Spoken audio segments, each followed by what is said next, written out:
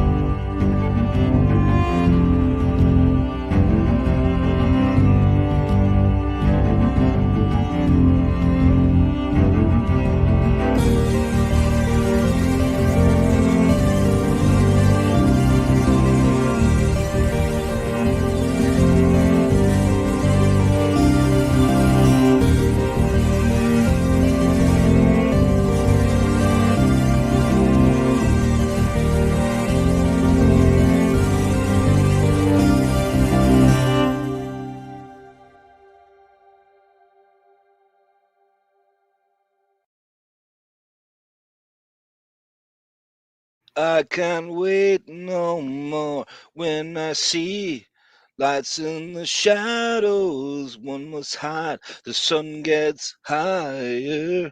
I don't know what this madness means. Here comes the night, the bedroom and shadows, candle lights.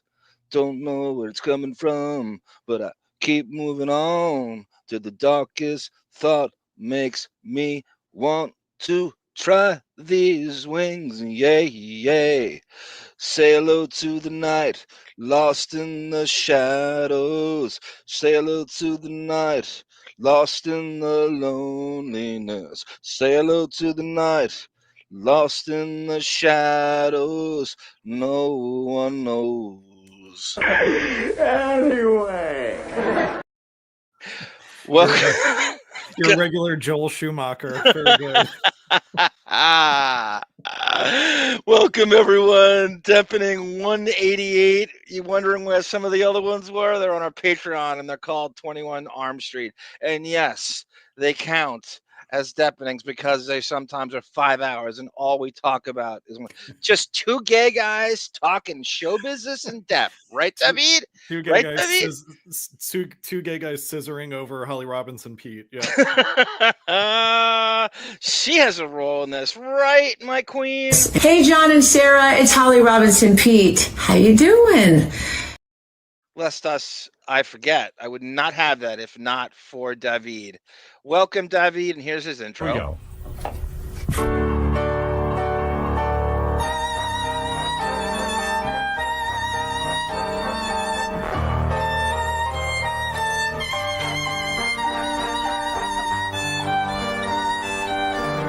Just as long as the river finds its way to the sea, as long as the robin sings his song from a tree, that's how long I will love you until eternity. Give us your money, give us your money, give us your money, give us your money. You think this shit comes easily? You think Arm spends hours and hours and hours and hours ferreting because he loves it? You think David learns the theme song to Cheers live on the air for his health? And what about the Sarah man? She doesn't want to come on the show anymore, but everybody still loves her. Give her your money.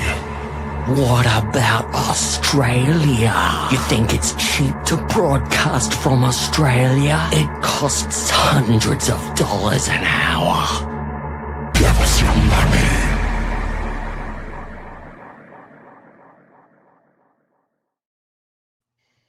Deppening has a deal for you. Not one, but 2 stores for you to peruse our wares. The first option, thedeppening.com. And for a limited time, use promo code ARMerica for 50% off all Deppening products. The second option is TeePublic. The direct link can be found in this video's description. This option has a few more of our original designs from the beginning of our story. We love you and thank you for your time. Hey, David, that's no less whorey than Depp shilling for DWAR, DWAR, DIOR-SAUVAGE, Yes. or hanging out with Prince MBS. That is no less whorey. Yeah, I don't feel guilty from that as listen, I think about it now. We're following in the footsteps of our patron saint, Mr. Depp. So. Well said. Well said. Yeah, so everybody, the links, so that stuff is below. Sarah had me do that.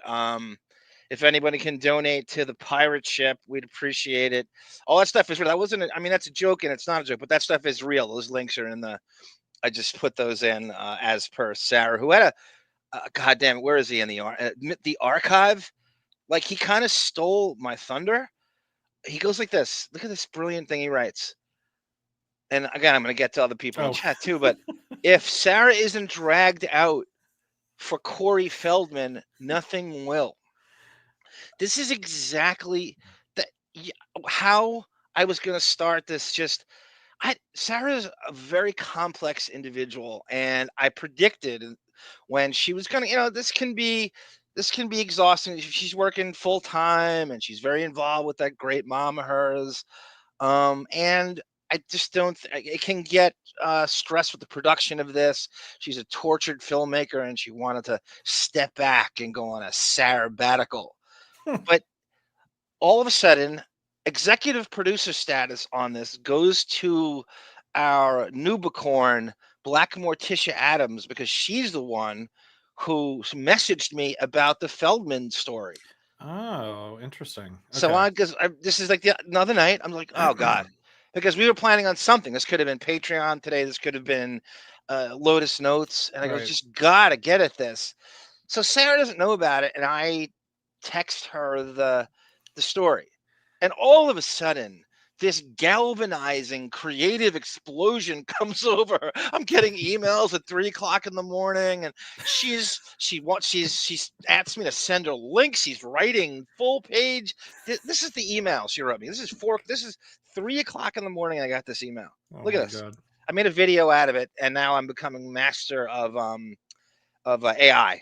Yeah. And, we said that the AI voice, we're going to get as close to Sarah as possible. I become like a casting agent, not like Xavier. That level, that's crazy. That's A-list stuff. But when I'm casting voices for a specific kind of mood, I casted an Asbury Park Bruce Springsteen voice before, someone who might be from Asbury Park is what I just did. Like Danny DeVito. Right.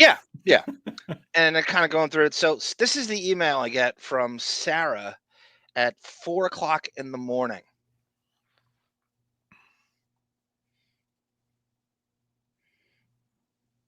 I just watched the clip of him talking about Depp.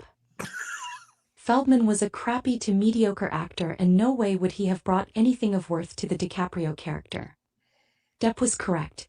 Feldman lies about his drug use and still is on drugs, despite saying he's been sober for 30 years. However, Feldman also lies about his day-to-day interactions with people. I don't buy him being a junkie was the only reason. I think it had more to do with the acting style and the mockery Feldman would have made of playing a severely mentally challenged character. And besides, Depp himself was on heroin during Grape. It had nothing to do with drugs. Depp probably didn't want Arnie dancing around like Michael Jackson at Feldman's insistence. And River hated Feldman like most of his castmates did. Feldman was probably jealous of the relationship he had with Depp. The Sarah Man Aggie Camilla's mommy, and He-Man Masters verse collector. I love the AI. Sometimes AI will hit the wrong note.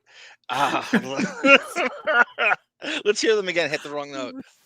Of the relationship he had with Depp. The Sarah Man Aggie Camilla's mommy, and He-Man Masters verse collector. But that's the email I receive at 3:30 in the morning when I announced that I'm doing this. This broad.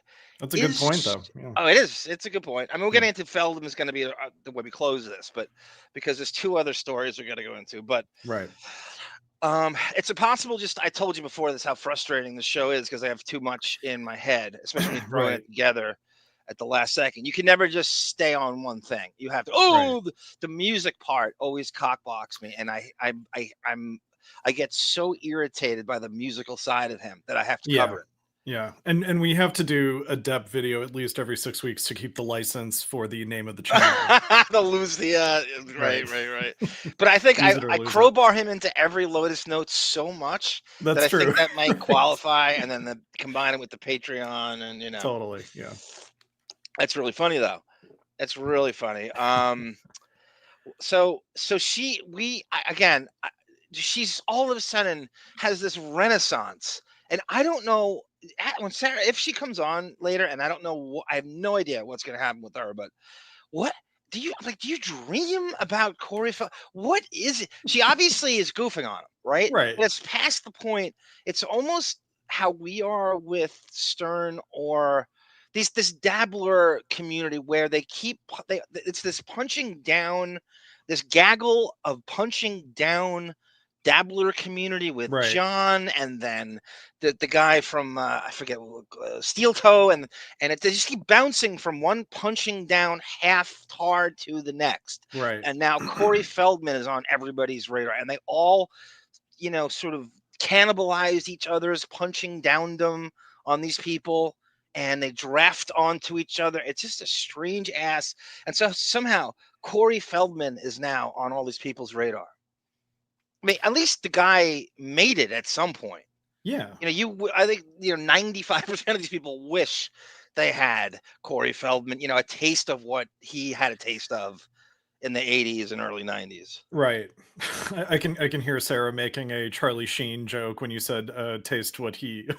Oh, I know, this Corey Haim stuff. And that's a part of it. Sarah, was it Corey Haim? Oh, Sarah, before I forget, sorry. Because I don't have the full, I know that you have both books.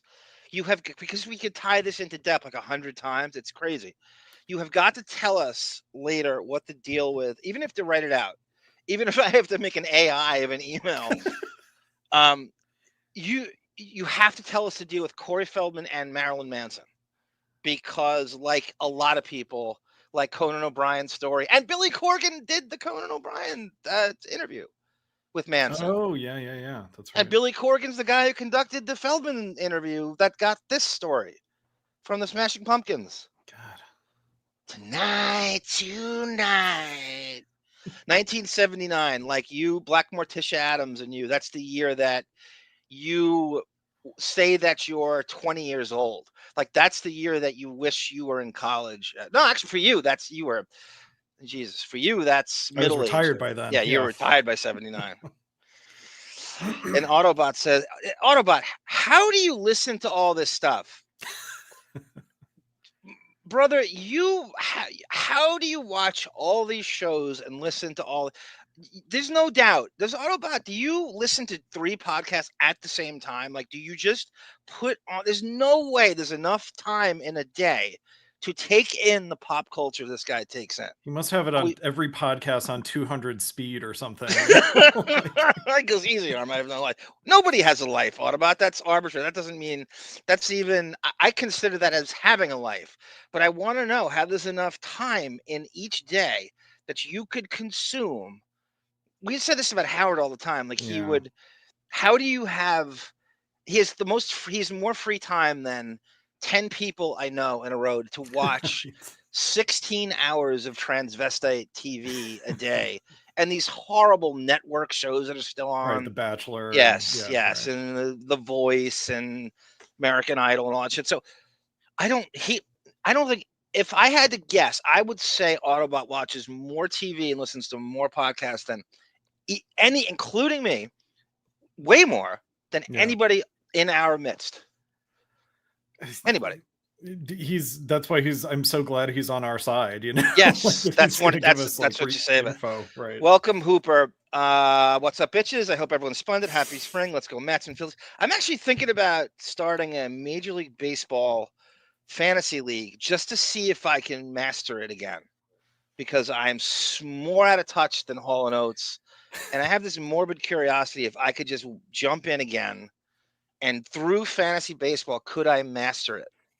The payrolls came out, David, the other day. They don't have a salary cap, and I was looking at this, and I texted this to my group text of all my childhood friends, like my brother-in-law and all his friends, and then my cousin and I are in this chat, and we talk. Usually, it's mostly sports, right? And I texted the salary, the Major League Baseball net worth, franchise worth, which is the same thing as salaries, which is the same thing as payroll, and exact same thing. And the Yankees are 8 times more than 75% of Major League Baseball. Good. So it's in terms of like, it's like Bernie Sanders, kind of like a have and a have not kind of thing. Right. So when they play, the Devil Rays and the Marlins, and they have 8 times the payroll. And that's not just them. That's all of the second place is the Dodgers, and that's 6 million. And then it drops to everybody's at least half of them for the rest of the league.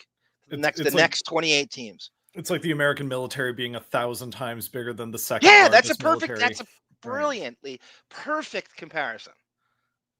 They said that my cousin told me that the American military is shit. What do you say? It's some gargantuan number, higher than every country combined, or something like that, or something like that. There's some crazy number, and we brag about beating everybody and stuff. I hope Canada wins, by the way. Instead of and I'm about to make a sports joke, so be kind to me. Instead of getting home runs, they just throw money at the opposing team. That's how they win games. Well, I mean, if it's a business, right? Don't the Yankees win the fiscal World Series every year? Is that the goal? That's a really good point. It's like, right? Who cares about winning games? Like, I wanted capitalism, and that means I'm going to survive. If it's a business, right? If that's what you're going for. The worst part is in the NBA, the Knicks don't have the success the Yankees do, but they win in payroll and net worth. So just because they're in New York, just because they charge what they charge, but it's like this, they haven't won a thing since 1973. And that makes me mad, because it flies up in the face of your sports as a meritocracy thing. Yes, it does. Are the Yankees the best team? Yes, no, the meritocracy goes out with college sports and baseball, because they have no salary. They have no governor for evening. They have no evening agent. They don't have a draft, and they don't have a evening salary where it's an even playing field. It's completely opposite of an even playing field. Interesting. Okay. The NFL has a cap. The NBA has a cap, but it's a soft cap where they get around it all. It's you almost like don't take it seriously. Because the Lakers seem to get so that's, I don't know, I get off on that, but it all ties in. It all ties in. Speaking of tying in, and this is crazy. This is so crazy. Just I guess for her. Is that all you Italians know how to do? Scream and hit? Speaking of Italians. Miss Sarah. Yes, I can hear you. Say it again, Arnie. I know a boy, his name is Arnie. He's about to turn 18 and have a big party. I know a boy, his name is Arnie. Hurry up. Come on up, buddy. Can you hear me? Down. Yes, I can hear you. We can hear you. Okay. Can you hear us? I've never done this on the fucking phone. Sorry. On the phone. Whoa! I'm having to turn toward the window of my car, but I am at work, so I just have a few minutes, about maybe 20 minutes. I'll stretch it a bit. Shut up. I'm busy making the streets of small town Oregon safe. I have to return to that. So let's get started. Let me just give you a little peace of mind. You sound good, so there's no problem there. You sound really good. You're here to give us your Corey Feldman dissertation. You say you have a master's in choreography. Even though we're going to do this later, I want to give you the floor now to chub us up, as it were. Right, okay. Archives? I will attempt to do an opening statement for your presentation. One last question, Sarah. One last question. Barbara DeRush wants to know if you're selling Lucy cigarettes right now. No. Okay. Never mind. Thank you, Barbara. Go ahead. All right. So I want to school you a bit, okay? Because you really need that in your life. But the Corey thing has really nothing to do with this retarded gay Dabbleverse. I do enjoy. Yes, it does. Yes, it does. They've all jumped on that bandwagon. Yes, it does. Can you listen for 2 seconds? Yeah, I'm okay. No, you can't, but I'll attempt this. I'm not even joking either with that. But what it is, the Corey thing really started in like 2016, 17, pre-COVID. This is when he started making all that noise about the documentary, the My Truth documentary. Right. What year did that come out? What? When exactly did that come out? Because I don't remember. He was promoting it for like 3 years straight. He was trying to get donations off of everybody. And first of all, if you watch that documentary, all it is him hanging his friend out to dry. And I'm at the point now, I don't even believe the Charlie Sheen thing, because everything that Corey Haim told him in that scene from the 2 Coreys in season 2 in the diner that's going around, it matches up to what Corey Haim's mother is saying, with it being this Dominic Braja guy, right, who was their friend. A bloated attorney, right? Okay. It makes no sense that it's Charlie Sheen. Now, did Charlie Sheen tell him, yeah, I'm kind of going over here. You may not know all these details, but it makes sense. Charlie Sheen may have been effed up from childhood for similar reasons, and told him that this is what all the guys do. I don't think he necessarily, as Feldman said, put Crisco oil on his butt and raped him between 2 trailers. It's hard to feel sorry for Charlie Sheen. I mean, you talk about I don't like Charlie Sheen. I'm not. But I mean, he's Martin Sheen's son. There's no angst there. Angst, as Janine. I understand that. I'm not saying I like Charlie Sheen. Corey Feldman is a habitual liar who has done drugs his entire life. Yeah. And many people have said he has a mental problem. People that have been around him. You do not. The women that were surrounding him, who he forced to dress in angel costumes, soiled, used angel costumes, by the way, have come out and said, he gave me drugs. He did drugs. He gave me Quaaludes to knock me out. And I woke up after we had sex. Sarah, did you ever hear the word we brought up during the Depp trial, David and I? I found this through the grifters. Actually, the only guy I like, one of the lawyers I like, Hogue, used this word to describe someone who does this. And this is Corey Feldman. It hit me today. He is what they call a fabulist. And what a fabulist is a guy who makes himself out. There's always a story with him. There's always some crazy shit's happening, and he's at the epicenter of it, and he's the victim, and he's the hero of the story, and it always happens to him, and he's never wrong, and all this crazy stuff. Would you say that that's accurate to describe Feldog? You're as accurate as you're going to be. Yes. Let's go back though with the Depp stuff, because I have limited time here.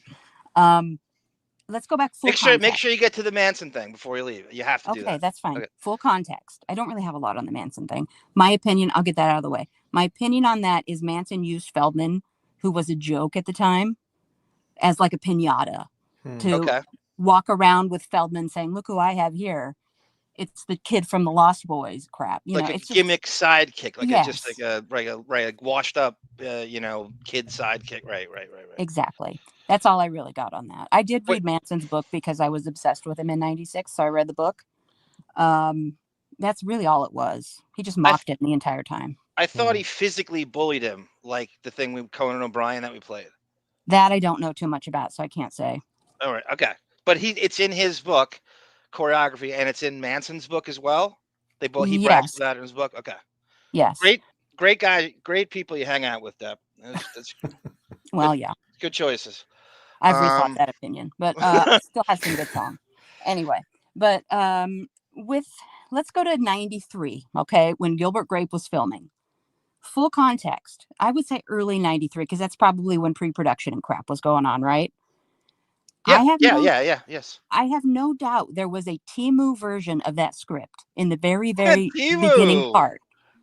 beginning part of pre-production, where Corey Feldman probably thought he had a role in that movie. Okay. Now, full context of what's going on in his career and his personal life. He has just gotten out of his marriage to Vanessa Marcil. And by the way, what the fuck is wrong? What the fuck is wrong with her? Can I quote you, Sarah? Can I quote you? What? Corey Feldman deserved to be married to Vanessa Marcil, like Elvis deserved his black belt. And That's John, a great line. Just to piss you off, he got her fresh off the bus. I carry around this bitterness beyond. Seriously, I'm gonna contact her all the time. Why? What is with you and Wiggers? But can you people take your sights onto Brian Austin Green next after Corey Feldman? You dabblers, can you go after Brian? He deserves to be dragged. I'm not a dabbler. I think the John thing is stupid. Okay. But and WATP is so jumped the shark 2 years ago. It's fine. It's a Red Bar knockoff. God. Well, yeah, a lot of things are. But let's see. Let's imagine what Depp is coming in, seeing this after being, agreeing to do this movie. It's a fairly serious movie. Again, I haven't seen it, but from everything I know, it's a fairly serious drama that requires acting skill. Can I stop you for a minute? No, can I? Yes. So Sarah has not seen What's Eating Gilbert Grape. What she said is on the money. It is a movie that has made me cry several times. It is not a comedy. Yeah, it's brutally difficult. Couple scenes for me. Okay, so this is what Depp is coming into. He probably sees this Temu version of a script and says, if I'm going to be in this has got to be reworked completely. This is probably where it comes in, because Corey Feldman at the time is balls deep in this Michael Jackson obsession. He's wearing the jackets with like the belt buckle straps all over him. He's got the fedora on constantly. He's dancing on every show he goes on. This is 2 years after What's Up with the Youth on the Channel 9 show. Right. And by the way, she was married to him during that time. What the hell is wrong with her? I don't know. She seems like sharp and stuff. I don't understand. I don't get it. I don't. It's almost like a Pete Davidson thing with that guy. Like, right? You're going like, what? It's like the PR people are behind it, and they're constant. It doesn't compute. Something doesn't add up. I'm gonna get to the bottom of it if it kills me. I really am. In this Billy Corgan interview, he has the chutzpah to say, "I could have gotten the nomination. You never know." No way in hell with that mediocre Lost Boys / Dream a Little Dream 2 acting style of his could he ever play Arnie Grape. Can you imagine the mockery that he would make of this character? Yeah. Mama with hot dogs. And I said this in the email, so I'm going to repeat some of it. He said he would have, in every movie he was in during this period, he had to have a dance scene or he wouldn't do it. Watch Dream a Little Dream 2, I dare you. He has a dance scene because they needed a dance scene, according to him. So I hate to say it, but a mentally challenged kid may actually break out into an impromptu No, this dance. would have been just a joke. And Depp saw that when he came in. I do not believe he ever said I would never work with a junkie. Depp is on heroin at this time. We've had shows discussing this. Can I push back a little bit? Yeah. It's not. I'm not doubting anything you say. Everything you say is probably spot on. But can we go back? You and I talked about. Actually, you're going to be on the show later, whether you like it or not, because I went back and I found some of our earlier stuff. And we talk about this. Who was did I ever tell you who the first choice for Gilbert Grape was? No. River Phoenix. Probably did. Oh yeah, well. Right, and who was friends with River Phoenix and Goonies was shot near Precious, Oregon. Mm-hmm. Right. It's a small little circle of, I don't want to say inbreeding, but that's what it was. And with those types of roles back then, it's like the same 10 actors. Yeah, no doubt. But he was huge. Like River Phoenix, he never fizzled. Like you say, the stars, the star, you're on your way up, you're on your way down. What was that Robert Downey Jr.'s definition of a star is destined to be cold or hot, destined to be cold. And he was never cold. River Phoenix I'm talking about. I don't know.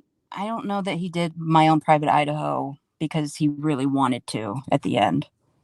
Are you talking about Gus Van Sant? And yeah, well, that's a great movie now, and probably mostly because he died.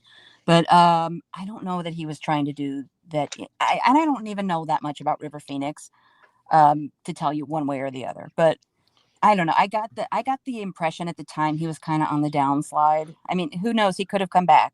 That's fair. That's fair. 93. That's fair. I don't, but I still think he might have been getting things that Depp wasn't offered yet. And he was doing another low budget movie. I forget what it was, but I think it was about vampires. You got to remember too, there's an age difference here. Depp's not the same age. Depp's like 10 years older than, well, he's 8 years older than Corey Feldman. He's 10 years older than DiCaprio. He's 7 years older than River Phoenix. And so it would make sense that River Phoenix played DiCaprio's brother because they're far closer in age at the time. It would be more believable. They actually look similar more than Depp and DiCaprio do. Yeah. Well, he was probably limited in the roles he could really take because of his issues at the end. Yeah. But then another thing that really annoyed me, and I expect it from Corey Feldman, but the comment about, well, of course he died in Depp's establishment. We know the facts. You apparently don't. You're acting like he slipped him the drugs. We know who slipped him the drugs. We've discussed it. We've had hours of discussion on this.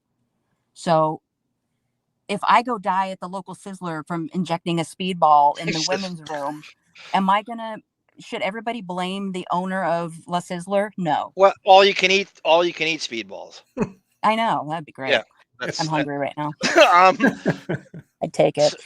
But, and we got to play some MDMA pong, Sarah, when you get the chance, instead of beer pong. But right, so the story I actually have this for us later, but the story Sarah's talking about is John Frusciante from the Red Hot Chili Peppers. It is said that gave a speedball to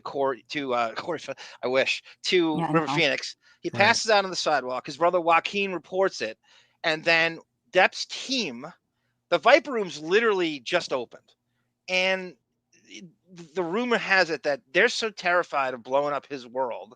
And the crazy thing, he literally jumps in River Phoenix's grave and gets Gilbert Grape. They have a powwow at Depp's newly bought home, which I believe is the Sweetser place. That would make sense. That would track David, right? It's close enough to the Viper Room. Yeah, it's 10 minutes away. Okay. And so how do we do that? How do the lawyers are involved, and what's our story here? How do we get out of this? That was corroborated by a few people. Doesn't mean it's entirely true, because Depp's life is over if he's implicated in this. Well, his career is over. I would assume that his team of lawyers that he still had then, I'm sure, insisted on a meeting to discuss how we handle this. And it wasn't Camille Vasquez. Yeah. And so that's one of the rumors, how it went down. Depp is the Playboy interview that we went over. Are we to assume that Corey Feldman might have been there that night? I don't think he was. You got to understand too, that he wasn't popular amongst that crowd. As much as he likes to say River was my friend, River Phoenix didn't like him. Yeah. Neither did Corey Haim. Corey Haim and Corey Feldman would get together when they needed money because that made more money. Right. Well, isn't it? I mean, we always say it's Hollywood high school with money. Do you think that that's what Phoenix looked at Corey Feldman, that, it's like in high school when this popular crew no longer hangs out with the kids they hung out with in middle school and elementary school because that kid's into the nerdy stuff still, and then we're too cool for school. You know what I mean? Did that happen with Feldman and his friends? Probably. Well, they didn't have, when they were young and they worked together, they didn't really have a choice. Right. So, I mean, later on, as you grow and you experience life, you realize that little dweeb is so annoying and a liar and just so not somebody you want to be around day to day. But thank you, Black Morticia Addams, for the super sticker, and thank you for the executive producer status in this episode. Keep them coming. We love Black Morticia Addams. She's the black female David in some ways. Huge Prince fan like you, Sarah, by the way. Huge Prince fan. I know, like two songs. Yeah.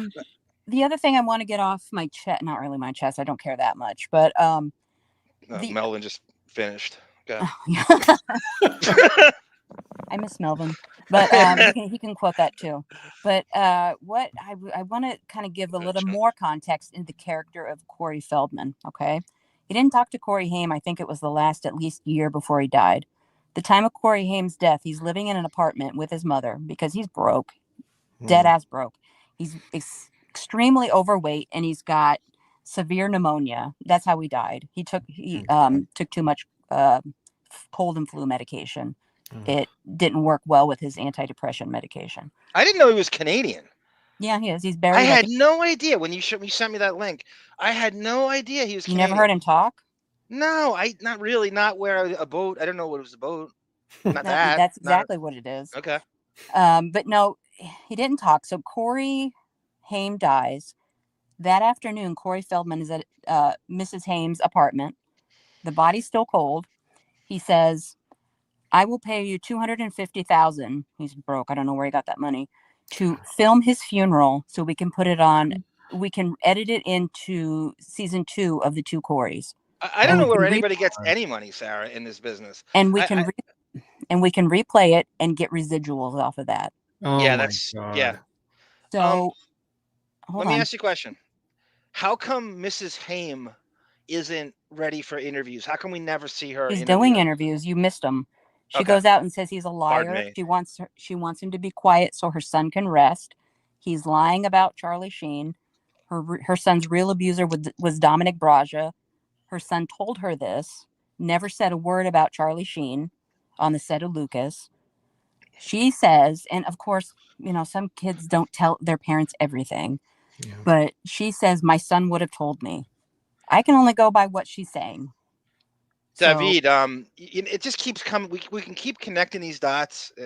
Guess who the female lead in Lucas is? Winona Ryder. Oh God! And you really are 200 years old. You have no business knowing that. No business. Zero business knowing that.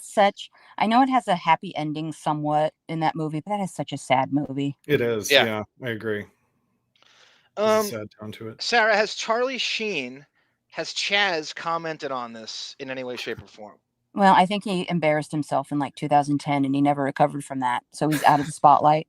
But he did threaten to sue Feldman, cease and desist and all that. If I'm Charlie Sheen, I would bankrupt the little bridge troll into oblivion. Sue him for what? Who cares?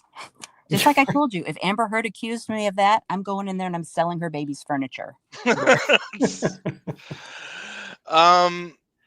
So yeah, I mean, well, his 2.5. I mean, he had that Sam Simon. He did like a Dollar Tree version of 2.5 Men called what was that piece of shit on David on FX?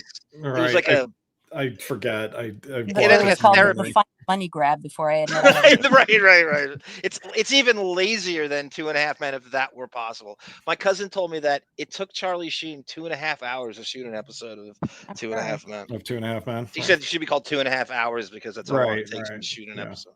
I never watched a minute, and I'm proud of myself. Anger management. That's it. Whatever. I agree with Sarah. I do think, River Phoenix's career was maybe about to take a nose dip when you're, doing a retirement home movie like Sneakers with Robert Redford and Sidney Poitier. Mm-hmm. Oh God. Well, that's a huge cast in that. Holy, that's a great. Yeah. How do you know that? I just feel like it's not like him being the leading, Brad Pitt-esque kind of leading man. He's a side character to all these, retirement home actors. So I don't know. Hey, don't feel bad, Sky Spectre. I don't know who the hell's on heroin. I don't, Howard. Well, no, yeah, Howard. That's a whole different. Howard, with the Artie thing, that's the whole other level of ridiculousness. But just in terms of civilian world, if you ran Artie Lang every day, you'd know who was on heroin every day. And if you didn't know it was heroin, there's something going on. Yeah, he's not on a sugar crash. Bon Jovial's here. You two can't have to be separated. He goes, Trump's executive order forced the Saruman to return. I do what my president tells me. My president, so gay. Skies. Okay. Do you have anything else you want to add? This is crazy. It's like you're calling in. This is crazy because you do sound like you're like a really high phone quality. but like a high level phone I quality? have the phone halfway out the car window because I'm not getting any signal in this car. So does anybody have questions for Sarah before I can't see the chat, so I'm gonna yeah. ask you. I'm gonna relay it. Melvin said, Sarah, do you have an Amazon wish list? I want to buy you something. List a link so we can buy you the entire world and all of the 2.5 Men series, not on Blu-ray, but on DVD. I can't afford Blu-ray. Anybody who cares to do that, and I doubt there's anybody other than Melvin, donate to this channel. Okay. There you go. Okay. In the 50 Sneakers. ways that are available. Bon Jovial is a huge fan of yours, Sarah, whether or not, and I know that you try, and I know that you do your very best, but he is a huge fan of yours. Does he get overzealous sometimes? Yes, we all do. We all do. What are you talking about? It's a very cryptic statement, John. Sight unseen. It's so what Charlie Sheen is. Do we need a new Charlie Sheen documentary about his life? Has there been a new one? Well, you know, the Platoon documentary, right? That's a pretty decent look at, and then Depp has got a big role in that, even though he has a bigger role in the documentary than he does in the actual movie. Why don't you do that on the next Patreon episode as a palate cleanser? The Platoon documentary? Yeah. Well, that's a good idea because rest in peace, Tony Todd, who was in Platoon. Tony Todd played a assistant in the juvenile prison, and You Ought to Be in Prison with Waxer.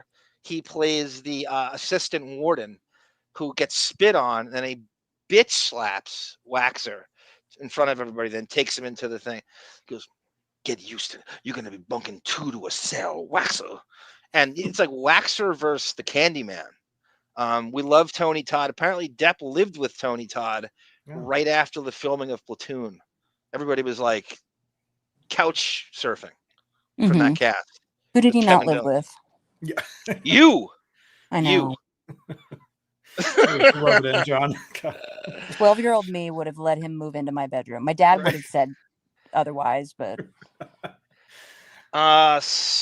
Cindy Packard wants to know, Corey's the only popular when he was young. His music sucks. Yes, of course we know that. Play some current.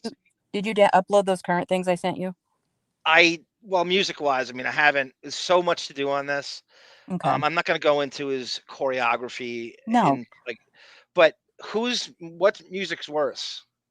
The Hollywood Vampires or Corey Feldman solo? Corey Feldman. I'm not sure sometimes. Yes, John, you don't know. I played you one song slightly good in 1992 off that didn't even make the Dream a Little Dream 2 soundtrack. Something in Your Eyes. That's a decent song, I guess, for the time. Everything else, and I will say sometimes I can listen to Go For It and get stuck in my head. Everything else is shit. Do you, Cindy, speaking to this, Sarah, I got a question to dovetail off the great Cindy Packard's question. Do you think that with the help of, Quentin Tarantino is known for taking these niche stars that are washed up and rejuvenating their careers, whether it's feet, yeah. Feet, and Roman Polanski thing is. Mm-hmm. God, the Depp ties never stop, do they? So whether it's Travolta or Robert Forster or Pam Grier or whatever, do you think he could have done that for Corey Feldman? No, because you have to have, even John Travolta, as shitty as he is at acting, there's something there, I guess. He's got a little charisma with the dancing. He's a good dancer. Corey Feldman is not. So he can't draw from that well. He's not a good actor. Watch The Birds. Watch License to Drive. Yeah. Watch anything. Even Stand By Me. It's like, okay. I haven't seen choreography that stiff since the Lee Harvey Oswald prison transfer.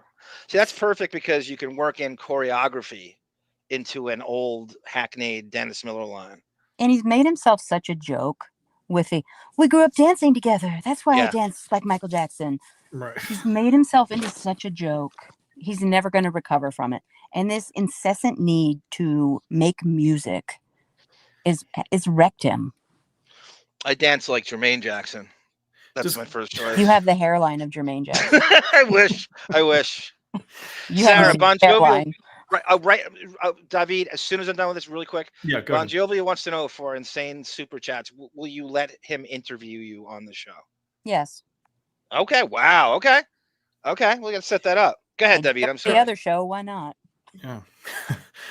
Does Corey Feldman deny, or did he accuse Michael Jackson of molesting him at any point, or does he? No, but he does make. Great question. Oh God, he had a. Don't get me started. Okay, but I'll start. Yeah. He had a box set that he's charging his weird fans $300 for. Oh my God. It includes 6 DVDs, and on one of those DVDs, of course, with the Times DVDs, right, includes like this homemade SP function film documentary about his music. Yeah. You know what? I'm totally wrong, but I wanted to mention that anyway because it's funny. But in the My Truth documentary, the one about the rape of basically Corey Haim and not him, right? There's this moment where he talks about, I was introduced to men, and the background has the beat of Beat It. Oh, and you have the silhouette of him dancing like Michael Jackson. Right. So you can infer things from that. Right. What are they implying? Right. Exactly. Yeah. But he always says, Michael never touched me. I guess I wasn't his type. It's like, okay. Okay. Nice I believe use of that. infers there. But... Nice I agree with Johnny Rando. Pam Grier is a stone cold fox then and now. I agree. Totally agree with that. I think she's very pretty, but I saw a photo of her topless once and I can never get that out of my mind. You'd rather see Rosie Greer topless, is what you're saying, Sarah? It looked. She had quite the set of draggers on her. Draggers, quite the set of draggers. Can we quote you on that? There's a Symposium reference by Melvin. I had another question to ask you about the casting of Feldman. Okay, here's what I want. Here's a little more pushback, but it's not hard hitting necessarily. Leonardo DiCaprio, up until that point. Now, you could make a case, who wouldn't be on the way? He'd done Growing Pains for 1 season. He did This Boy's Life with De Niro. The director of Gilbert Grape is Lasse Hallström, who went on to do Chocolat, and now is in the Depp stable of these he's constantly, he loves these same directors. Is it possible that DiCaprio wasn't big enough that he had a lock on that role anyway?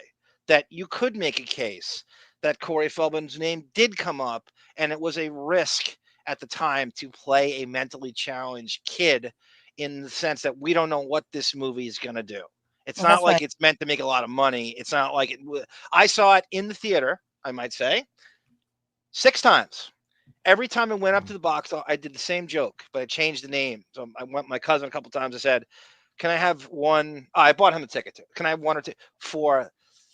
Can I have for What's Eating Gilbert Gerard? Can I have 1 or 2 for What's Eating Gilbert Godfrey? Yeah. And I just kept changing the Gilbert over and over again. I feel sorry. We had a great laugh. Not good, great. Well, yeah, that's what I'm saying. But at the time too, Depp was in demand, right? Still in demand. He's in his prime, early 90s, going into the mid 90s. Let's do what Depp was up to, right? So Jump Street finishes, right? Mm-hmm. Then Overrated Crybaby comes and goes. Yeah. It did nothing for his career. I don't think it didn't do anything that he thought it did. It's not as funny as it thinks it is. It might as well have been just a typical high school movie. Their jokes fell flat. I know exactly what John Waters is going for. I just don't think it was nearly as effective as they think it is. Nevertheless, Scissorhands, fantastic. That he even got that with Michael Jackson was up for it. I mean, it's you can't stop connecting these dots. And Tom Cruise and Tom Hanks, you've seen the list, Gary Oldman, Jim Carrey, Robert Downey Jr.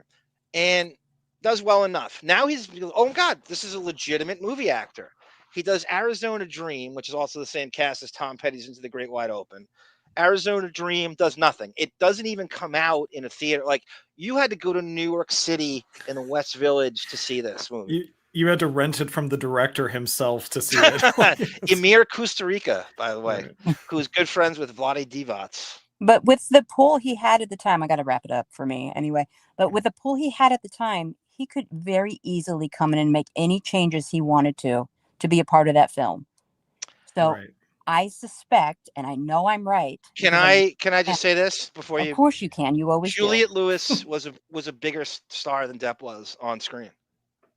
At the time, she was a big. She had done more than he did. Movie-wise. Yeah, and so that's she's true. the leading lady in the movie. Why doesn't she get say so?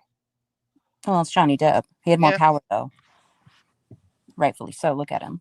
Yeah. But he had, and if you see Corey Feldman on the list in '93, on the list of characters in the movie, particularly playing a character that requires so much skill that DiCaprio was able to bring to the role, you totally wipe that out. You say, no, I'm not being a part of this.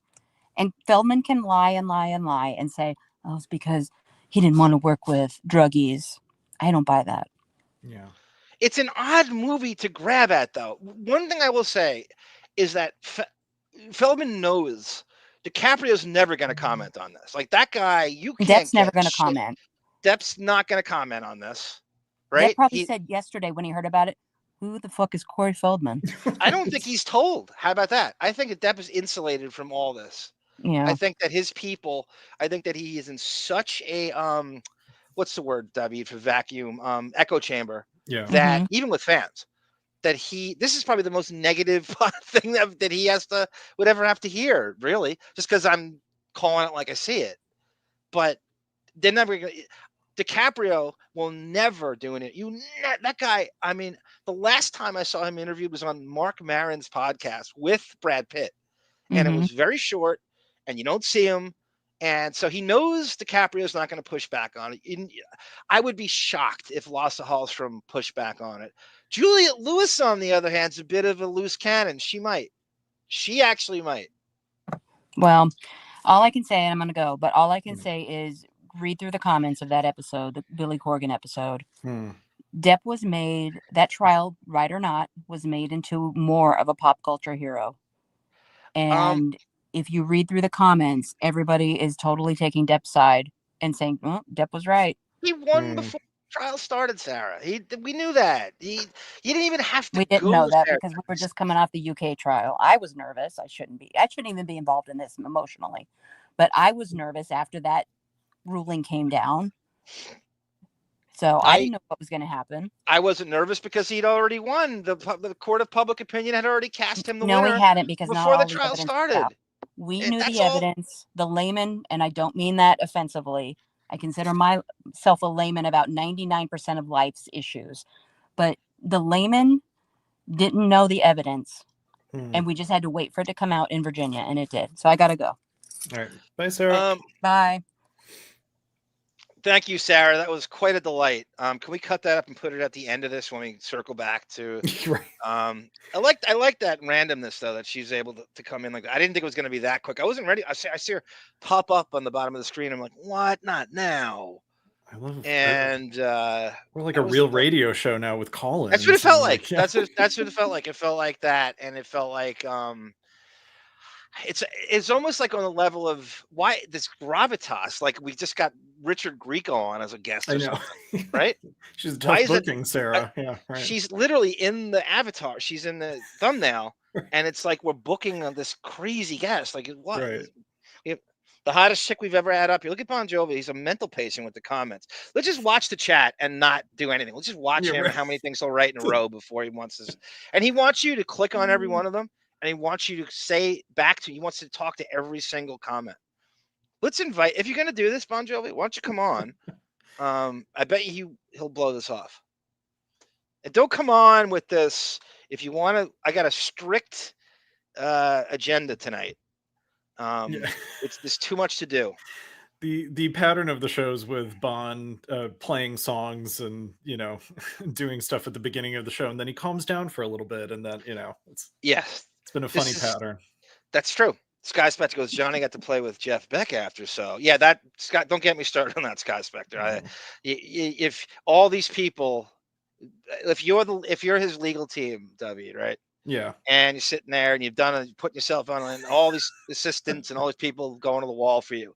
The verdict's about to be read. Oh no, I'm going to play hackneyed, forgettable notes with Jeff Beck at a concert note and not be there with you when this is read. Would you not be affronted by that? Yeah, I mean, it is the very personification of entitled rudeness. Just insouciant rudeness. I'm Like just imagining being who's the lead male attorney, not that has the comedian brother. Oh, Ben Chu. Ben Chu. I'm just imagining being Ben Chu getting the news that like, oh, I'm not going to be at the final day where they read these, you know. And they have to like, just like he's okay, that's cool. Like pretend that they don't care. Yeah, they have to. It is like the cool kid at high school that befriends you and insults you to your face, and you don't want to look like a dweeb or needy, so you're like, yeah, that's totally cool that you called me pizza face to my face. Sure, great. That's how I knew that he was Prince MBS was benefacting him. Right. Because there was no way you just got done listening to this guy claim he lost $650 million. But I'm going on a private jet to play. Like, you're broke, aren't you broke? How are you chartering jets to go to England? What do you think the odds are that Prince MBS was at that Jeff Beck concert? That I think you kid. I bet you he was there. That's how I knew something was fishy when he was. I was just like, this motherfucker, and it's just like it was. So, you knew that this he knew the exact schedule of the trial. He has 1,000 assistants and lawyers telling him everything, and you schedule this stupid Jeff Beck show on the last day. The shot heard round the world. Everybody's watching this. And you're just too cool for your own trial. I'm gonna walk out on the last day and not be there for the actual verdict. Well, there was all the humanoids that jumped on the bandwagon, and they're actually at like bar and grills watching the verdict being read, and I gotta share this with these humanoids. It's like Robert Reed not appearing in the last episode of the Brady Bunch, you know. Or a Houston Rockets reunion, David. I know you people love sports. Right. And he was a 6'8" point guard for the Houston Rockets in the 80s. And he looks like Billy D. Williams in a way. Oh, all right. He passed away, actually, Robert Reed. Robert Reed had sex with Robert Reed, and they both died of AIDS. Right. Masturbating is what killed Robert Reed. That's by the way, great Robert Reed reference on one of Jeff Beck's guitars on the show for Jeff Beck. I don't get off on this, but his whole career is bizarre. Had to be explained his legend by people. They go, wow, he wasn't really in a band, and I don't know, he just kind of drops in and plays with other bands, and he was in the Yardbirds in 1945, and you're going, well, how did this happen? You can't be a guitar hero like that anymore. Yeah. Like, you know what I mean? Well, you're a virtuoso musician. Do you think that that's possible anymore, to be just a musician, just someone who's known for playing one instrument? The audience is too segmented. It's not, the internet has democratized how and what you consume. It's not just 3 networks and 7 movie studios determining who you. I mean, as we were talking with Sarah and just hearing like all of the same names keep coming up because they, that's all we knew. There is no internet to clue us into some, amazing personality that has a YouTube channel that's in Boise, Idaho, that gets millions of subscribers. YouTube changed all of that. Social media changed all of that. But I do love that. To you, Jeff Beck is like the Tracy Ullman of guitarists, like super talented, but you don't care. Right, you're so talented and nobody cares. Oh, that's so funny. But how about the millennials and younger that latched onto this trial? How about them having to be explained who Jeff Beck is? Right. At least I kind of knew who he was. Well, right. I mean, it's a bunch of like anyone my actual age, not David's age, but my actual age, 200 years old. Right. Exactly.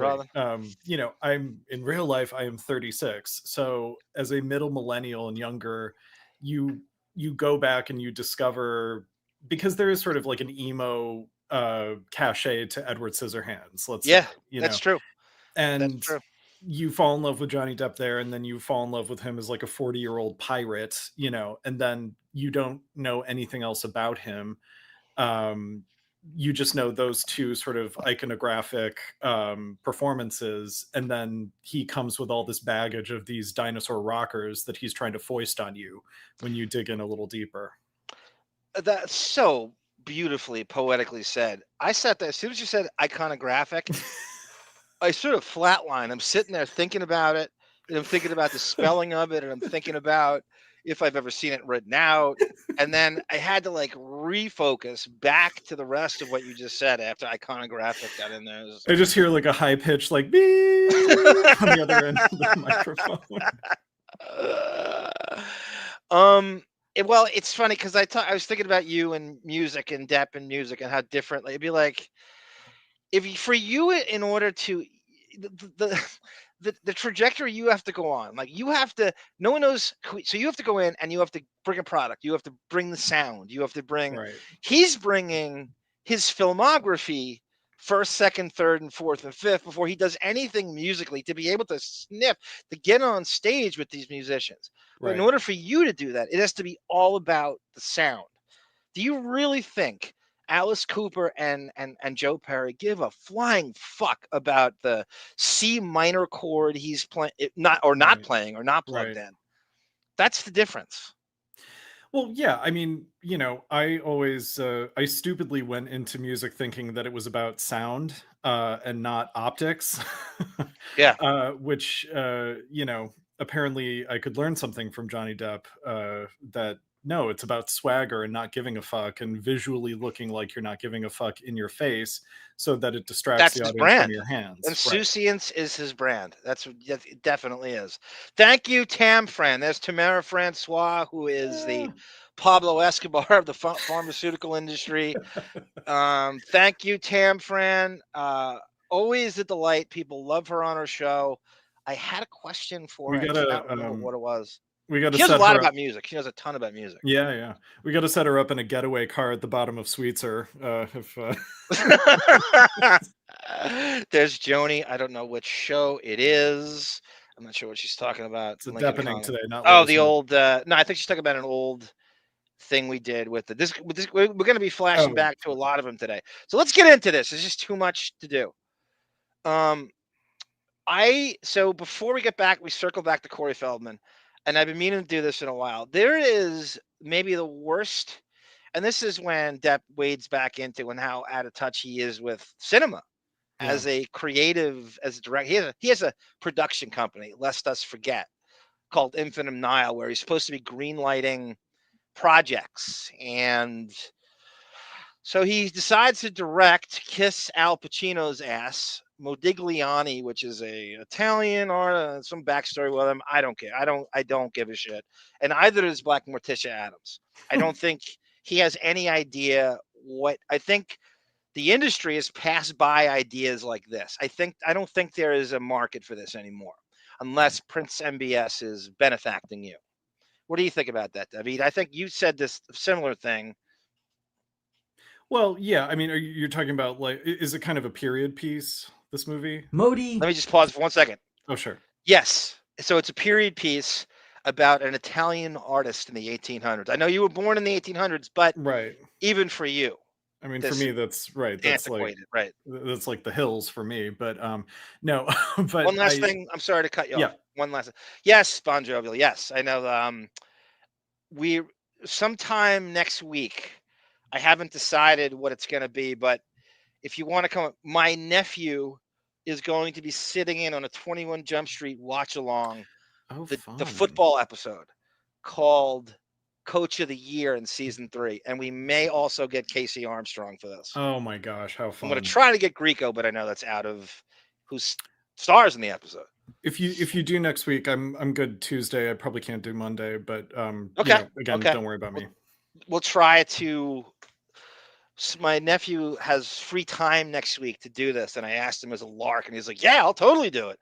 He's gonna overanalyze the football choreography. You know, he's a coach. He actually coaches boys and girls touch football, flag football in Georgia. Yeah. Nice. And he played high school football like KC did, and he was a really good lacrosse. He played division. You know, there's nothing more important to me in the world than Division II lacrosse. And he played for the school in Carolina that Tom Segura went to, called Lenore Ryan. Oh, wow. And so he'll be on. I'm pretty sure he'll be on. So that'll be fun. And I interrupted you, and please continue. Oh, no. Yeah, I mean, I don't think Yeah, period pieces are a weird holdover from, in my opinion, like the late 50s, early 60s, where you have like these Dr. Zhivago, David Lean kind of movies where, they're dazzling, like Habsburg Empire palaces and beautiful scenery. And, movies at that time are trying to compete with television. They're trying to be more spectacular. But they're not maybe the most story driven things, or it's stories that people know, or it's a part of history. So where the movie's going. If it's a great point. That's a great point. There's no intrigue because you know exactly how it's going to go. Right. That's a great point. And biopics, I think, are hard to do well for a variety of reasons. One of which is what I just mentioned. The story already, if you're a fan. But also if we see this with Private Parts, if the person who the biopic is about is still alive, it's going to be just a vanity project puff piece and probably not be very honest. Do you know the story behind Whitey Bulger and Depp and Black Mass? That he didn't want him doing it. He wouldn't give him his blessing. Oh, really? Oh, I didn't know that. It was a huge. Some of the people in Bulger's gang did like it, and Depp's a force of nature in that movie. He is amazing, and I think it's the best thing he's ever done, and he's done some great stuff. But this is a step above. She's just possessed. I mean, it's just you can't do a better job of transforming in that. I can't believe that's the same guy as Scissorhands and Gilbert Grape. Right. But anyway. Bulger did not give him the blessing to do it. He said, "I think this is trash." I think they gave him a screening of some of it, and he just would not give him their blessing. And I don't know if it was a bitterness that he's just like there was one thing that bothered him in the thing, but it's a weird thing when the guy's still alive, and you got to run it by him. Joe Pistone in Brasco, right? He's there, sitting there, giving him authenticity for everything. Yeah, and you have examples where people probably, the person the film is about, they consult to be honest, like they have nothing to lose by being honest. And then you have people who, it's not that they have things to lose by being honest, but they're narcissists and they want to come off looking as optimal as possible. So, I mean, I've gotten off the thing of pure. No, I just saw this thing. Look at my Merchant Ivory over here. That's so funny, Johnny. Yeah, like a room with a view type of Emma Thompson, movies from the 80s. Even funnier. So this JMD here, right? This is Johnny Bye Bye. Yeah. Who owes me a Paul Barisi book. I'm serious, but I'm kidding, but I'm not kidding. And I do need it. Passive aggressive, right? Yes. And we laughed.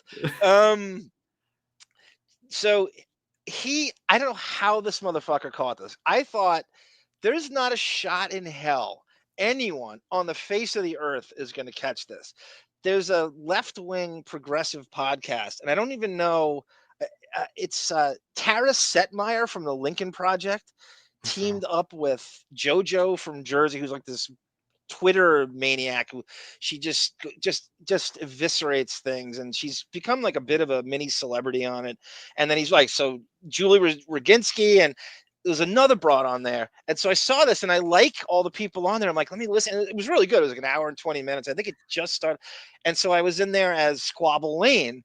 Yeah. And so they're talking about Pete Hegseth coming off the plane, and they thought he was drunk when he was asked about the leak of the text exchange and everything. Plans, right. So I wrote as a joke, I'm a drinking coach. I could see it in his eyes. There's no question he was drunk.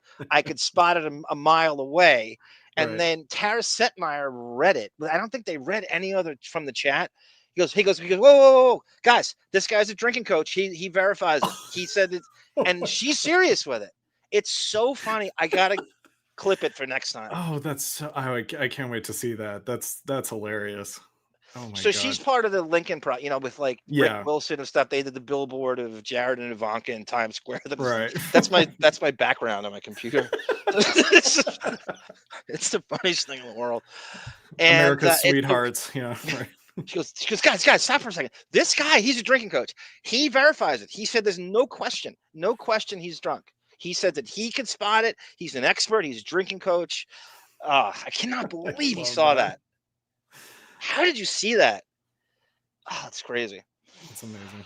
Fuji, wrap this up. How dare you? Look, Sarah and Brendan were the same person going at it here. All right, so this is the review. So this is a very famous, like, current review. This reviewer named Jason Gorber was at the Red Sea Film Festival and got to see Modi. The Depp directed Modi, and excoriates. This is one of the worst reviews I've ever seen, period. It is the worst review for anything Depp related I've ever seen. Hey, John. Yeah. Hey, guys. Could you do me a favor? Could you go through some comments before you start playing this? I just have to run to the restroom really quick. Yeah. Okay, this, because you're going to love. Yeah, I don't want to miss it. So I'll be right back. The prose language this guy uses. It's Can't like wait. you wrote it. It's like Right. you wrote it. Okay, I'll be right back. Barbara de Rustros. Oh my God, that's the greatest. Yeah, Barbara, you got to see it. Like, how about what I was going through? I said, there's no way she's going to not think this is a joke or read it. And she read it, and it's short. It's just really funny how earnest and how sincere they were reading it. Sarah goes, how pitiful. Yeah, Sarah, that's you say pitiful. There's more where that came from, Sarah. Squabble Lane is coming back. Actually, I might use the Deppening on there. I might actually to give us some publicity, because it's not, they're building listeners and they don't have a ton of people, but they're very big in the left-wing world. Everybody there is, and Cindy, I think that was what offered at the time. He took Modi. Maybe he wanted to do it because, yeah, that's Cindy. That's always the way. He needs to kiss ass on these idols of his, whether it's Thompson or Brando or Pacino. He never will say no to them, no matter how stupid and antiquated and irrelevant this product. Come on, Cindy. You don't give a shit about Modi. Please don't tell me you do. You do. And I'm not trying to be like flippant here. It's just, come on. You don't care about Modi. It's the last thing you want. There's so many. If Prince MBS is benefacting him, there's a zillion things he could do. If he started his own Hollywood. By the way, Prince MBS is very good friends with. That's how Jared Kushner became a rich man. Did you know that? Oh, is it? Oh, I didn't Yes. know that. I couldn't. Yeah. So one of these days, we got to do a whole show on this guy, right? Well, we did half a show, right, in an article, and I'm going to have AI read the whole article. Yeah. It's a crazy, crazy piece. Yes, that's right, Cindy. You don't, and you shouldn't, and you don't have, there's a zillion things. He's 60. He's going to be 62, Cindy, in June. We don't have enough time on this planet to dick around with Modis anymore.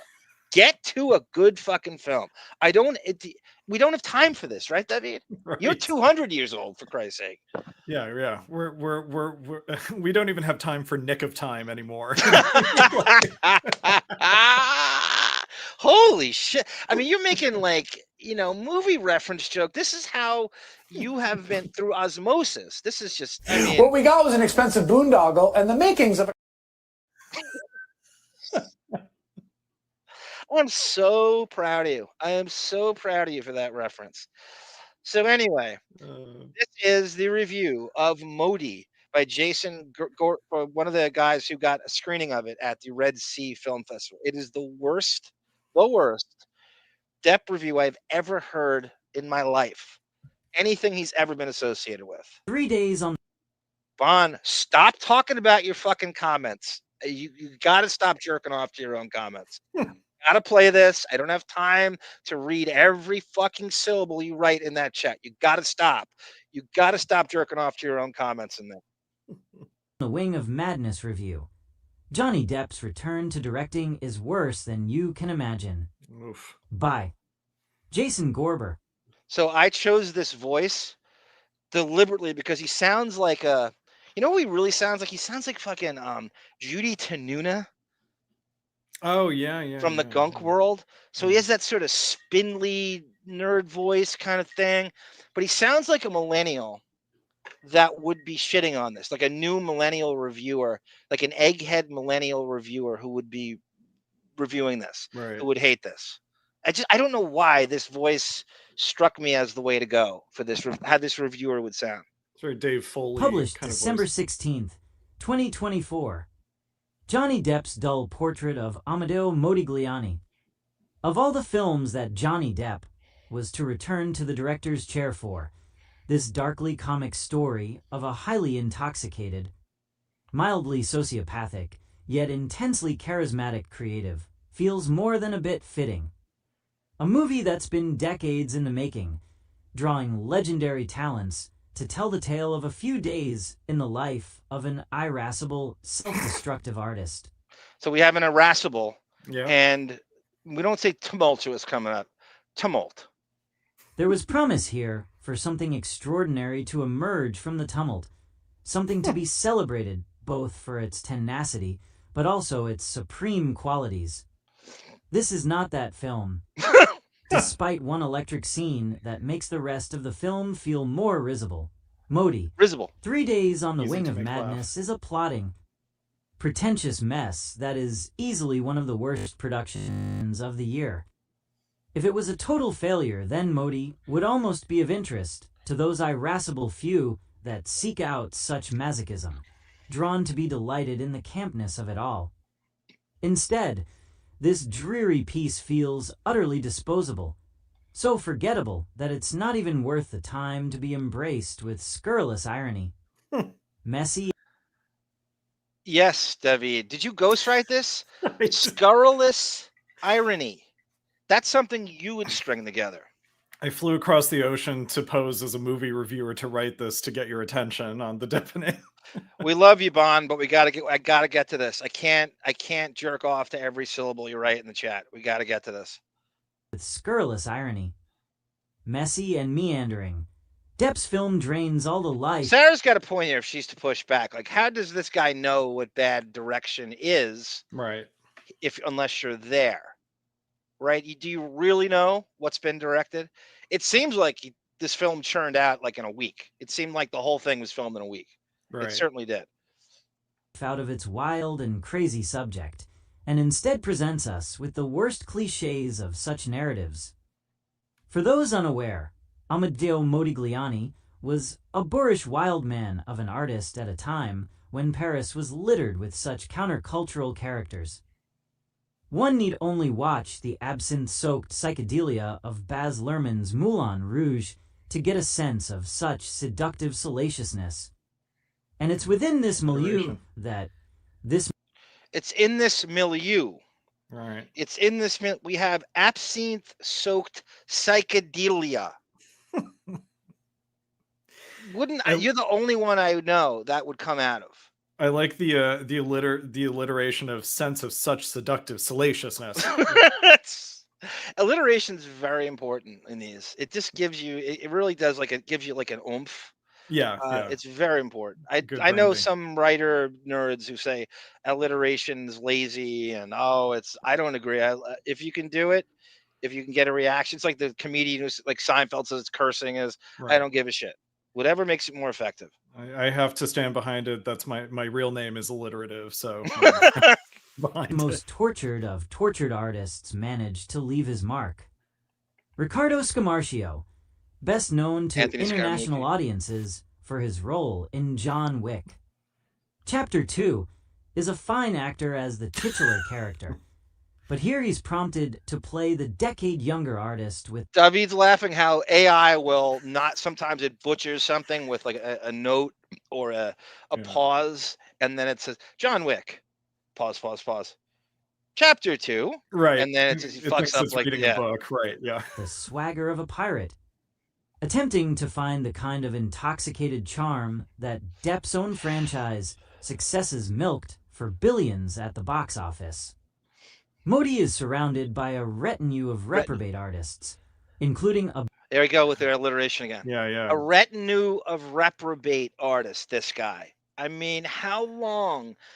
I think this review took longer than the actual filming of the movie. What do you think about that? Right. Yeah, it's funny that he calls the movie pretentious. Look in the mirror. Cindy Packard writes, I love Johnny, but Jesus, I wanted the movies he used to do when he was a great actor, but now it's all wasted on films like these that go nowhere. Well said, Cindy. I couldn't say it any better myself. It's wasted on films that go nowhere and mean nothing. They don't. And the problem is he thinks they're deep and they're not. He used to have a radar for, no pun intended, depth. And, this hasn't been done. But now when you brag about how I don't keep up with the entertainment industry, I don't keep up with film industry, and I don't know what's been made and what's not been made. If you don't know what's been made and not, then how do you know what to make if you don't know what hasn't been made? You have to keep up with it. And if he did get a good script, does he still have the acting chops, Or just the drive, or the creative tenacity to want to make it work? It's a vision you get. Because when your whole goal is to surround yourself with drinking buddies on your sets, you're going to crank out crap. Because they're going to... They're only I have to have Paul Bettany on this one. I have to have, so then you're only going to get a certain amount of script. But again, if he's writing his own ticket with his own production company and the funding of Prince MBS, I don't know what's stopping him from making the best movie you've ever seen anymore. I'm tired of making excuses for him. Yeah, the naming your company Infinitum Nihil when you don't go into infinity with any of your productions is kind of a it's a poor naming choice in the end. Johnny Bye Bye with a very ballsy comment here, and I thought about this too the last few months. I told you Lily Rose is going to eclipse her dad.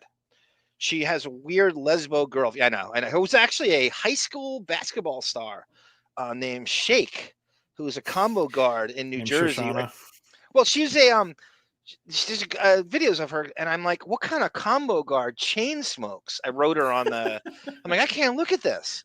I go, I go, you need to go, and you need to run suicides in the gym right now to get rid of that fucking residual. Yeah. Don't tell me you're smoking brown cigarettes and everything.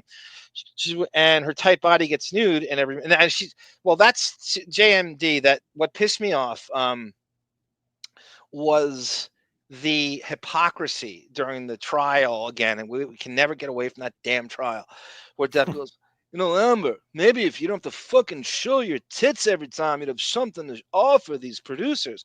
And meanwhile, isn't the job of a dad to keep your own daughter, as Chris Rock says, off the pole? And yet, his own daughter, who lived with a 24-year-old at 15, is allowed to do nudity after nudity after nude scene after, and his own daughter. That's okay. But Amber can't do it. That's selling out. That's objectifying yourself. How is that? I'm just imagining Johnny Depp, like if Larry King was still alive, him going on Larry King being like, it's not the nudity that bothers me. She's a great kid. And great kid.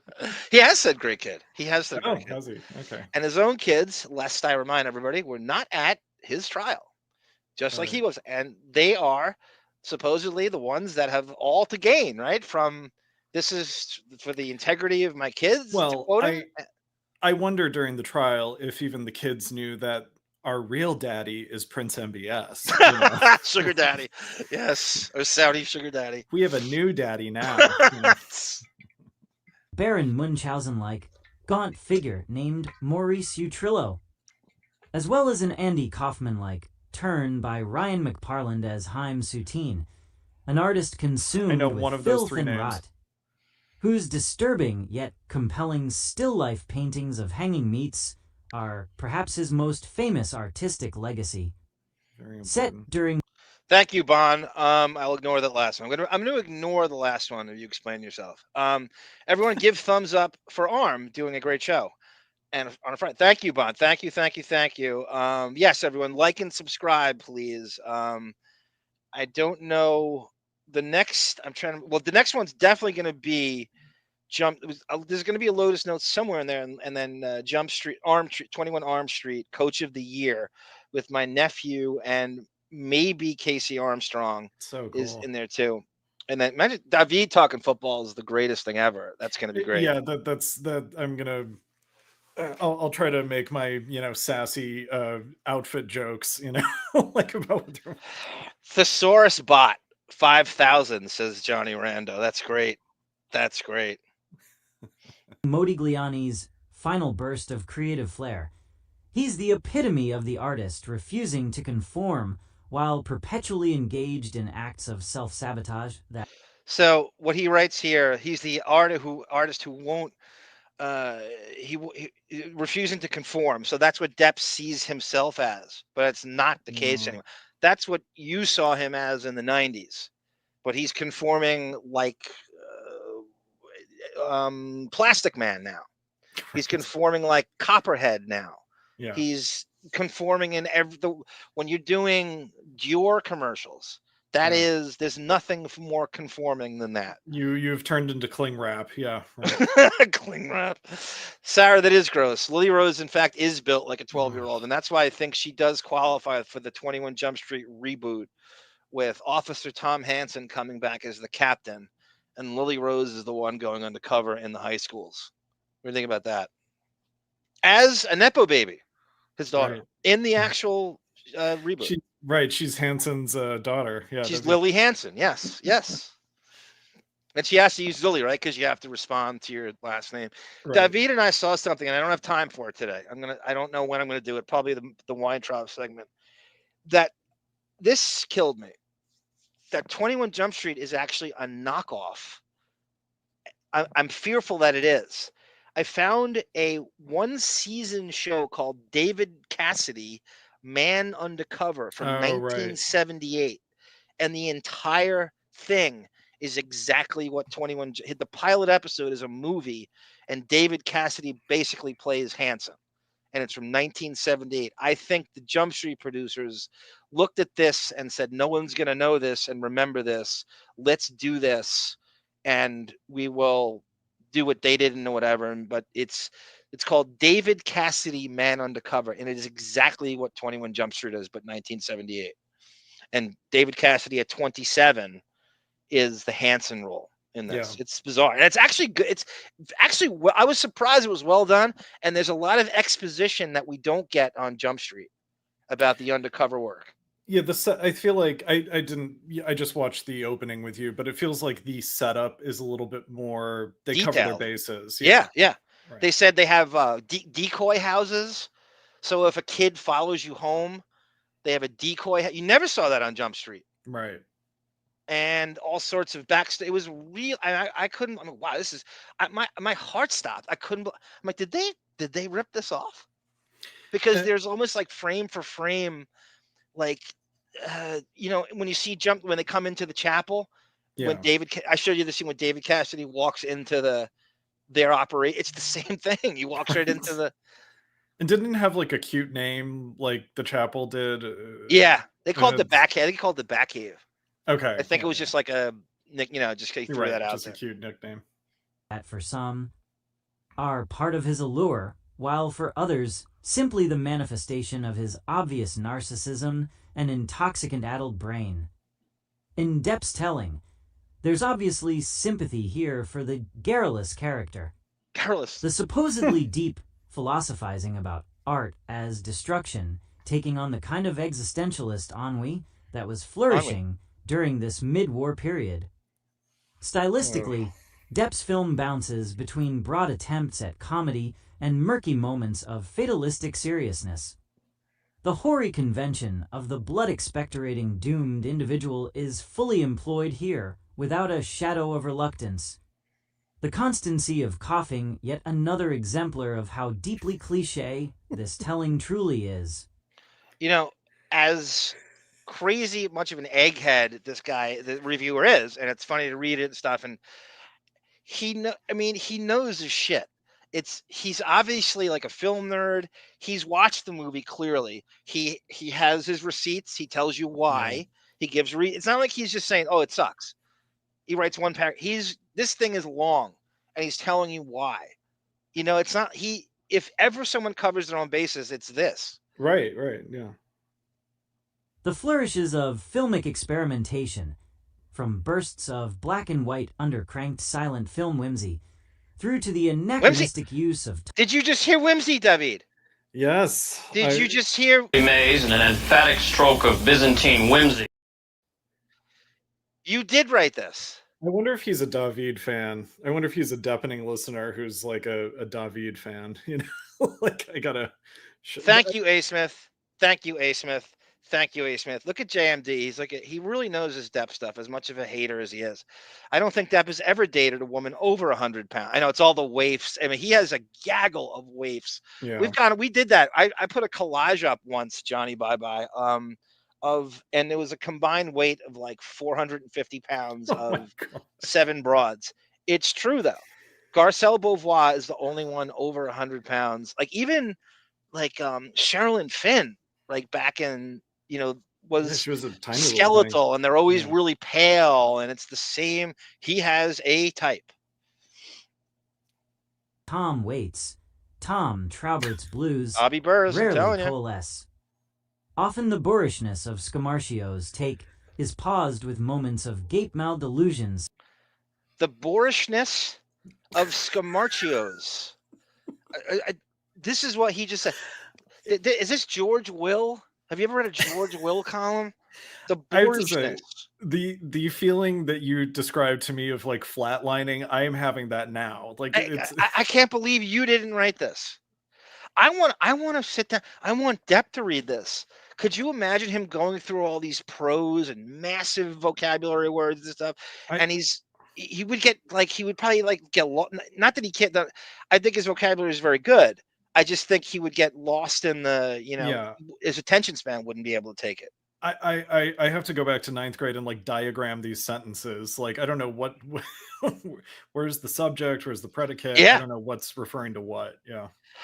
Kate Moss is Queen of the Waifs. Yes, she was ESG. Well, Winona Ryder was too, ESG. And Joni goes, that's Joni. That is not heavy. That is not, that is not heavy at all. I don't know if you think it is. That is not. I'm telling you, it is. Do not feel. We promote realistic body standards on the Deppening. That's not. Yes. That is some body you got on you, Joni. That is some hot little body you got on you. There's no question about it.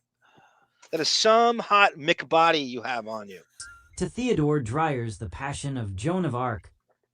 But rather than being drawn into the deep emotionality of the scene, it comes across as both redundant and pretentious. Wow.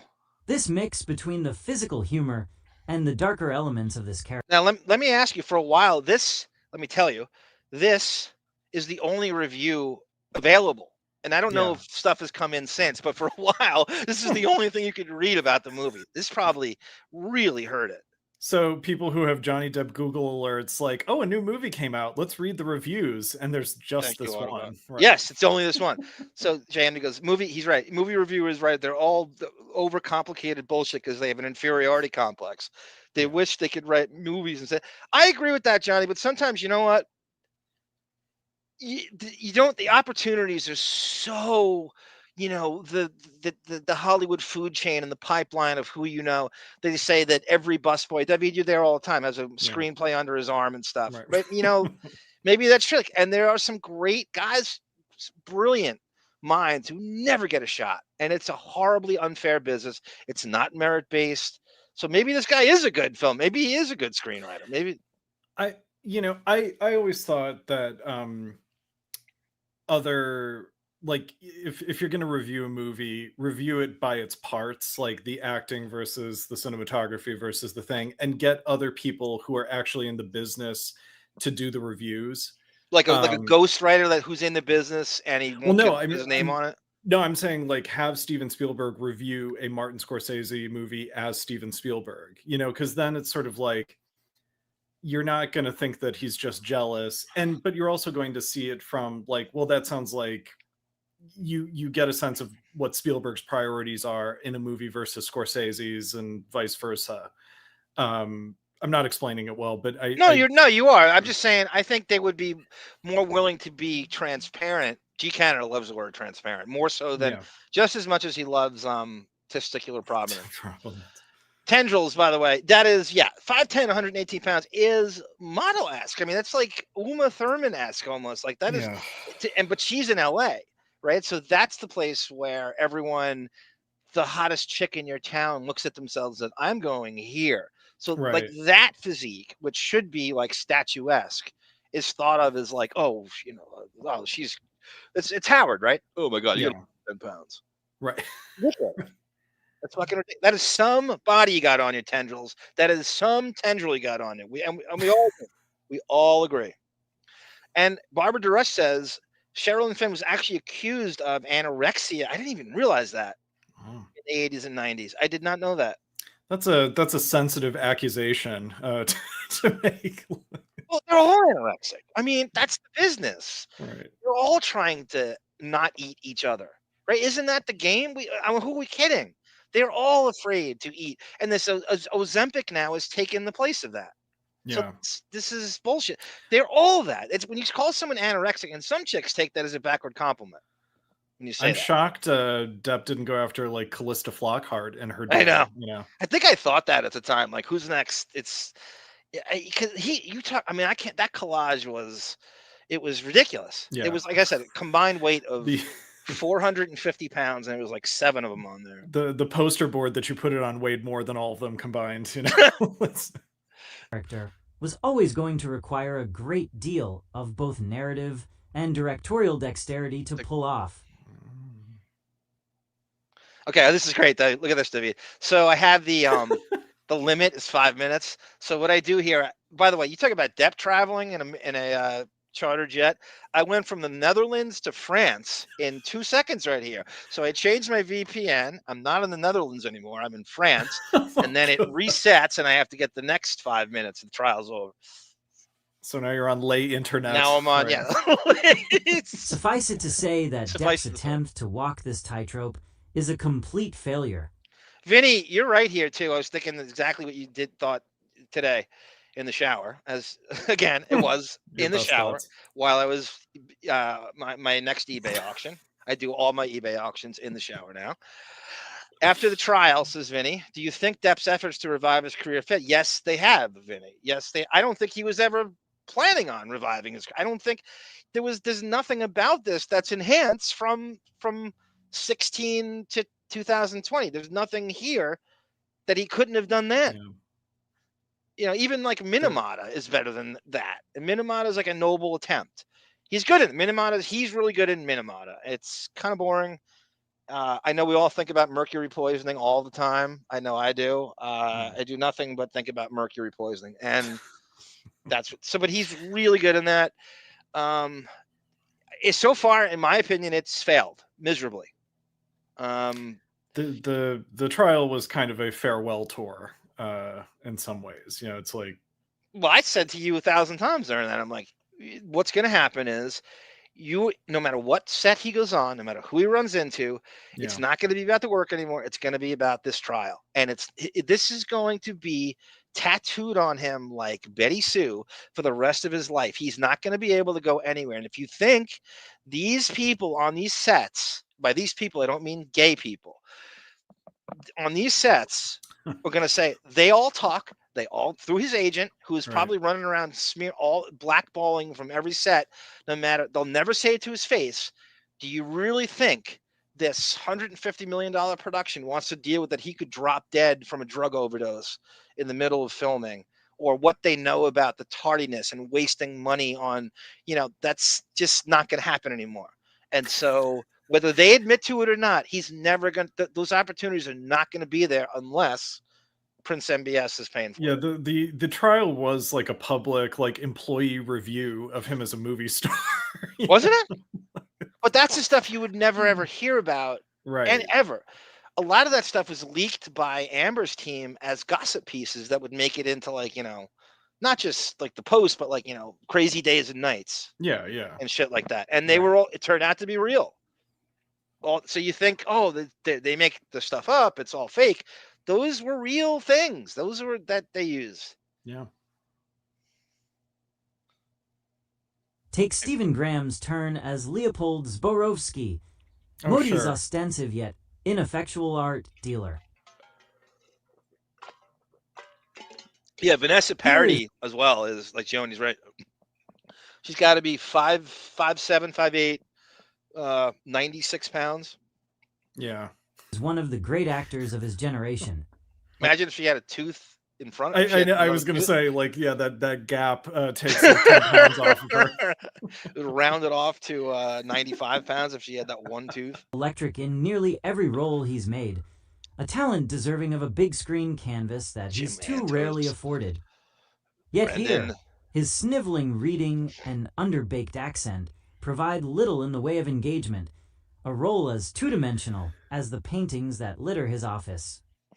Modi's muse, Beatrice Hastings, is given the thankless task of being at once a cloying writer, believing her own commentary, to be equal to that of who she champions and criticizes, while also being yet another character. Like, if you have any doubts this guy didn't see this movie at least twice or 3 times, I mean, he's literally quoting things, you know, it's almost like he bootlegged it.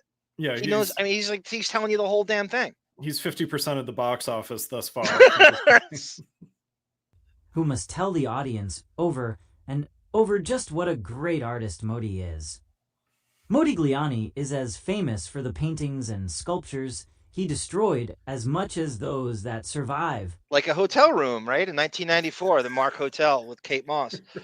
Let me say this up front, too, and that this is my point about these movies, and we all agree, and we all agree, and I know that you try, and I know that you do your very best. I can't state this enough, and all your criticisms of this and what you said is spot on. I think the risk you run with shit like this, not just because it's a period piece, there's nothing, absolutely nothing to relate to about this character or this movie. So you as a human, you're looking for something that you could find empathy for, that you relate to. This is me, or this, I see this in my life. There's nothing here for a civilian to, even if you're a European, to relate to. There's nothing on screen for you to grab on and go, that's me. Nothing. Right. And the period piece part of it is part of that too. Because why would you care today? With all the problems going on, with all that you could have in your own life, why you don't have time for this anymore? We don't have time for this anymore. Yeah, I mean, it's a drawn out Sauvage commercial at the end of the day. I mean, it's just like beautiful, opulent surroundings and like beautiful period piece costumes and everything, and good, you know, good dark lighting to make everybody look good, you know. So like Jean Dubarry, there's nothing to relate to for anyone. 1700s France.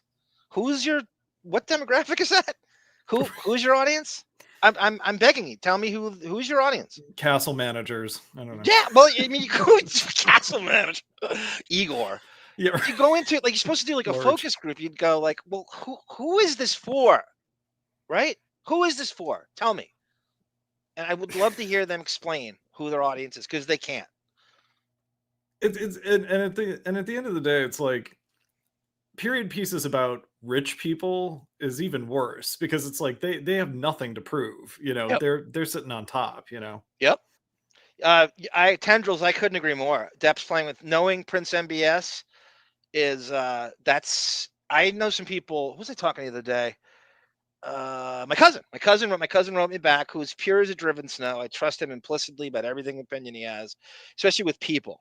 He wrote me back. I told him about Depp and MBS, and then Jared Kushner, and my cousin wrote me back, oh Lord, he is a bad man. Yeah. Drop that friend ASAP. That's what he wrote back. And boy, I'd never seen him write like that before. Yeah. Just one sentence. He is a bad man. That is a horrible move. Drop him. Concerned about Depp as if he actually knew him, right? That's right. That's like alarming. A parent with the worst, you know, he's the worst choice in friends possible. Right. And if at some point you are who you hang with, he needs to be held accountable. Yeah. Did you know, Ben Benjamin, that Depp supposedly dated Courtney Thorne Smith somewhere in the mid 80s? Some very briefly. Is a weird. I don't know where it came in. Like at what point? Karen Carpenter. She's the poster child for anorexia now. Like, you cannot bring it. And Hastings provides a bit of the context in which such. That's true too. JMD says it's heroin chic is really. There's a cool factor associated with that. Certainly back then in the 90s. Yeah. That's exactly what he would drive towards. You're Christy Turlington's, right? Yeah. Yeah, good one. Look at you with Christy Turlington. Is she married to Ed Burns, or I'm thinking of someone else? Okay. No, they're still married. Yeah, she's my go-to 90s anorexic skinny model because Kate Moss is. Well, it's a good reference because she's a model. She doesn't do anything else. If she were like on, like, you talk about like riding, her and Kate Moss, like living off, no pun intended, living off the fat of the land. Like, what have they done in the last, like, they haven't worked in 25 years and they're still like high on the hog, again, no pun intended, on modeling from the 90s. Like, that somehow you're getting residuals or something for that. It's almost like they hear me make like they live on as references, and somehow that goes into the ether, and they get paid for the fact that I reference them as like a hacky, skinny 90s model. Like the poster child for heroin chic, anorexic model 90s party girl. And somehow that's her brand, right? Yeah. Brutalities are to be lauded rather than chastised. Despite Desplat's best intentions to humanize Modi's foibles, in the end, it comes across as the stark ravings of a delusional man demanding from others what he himself would never stomach. This brings us to the central moment that rescues the film from what's otherwise nothing less than a turgid morass. Turgid morass! There's a secret weapon at the heart of this telling, and that is one Mr. Al Pacino. Just a shout out to one of our people in the comments. His name is Val Armour, who I believe this guy's like a Legion of Superheroes fan. That's the Karate Kid's real name, by the way, David, in the comics. It's not Machio. Like, that was the first Karate Kid. Okay. He likes to do he loves you. And what he does is every time you drop a titular incorrigible, he puts the definition in the comments. Oh, that's fun. Like the full like Merriam-Webster definition. Yeah. And he doesn't always do it, but I bet you we get it from this one. Yeah. As documented by Esquire, it's been Pacino's dream for a half-century to bring Modi's story to life, a desire to celebrate the complexity of the man during this most tumultuous of times. Pacino aged out of playing the artist himself, but spent years looking for another mode. Supposedly on the set of Donnie Brasco, the story goes that these two bandied that about. I'm sure that's great chatter for mob. The mafiosos love this talk, right? I mean, that they love, right? Or the real Joe Pistone must love this conversation. So they'd always planned on doing this somehow, and Pacino was supposed to, so he's aged out of it. This is how much time has gone by. Depp is now 4 years older than Al Pacino was during Brasco. God, that's crazy. Isn't that crazy? That's insane. When he played, and the whole character is he's a washed up old mafioso who's got nothing left. The Depp in real life is 4 years older than washed up, right? Than what Lefty Ruggiero was in Donnie Brasco. To present this tale, Pacino commissioned several adaptations of Dennis McIntyre's play about Modigliani, and the actor spent years unsuccessfully eliciting the likes of Francis Ford Coppola and Martin Scorsese to helm the production. 10 years ago, the project again was revitalized, with Johnny Depp set to play the artist. When that fell through, Pacino continued to push the project forward, eventually convincing Depp to helm the film based on a new screenplay by Jerzy and Mary Kromolowski. In this telling, Pacino shows up in his now preferred seated position, not dissimilar to the mode he used to great effect in Quentin Tarantino's Once Upon a Time in Hollywood. Sarah's right. I actually forced her, I sent her a copy of Waiting for the Barbarians. Yeah. And it's almost like you're saying, like, you might as well say, like, waiting for the Adderall to hit me, because this thing, if you want to fall asleep, and I know that's a cliche, it's a soft riff, this thing is a fucking snoozer. There is nothing going on. You just like, Depp loves wearing like crazy sunglasses moves, so he has the ocular kind of welding sunglasses that you see him wearing a lot. And then I think that's why. Depp. Yeah. Right. Robert Pattinson's in the movie, and it is a fucking snoozer. Sarah still brings it up as the boringest movie she's ever watched in her life. That's harsh. I mean, that's the real deal. It's never a good sign when the title of your movie has waiting in it. You know, like it just implies the boredom already. That's right. At least waiting to exhale, we have these Nubian princesses screaming at each other and burning their houses down. And and I do love Waiting for Guffman, but Pellwell says, yeah, he's right. Skinny people are called Skeletor. Meanwhile, the real Skeletor is about as jacked as you could possibly be. He looks like he's like, 6'2", 255. Just completely ripped. You're so right, Bell. He plays Maurice Gangnat, a rich art collector who nice of you to join us, Beast Man. He's like Richard Kind. That's Skeletor. Yeah, that's teases at literally changing Modi's fortunes, speaking truth from a position of power that serves as the emotional and philosophical core of everything else that transpires. This scene is the film's only highlight, an island within a sea of mediocrity that's as startlingly superior as it is short. The counterpunch between the privileged and the impoverished is not only the richest moment. Cindy Packard, did you see our chart that we had? I feel like Black Morticia Addams had something to do with this. I know she might have been. The Depp's flow chart is the girls get younger. It's like the McConaughey thing. Right. They get older, we stay the same age. So there was a ratio where it ticks up younger as he gets older, and it was like 3 years younger, 3 years younger, 3 years as he got older. It was really bizarre, and there was like a dozen of them on there, and it was really almost like a calculated thing, right? She's like arm candy, and what took him to Amber will always have problems with women because it's all about looks and age. She's spot the fuck on with that comment. Spot on.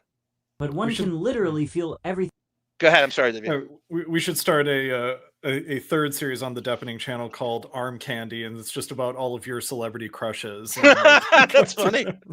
That's really funny. We had one before, Vanessa Marcel, and that's. I didn't know she was married to Corey Feldman. That's crazy. We talked about another one, Eliza Dushku, when you said that you and after Jonathan Brandis videos, right. And I'm watching Eliza Dushku on Carson Daly at 2:00 in the morning. Oh, by the way, if anybody Eliza Dushku is a fascinating Hollywood story. So she sued CBS for sexual harassment and kind of won. Wow. But she puts her name on it. She actually has a televised or a deposition, a recorded Zoom deposition that's somewhere out there on. And she moved to. Well, she's from New England, so she moved to the Massachusetts Boston area, and she's now a therapist. Oh, she left the business, just like Allison Stern. Yeah, I swear to God, the fascinating story. I'm gonna see if my benefits cover that. I'm gonna see if she'll. It'd be funny if all the advice she gives her patients relate to like Buffy plots, She was supposedly in the running to play the Scarlett Johansson in Black Widow in the Marvel universe, and she wasn't famous. Like Scarlett Johansson was the bigger name, right? Even though Eliza Dushku knows the physical part way better than she. You know what I mean? Like doing Buffy and stuff, she easily could do that. Oh God! But she wasn't the right name. She's not. Bring It On. I mean, wasn't she Bring It On? Yeah, that's right. Oh, you people love Bring It On, right? That is definitely you people love Bring It On. Else fade away as the. Thank you, G Canada. Yeah, G Canada is the first guy to really drive home this Prince MBS thing, over and even more so than testicular provenance. He would every time, and nobody took him seriously, but he was saying this since we started doing this show.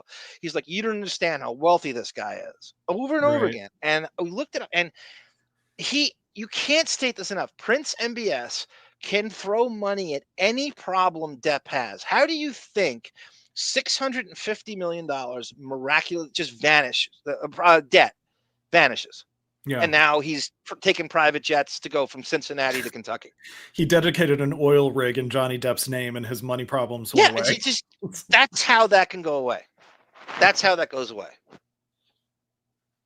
Bad of dialogue plays One last thing, and I'm not even trying to get political here, but it is amazing that the Elon Musk, Amber Heard, Depp love triangle is not a bigger deal in the Trump era right now.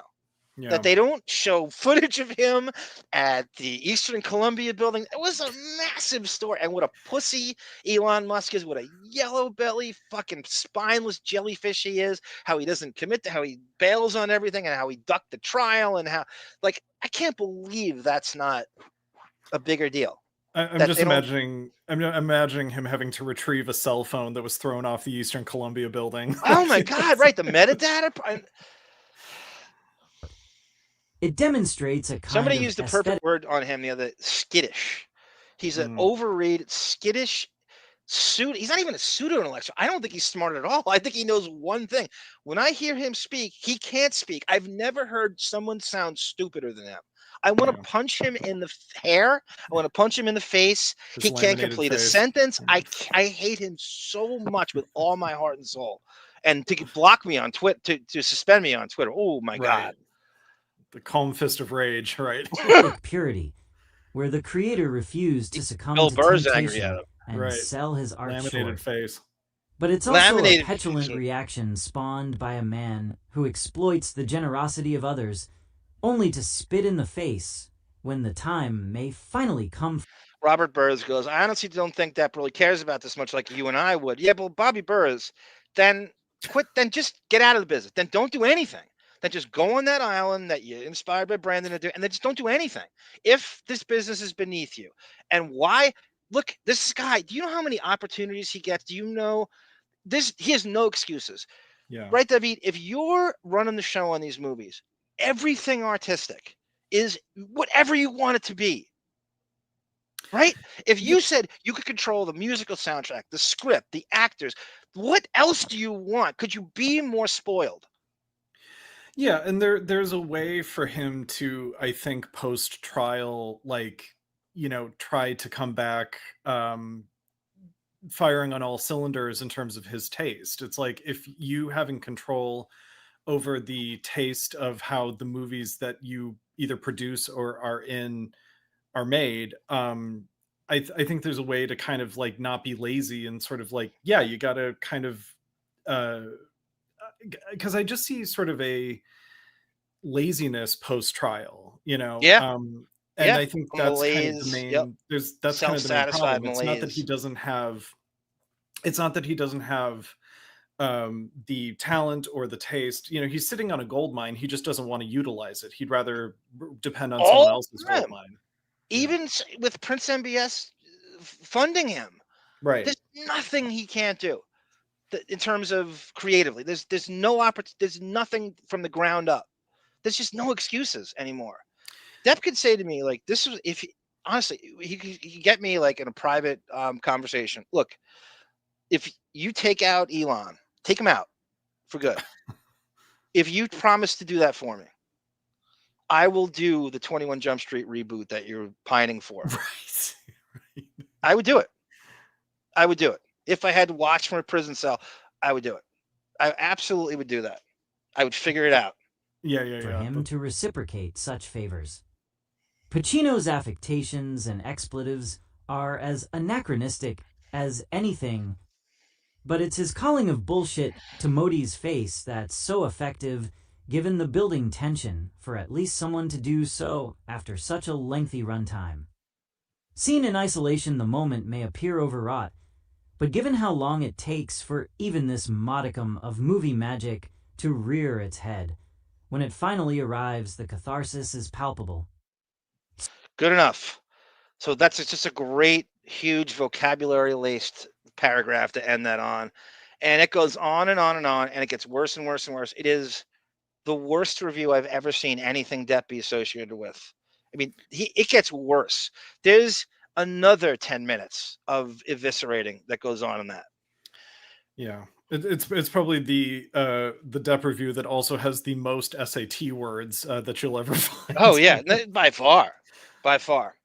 So one of the things that Depp loves, that he's obsessed. So when he's in dinosaur-rocker cosplay, which he is during this, he goes to attend the tribute to Patti Smith, again, who's in like a Jeff Beck kind of thing. I don't know her that well. She's one of these names you bring up in the music circles that say that to make you sound cool. You say Tom Waits, you say Johnny Cash, you say her, and you say these. And there's a million of these names that Johnny you can throw out. Mitchell, right. Yeah, Joni Mitchell's a good one. That's a really good one too. And so anything she does, he's there. So there's a tribute to her in New York City, and there's people there that I have always wanted to see Depp in frame with, and I'd never have.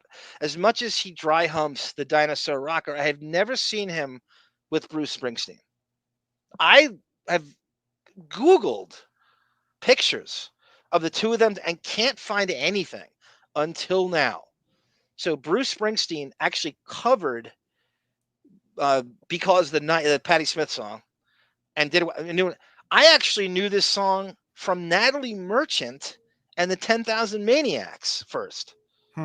They covered it, and that was a hit. So this is just to quickly. This is an article. I use AI for this. This is how I think someone from Asbury Park, New Jersey, would sound writing this. This is an Asbury Park newspaper, and then I'm going to show you actual footage from all this. Somebody brought a great cell phone in there and got footage of this. I don't know what they're doing with it. I don't know if it's going to air anywhere, but this happened 2 nights ago in New York City at Carnegie Hall. And this is... Did Lauren Marie get this footage for us? Or... Doesn't she go to everything, Lauren Marie? Right? But didn't she get a cell phone footage of Seinfeld? Oh, okay. I thought she got the Sweeney Todd with Josh. And Sweeney Todd. So she bootlegged Sweeney Todd. Yes. She went to New York and bootlegged Sweeney Todd on Broadway for us. That's right. Okay. That's a great call by you. We're going to get there, Sarah. Bono cheated on his wife with Christy. I did not know that, Sarah. I did not know that. Wow. Christy Turlington. I didn't know that. Joni says Kate Moss is actually doing promotion and is doing a line of bags. Is that like heroin bags? Or is it a line of Coke and dime bags? Yeah, yeah. It's a crazy thing to promote. Bruce Springsteen thanks Patti Smith. Rocks with Johnny Depp at Carnegie Hall. Chris Jordan. Asbury Park. I know you're thinking this, and I was thinking this too. You got to see Donnie Brasco Tendrils. You got to see it. You know, on our Patreon, I do a 6-hour Donnie Brasco watch along. You drag Sarah through a 6-hour. Yes. I'm very proud of that too. Very proud of it. That you got to see that, Tendrils, our version of it.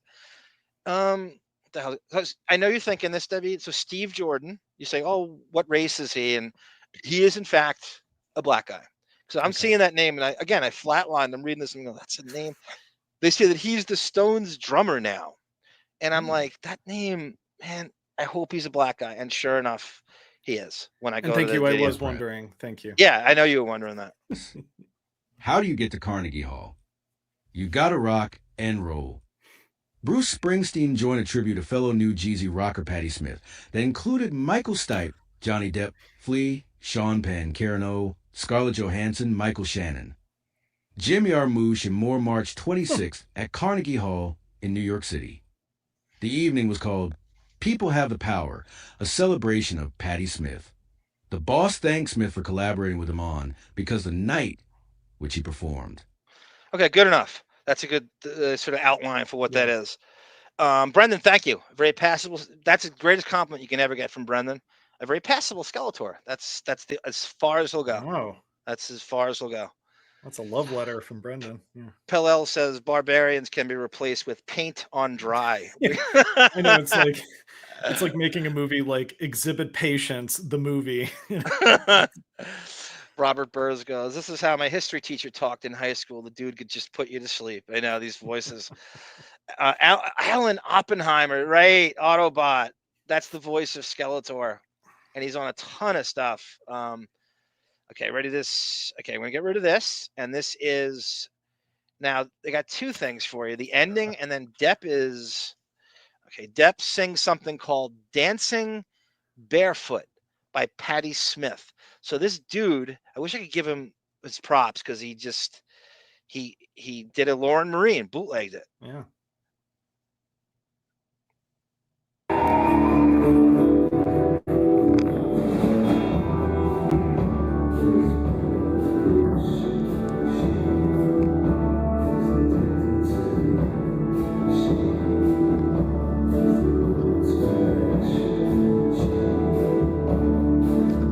Did you see the Joe Perry doppelganger on the right? Yes. What's the deal with this hair now? So people like this new move now. Hair. Yeah. Yeah. Is that a thing that you see this in Hollywood a lot when you're walking around? Yeah, with older. Yeah, that's their attempt to age gracefully is to go to that, and the amber vision too. The amber vision sunglasses and that's the move. Yeah, I don't know what the thing with the two-toned hair is. I do see it pretty frequently, but it's like I'm graying so gradually they'll never know. Yeah, they'll never know. They'll never know. Thank you, Ben Benjamin. Sarah is a huge He-Man fan. She's right now collecting a Masters Verse and New Eternia, and she showed me a picture of these things. And these things are another level of kind of sculpting and artistry. They're really good. If anybody gets to look at the He-Man New Eternia line, it is again, my favorite characters are Stratos, and on the villain side, there's a guy named Sunman who's a black guy, is like new, and I don't know if he is incorporated into the new stuff, but his name is Sunman. Is there a paperclip man? Yes.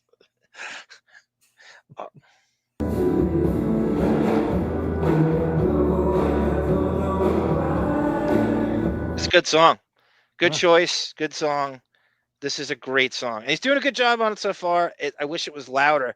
I tried to make it louder, but it was too crackly. Like, you know how when you try to enhance it and that's all you got? If you go louder, I don't know, it doesn't rise to however they filmed it. Did they do this at like Carnegie Hall or? Yeah. Okay. Yeah. It has the acoustics of Mill Hall.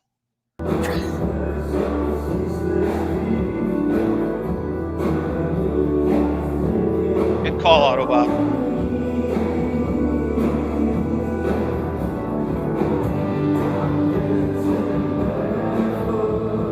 You're welcome, Cindy.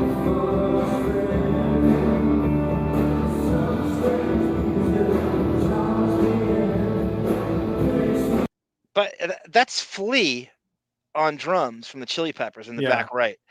A lot of people may or may not know. He was part of Depp's band called P from the Viper Room days of what we just talked about. Sal Janko's in it and Gibby Haynes from the Butthole Surfers. Really? Yep.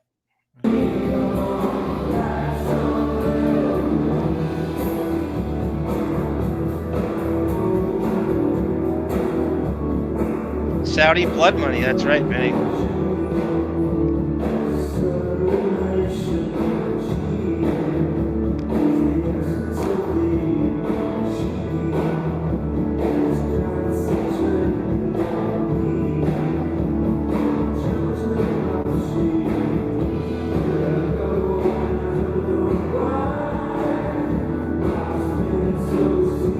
I'm gonna try to enhance this, and I think he's doing a good. This is a good choice. Yeah, no, I like the song. I should ask my Depp connection if he had anything to do with this concert. You got to do it. I bet you he did. I bet you he did. I haven't seen him in a while, so maybe I'll hit him up for coffee. Yeah. Brendan, they can try the AB stalwarts. Not when I get Mike McCluskey on board. They can try. Mike McCluskey is. Look at JMD beat me to it. He can live out his Mayor of Kingstown fantasies. That's exactly right. That's the season. That's season 5 of Mayor of Kingstown.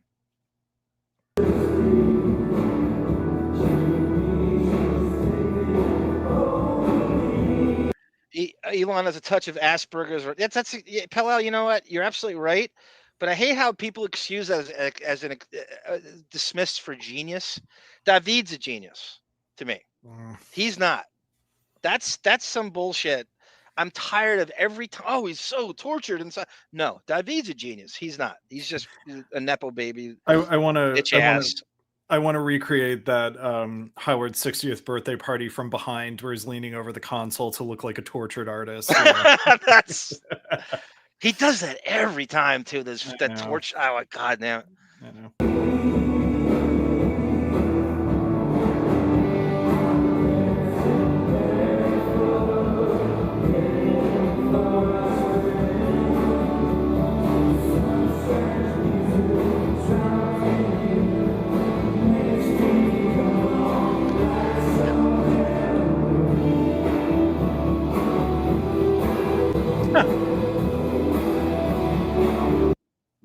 Look at the opposite energy. Like Flea is bouncing around, like, you know. Well, also, I mean, unless I'm mistaken, Flea's about to take the Jeff Beck-esque virtuosic solo, and Depp is like, Yeah. oh, okay, it's not just 4 on the floor strumming now. Okay, someone else take over. But he went from drums to bass.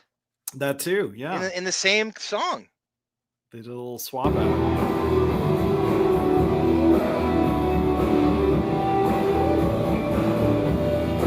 My fantasy was that Wayman Tisdale took the bass guitar and did this down the road. Eventually, that would have happened. Oh, he's on again. bass. Okay, these two know each other. This is the Viper Room days.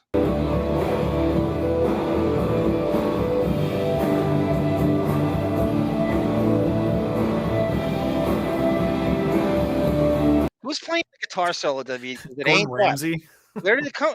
Gordon Ramsay. He's off to the left, so they're trying to make you think that Depp's playing the guitar solo, but this dude, it's that guy. Gordon Ramsay. That's Gordon Ramsay. So good. Yeah. No, that's what I was saying. I'm sorry. I thought Flea was on another guitar. He was on electric bass, but I heard like another guitar startup with like a really show-offy solo. I was like, well, that's not Johnny Depp playing. That's not Depp, right? It never is. It never is. The JMD goes, Johnny Depp unplugged, literally.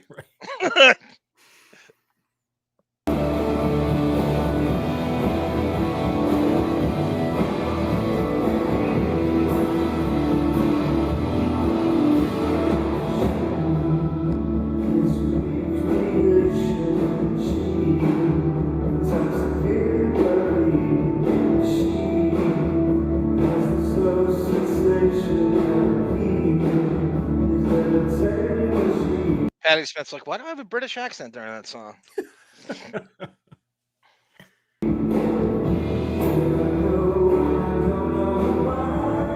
I could see Depp listening to this in his Miramar bedroom as a kid with his brother Danny in the background, and he's digging a hole in the ground, and I just could totally see this. Yeah, it's a whole scene.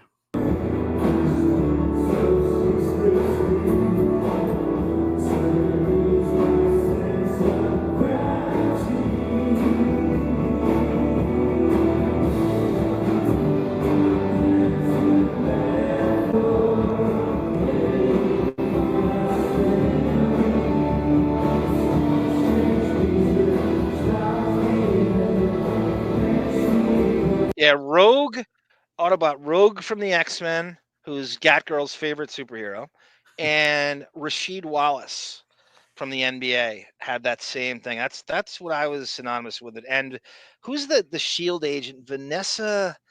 Oh God, Julia Dreyfus is. What is her? God, I used to see her in the Cat books all the time. Julia Dreyfus is playing her in the Marvel series now.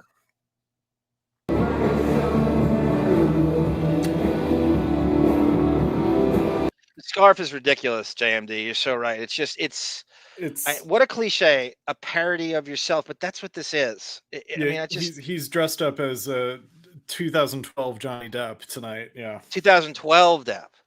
So you see Springsteen come out after this, and even Bruce is looking at him like, Johnny, I'm the rock star, and I'm wearing a dress shirt, and you're wearing why you're wearing the scarf? I'm just like, it looked like Springsteen is thinking that. And now he has a plunging neckline when he comes out later and you see, but he's looking at him like, shouldn't I be the one wearing this? Right.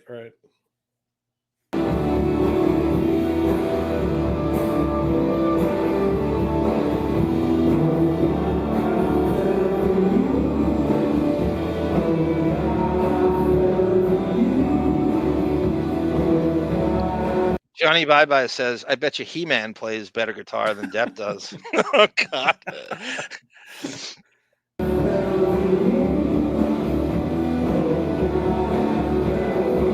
Can you pause it? The female backup singer is headbanging like she's at a different concert. Like, it's like, what song do you think you're singing? She's got headphones on, like, right now, and she's listening to Def Leppard or something. The Sweeney Todd soundtrack or something. Yeah. A bit much. Cindy, I don't know if you, I know, please see Donnie Brasco. Please, I will make you, please see the director's cut. But David will back me up on this. Depp is, and again, he was nominated. One of our shows we're going to do down the road is Depp versus the Academy Awards or Depp versus he's brilliant in Sweeney Todd. Yeah.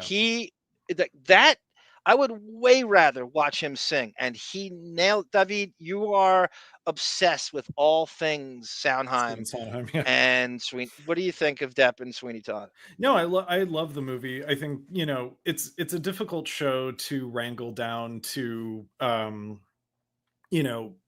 what they did. There's a lot of it's a much longer show when it's on stage. So I think they got the best stuff. I think, it is kind of a stoic character. So it is really good casting because you almost have to conceal the fact that you have any ego or that you have any sort of hidden agenda to get revenge on, in this case, the judge for kidnapping his daughter. Yeah. But the singing, so he's told to do this, and it's a Burton movie, obviously. And so he said, "Look, what range is realistic for me to do?" And I think it was a brilliant turn. I'm going to do a David Bowie impression. Right. And I was the first. I remember thinking, am I the only one seeing this? And then years go by, and then finally that comes out that he was doing a David Bowie impression. Right. Singing in that. We gotta find that interview of who's the guy he had a falling out with that was his vocal coach? Oh, Bruce Wickham. Bruce Wickham. Yeah. Because it's just his wife gave us the book about pets and their celebrity pets. Oh, is he the one that was at his wife he was at the Northridge Mall? You sent me the photo. Yes. So his wife is married to Depp's first wife. They're sisters. That's Susan Allison Witkin is the sister of Depp's first wife, Lori Allison Witkin. That's right. Okay. I mean, Lori Allison. She took her sister's new name. Right. Yeah. And I call her Saw on Instagram. Which doesn't. I feel like just calling her like a frat boy nickname because she's the opposite of a frat boy. So totally. Yeah. Right. Susan Allison Witkin. I call her. I like the Saw. irony. Yeah. Right. Yes. So this is the finale at this concert at Carnegie Deli, and this is Depp, Springsteen, Bruce Springsteen, and Depp finally on screen together. Finally, and Michael Stipe from REM, one of the most underrated frontman in the history of music. Yeah. One of the best. Flea, Chili Peppers. Susanna Hoffs from the Bengals is there. And nobody brings this up. We love her. Hazy Shade of Winter is a great cover by them. She's there just hanging out. And what was I going to say? Was another observation about and this is the finale of it for the Patti Smith tribute.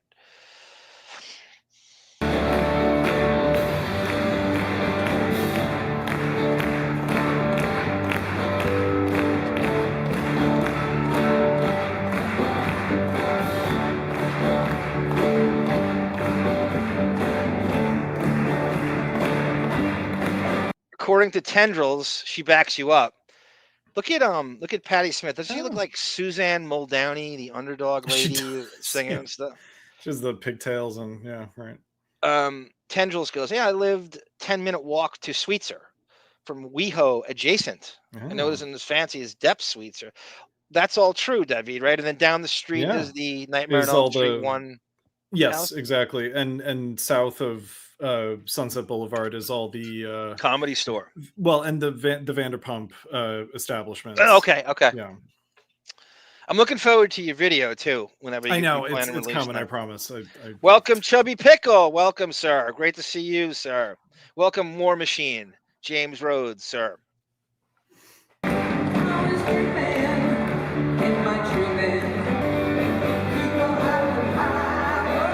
So I skipped to just where Depp and Springsteen are in frame here, which is I've been waiting for I remember reading an article on Depp in his Jump Street years, and they listed his favorite music, and he brought Springsteen up amongst these guys, and he hasn't brought him up since.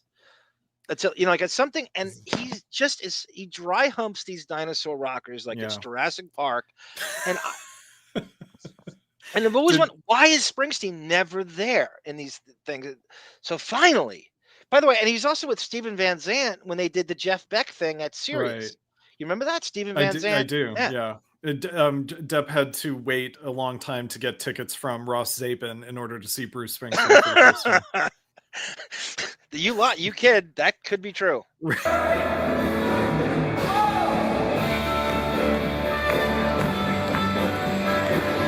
Jim Norton, that's PSP. Sounds like Gary on the trumpet, right? Was that Flea on the trumpet? Yes, Okay. it was. Jim Norton that says ESG.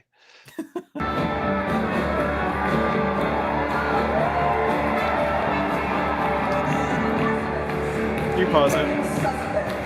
There he is. Oh, there he is. Yeah. I love how the trumpet playing is so unimpressive that Patti Smith is she can't help but look at Depp the whole time that trumpet solo. She's trying to distract herself from. Before he played, I remember I saw Bruce Springsteen in concert. My friend Mike Yander and his wife Janet Buckner, black woman, psychologist. She is obsessed with Springsteen, so she forced me to go to this concert. I've always loved Bruce, but not to the extent she does. Right. And the conversation after we saw the concert turned to, and we've all said this, but Janet knew better than we did. I said, I can't believe how great a guitarist Bruce Springsteen himself is. Like, I didn't realize how good he was doing these solos that just had the place over. I had no idea.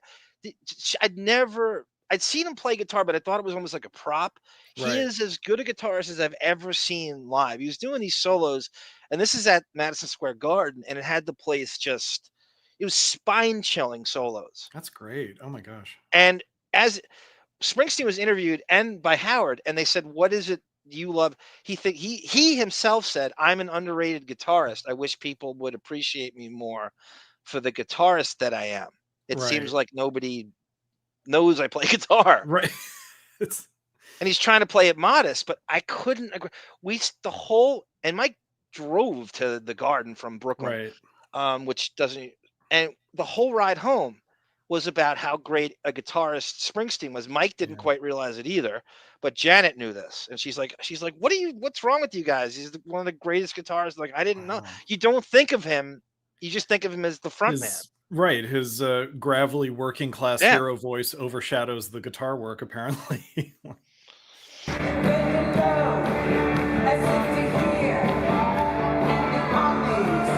Look at that. Never have I seen these two in frame before.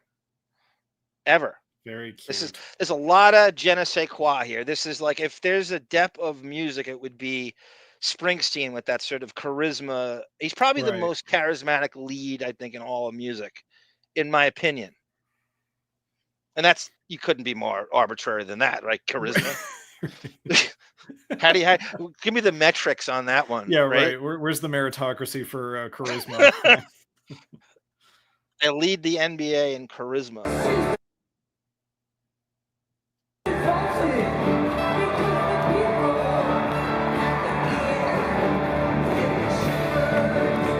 Fred can ponder this one with Jeff Beck dying. Who's Depp's next rocker, a dinosaur rocker father gonna be? Is it Joe Perry? Is it Keith Richards? Probably, but Keith Richards has always been in the running for that. So that's an easy answer. That's a very easy answer. I think it's gonna be Fred Norris myself. Yeah, where's King Norris during this, right? We got a special guest. Here's Fred Norris, frontman of King Norris. Like, we need another guitarist out here.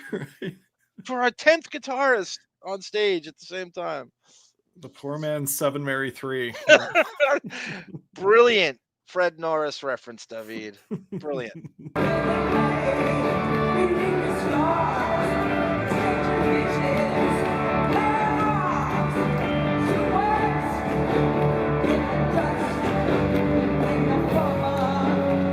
Here, okay, there's Susanna Hoffs. Do you Yeah. know the Bengals lead singer? She's Yeah, so stunning. She's 64. Oh, she looks great. Doesn't she look Wow. great? Good Instagram account too. God, she couldn't look any Could have better. fooled me. Yeah.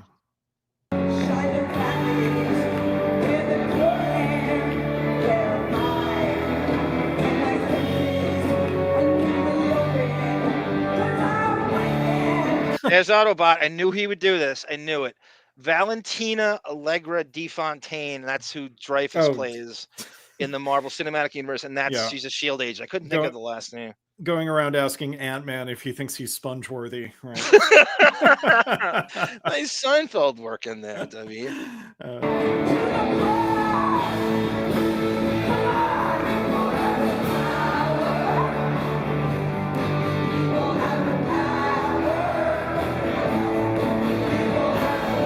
It's almost like a 5th grade chorus, screaming together.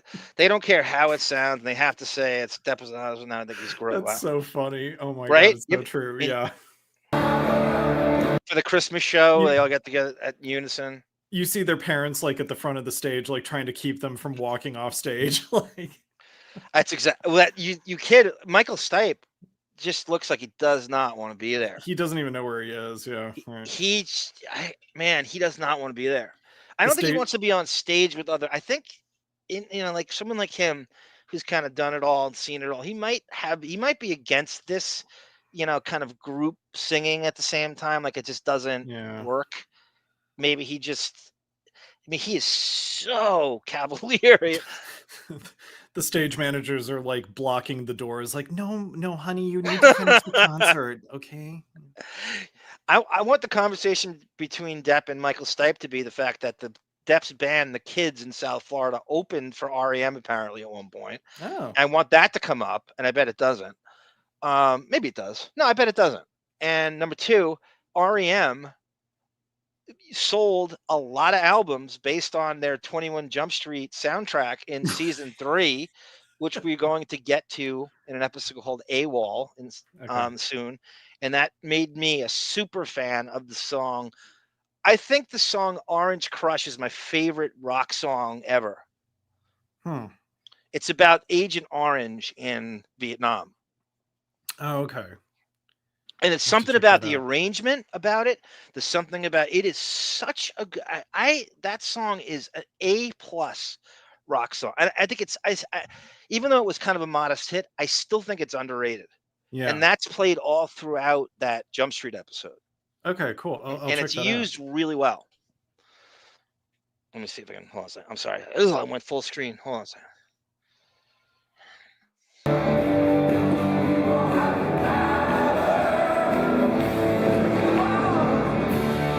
Robert Burrs, because I have to be honest here. If I were at this show, I would be 2 sheets into the wind. No fucking way you're getting me away from the bar. I know. I'd be drinking. Absolutely.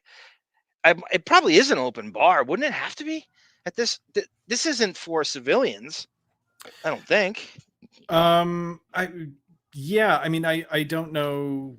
Maybe, I mean, it could be civilian. I mean, I don't know if they would do it for industry people. And if it is for civilians, I'm sure it's a cash bar because, Carnegie Hall needs to make as much money as possible. Sky Spectre thinks Depp's not plugged in. We've been fooled before. I don't know. You never know with him. I don't know. With the type of guitar stuff he's doing, I don't think it makes a difference one way or the other. It doesn't add anything, even if you could hear it. It doesn't add, and it's so right. It's so forgettable, and there's 10 guitars 4 on on the stage floor strumming. Yeah, right. What did I say? Yeah, Susanna Hoffs. There's a question down here about Susanna Hoffs.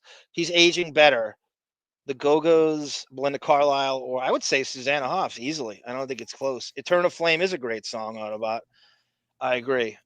Yeah, Patti Smith loves Depp. Of course she does, but that's, you could also talk to Chrissy Hine from The Pretenders, who's one of the great front broads of all time. Why talk to famous people? Right. like go get a marriage counselor, or your own personal therapist, You say, Johnny, shouldn't you talk to, I mean, there's a great therapist in your plan here, and Dr. Kipper not being one of them, and Shannon Curry, right.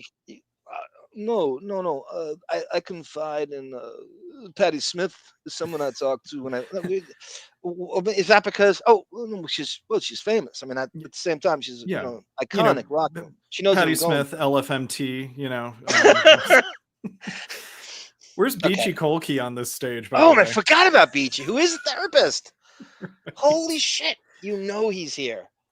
Holy shit! That's the guy. That's the problem. He needs Elton John's therapist, Elton John's sober coach. Where's Beachy in that band he had out by the willow tree?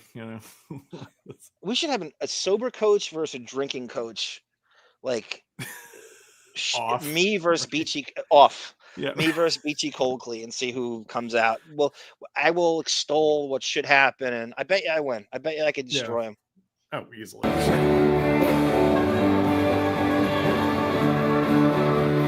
The best part about this, all they're doing is hugging each other on stage, like they're just running around. You ever see that sketch on SNL called Red Ships of Spain with Alec Baldwin and Will Ferrell and Chris Parnell? They're playing like, it's this horrible play, and all they do is recite a really bad line and hug each other and celebrate after each bad line they perform. I've never seen that. It is kind of a thing you have to see it. And they just sort of like they hug each other after every line during the Broadway play, like in the play itself. Right. It does feel like that moment we just witnessed right there does feel like, is the audience like just kind of leaving the show and they're just kind of playing them out, like, I don't know if there is like a real audience, like if it's just like friends of theirs and family, like if it's just this very exclusive kind of thing, right? So we never see the audience like in full. I mean, I don't know if I'm sure there's some other footage that might appear soon, but yeah. So I don't know when this is supposed to air. I don't know what is it filmed like officially, and is it going to be one of those CBS honors blah blah blah, right. Bonnie rate kind of thing, and I don't know. I guess we'll see. But that's Depp and Bruce Springsteen finally in frame at the same time. Sean Penn was at that birthdays have come at once, This is Depp arriving at the thing, and then Sean Penn, this guy shot Sean Penn, who's also here, but he's not on stage, even though he could be.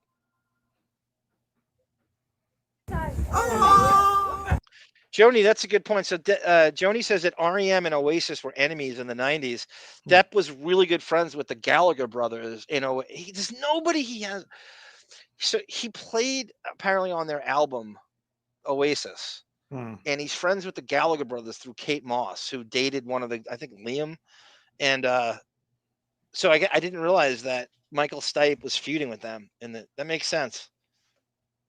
They're feuding with that. Isn't Oasis feuding with everybody though? They're feuding with each other. I mean, that's true. The brothers are actually hate each other. Yeah. That's so funny.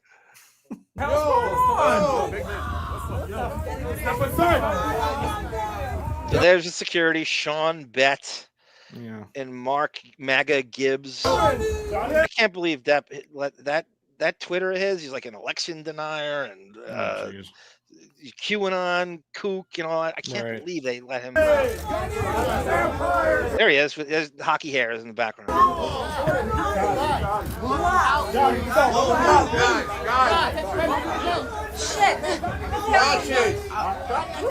I got a theory. I was thinking about this before. Why? And I said this about Lily Rose too. Don't you think you attract far more attention to yourself coming in this way with the entourage, blah, blah, blah. Right. Don't you think if you really wanted to, you could sneak into this place and not be seen if you really wanted to? Do you really have to show up this way?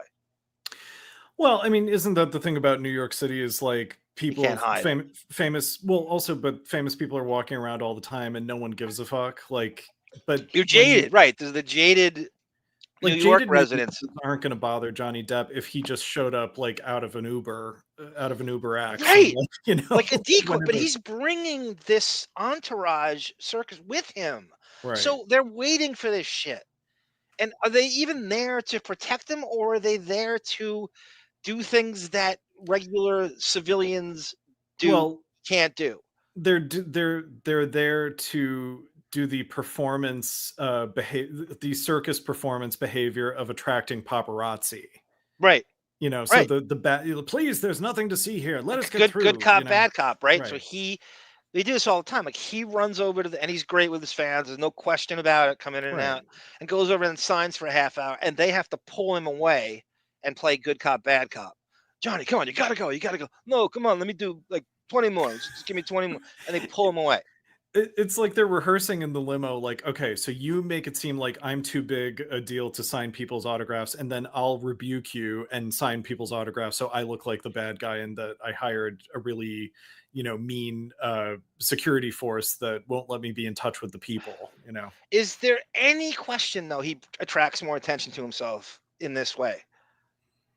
And then Lily Rose somehow has 3 bodyguards she's walking around with. Who's looking for you? She's so tiny, you just need one. Like the idea that you need 3 but he, like you said, he could slip in out of an Uber. That's better security. That's a better way to not attract attention. But if you want to sign autographs to your fans, and he's great with it, that's fine. But I know that's not the intention. He just does it because they're there. He would rather be able to get in and out of there quicker with but there's no question you're attracting people. You don't need that. You don't need it. Right. Keanu Reeves shows up on a motorcycle by himself. Yeah. He's just as famous as Depp is. My mom and I were at a restaurant in LA once, and my mom looked over and she was like, I think that's Elizabeth Berkley. And we weren't sure. And I was like trying to look up pictures and stuff. And then a bunch of like Hollywood agents, they're talking about scripts and they're very loudly. It's kind of like the conversations that they have in Jump Street in the hallway, where it's like they're talking louder than anyone else in the hallway. And it's like, oh, okay, so it is Elizabeth Berkley, and she wants people to know that she's there, Yeah. Isn't the tragedy for her them not caring you're there? Right. So my point is, like, you can be places where it's like you see someone, like if Johnny Depp arrived in an Uber and some people on the street are like, is that Johnny? It kind of looks like Johnny Depp, but it couldn't be him because he would never show up in an Uber X, so I'm not going to bother this person. That would be the paparazzi is trained to know exactly how they show up. Right. Exactly.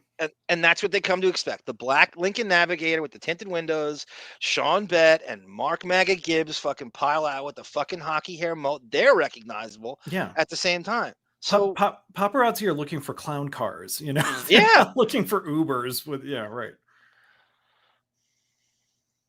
Look at Tony wants to go with buy scissor with Susanna Hoffs. Couldn't agree.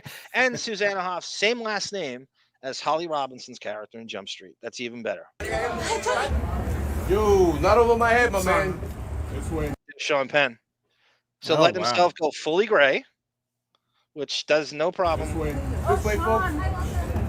Excuse me. Hi, Sean. Oh, hi, Sean. Hello, Sean. How are you? Instead of like acting like crazy, just hello, Sean. How are you? Yeah, right. You try to trick them with the new tactic of being overly polite. Yeah, right. That is a good tactic. I mean, you got to try something else. Good evening, Mr. Penn.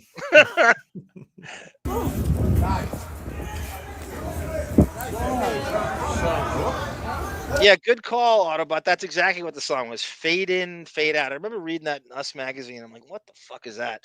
I don't know if I remember how it goes anymore. I faded out listening to it. But Oasis was massive around that time. But it was one of the, I'm like, I remember even thinking back then, after the Lemonheads and Evan Dondo, I was like, does he attach himself to every time there was a pop alternative star? He would, and then the Viper Room's there, and they're playing it. It's this whole almost like his own pyramid scheme with rockers, where they would have to go through the Viper Room and slide guitar. I don't know what makes. Debbie, can you explain to me what makes slide guitar so special? I don't understand it. We need Bon on the show. That's I don't get it. Too deep for me. Is it a cool factor thing? I don't understand what makes. My friend Mike Ravazza says it's no big deal. And it is a cool factor thing. I assume it's like guitar with another word in front of it, so it just makes it seem like it's cooler. So it's Johnny Cash type of guitar kind of thing.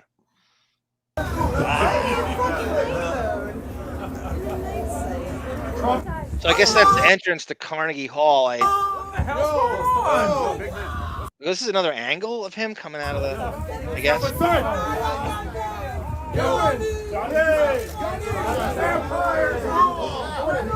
The paparazzi is even more fascinating now because of the internet. You can look stuff up so easily, right? You can just be exactly where. Like, how could you fail anymore as a paparazzi guy? You need a phone and an ability to upload money shots. That's all you need. Like this female, she's like the Lois Lane of politics. Her name's Tara Palmieri. She's on Bill Maher show once in a while. She's on like a lot of the CNN, MSNBC, and as like a panelist and shit. She decided to quit the Puck news thing and do her own. She's just her own reporter now. So she decided, I'm going to go out on my own. I don't need them telling me what to cover. And she just deploys herself now. She decided, I'm going to try to go start my own, like, not necessarily like company, but her own beat as a her own beat. I'm just going to decide where I go. And it's a really ballsy move to do that. Like, you're not, you can't have a conglomerate telling you where to go. She looks like, Jesus Christ, I'm liking her name. Come to me. Okay. It's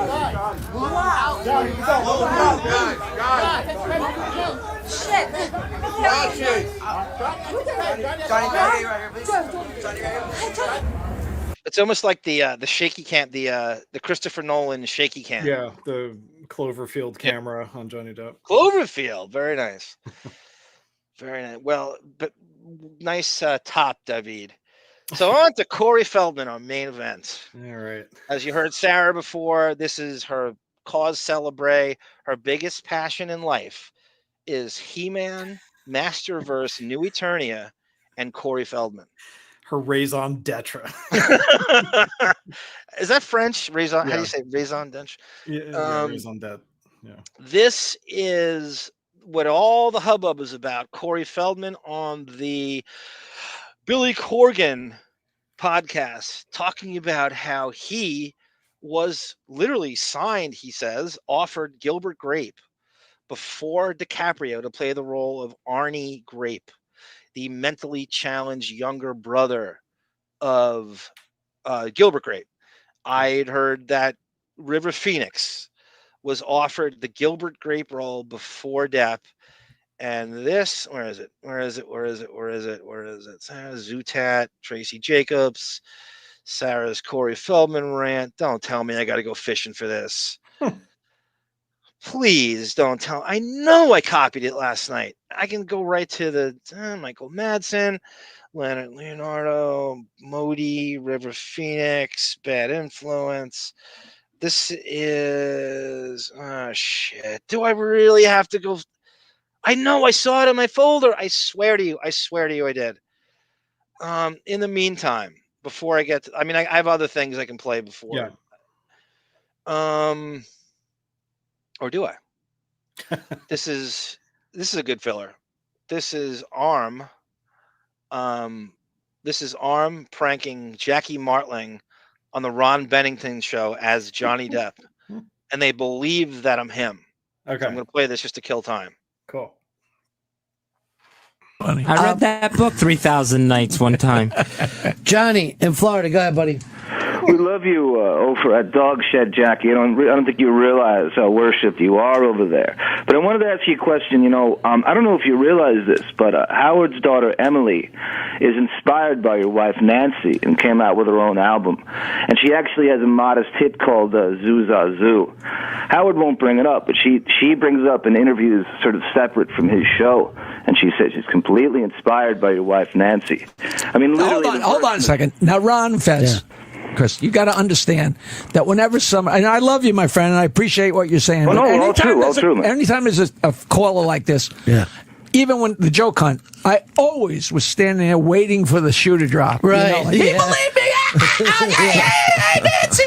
But if that's true, that I would love that to be true, because she maybe was at a formative age just when Nancy was doing her album. Nancy's, Exactly. That's what she tries to convey, but Howard will never give you credit on any level. I mean, that's why you call them marbles, right? So if there were, as I understand it, it was like, if there's 20 marbles, Howard have to had 19 of them. No, it was Big Orange Marble, because the first time they started harmonizing, the sun was coming up. But that's a funny theory. Listen, my friend, my email is jokeland@AOL.com. I would love for you to email me so I could send you Nancy's most recent songs. She had a song on a McCartney tribute album. Wow. Where each artist did a McCartney song. She really is, I don't mean to pump her up, but she really is great. Never got a break, She actually sounds like Nancy. I mean, there's a verse in the song that goes, "You always said you knew I was gifted, but you could never figure out just how much Suzazu." You're being serious, aren't you? I'm being serious. Sir, I've never been more serious. I love that. It's great. You know what? So you got to drop by dogshed.com, because there are about 8,000 people who worship you every day. I don't know what Dogshed. You know what I thought he said, of course. Dogshed.com. I definitely will. You have to do. I don't think you realize. What is dogshed.com? It is a. Did you hear me break character there for a second? Yeah. I start screaming like, "Oh!" and I'm like, "Oh shit, I'm breaking character." Is that Jeffrey Gurian with Jackie? Yeah. That's him. That's him. You every day. I don't know what Dogshed. You know what I thought he said. Great. You know what? So you got to drop by dogshed.com, because there are about 8,000 people who worship you every day. I don't know what Dogshed. You know what I thought he said, of course. Dogshed.com. I definitely will. You have to do. I don't think you realize. What is dogshed.com? It is it's a website that sort of talks about Plughead and the Bolt Dolls. We talk about Ron and Fez. We talk about Opie and Anthony. All things radio related, and all the people who deserve the props, like you three, my friends.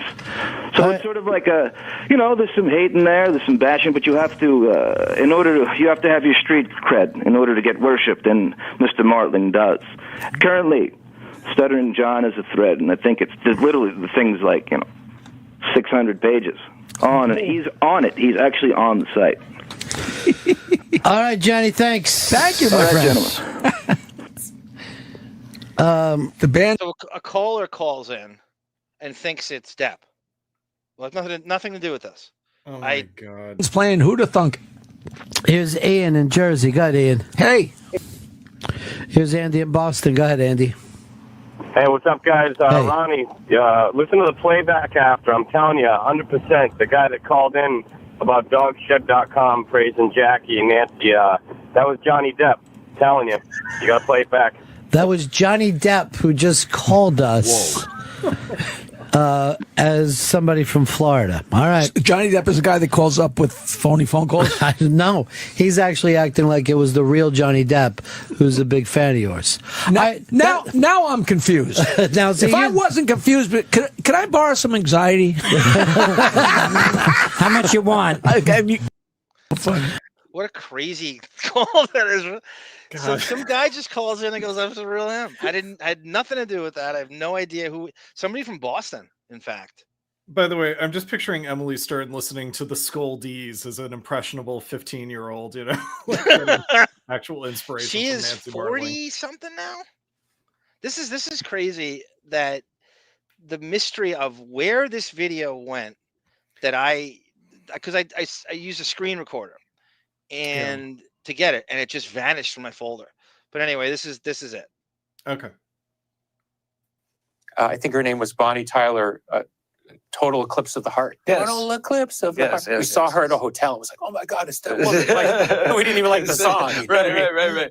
Such a big deal, though. So all four pumpkins like geeking out, right? So, and I'm sure you've experienced that many times. Of course, oh my God. It's... Hey, yeah. I mean, I remember the. So you got Sarah's rendition of this before Corey Feldman. Right. And let's see what you think if the Phil dog convinces you otherwise. First time I saw Ringo in the same hotel as me, and I was like, oh my God, I'm in the same hotel as Ringo. So I get that you're the rat in the cage guy. What do you get? You know, Do they call you by like a character name? No, it's changed so much through the years. I mean, through the years, you know, it started when I was a little kid. You got to realize I was being recognized before people knew who the hell I was. So I was, are you that kid? I knew who you were. No, before that. I'm saying I have the same experience. What do you mean? What I'm saying is I knew who you were without even knowing. He would make a great Luthor Pell-El. I agree with that. That's very good. It's very good. This is why I don't. You were because you were on TV, right? But you didn't know my name. Is my point. Like so. No, that's right. In the beginning, I was just on everything, right? So people just go, "Oh, you're that kid." Ubiquitous. Oh, yeah. Okay, there you go. You've been around. We've seen you here and there. But that said, I quickly shifted into, "Aren't you the kid from The Shining?" Which I got a lot, by the way. Go ahead. Sorry. Two things. One, I can already tell that Billy Corgan is an interrupting interviewer. Like just from this 30 seconds, I get the sense that he doesn't let his guests complete a thought without jumping in.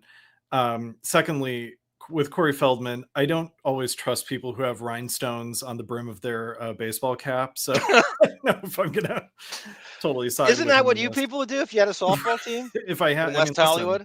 Yeah, just bedazzle the shit out of that beer. Right. The West Hollywood towel snaps. From I think 7 years old until 10 or 11, right around the time Friday the 13th came out, that's when I finally started to solidify, like, oh, he's that guy. But before that, everybody thought I was Danny Lloyd, and it that Did you not get the role, or it just didn't work out? Right here. And it got so bad that it actually got to the point where I started signing autographs as Danny Lloyd, because I was like, fine, whatever, I'll just say I'm Danny Lloyd, here you go.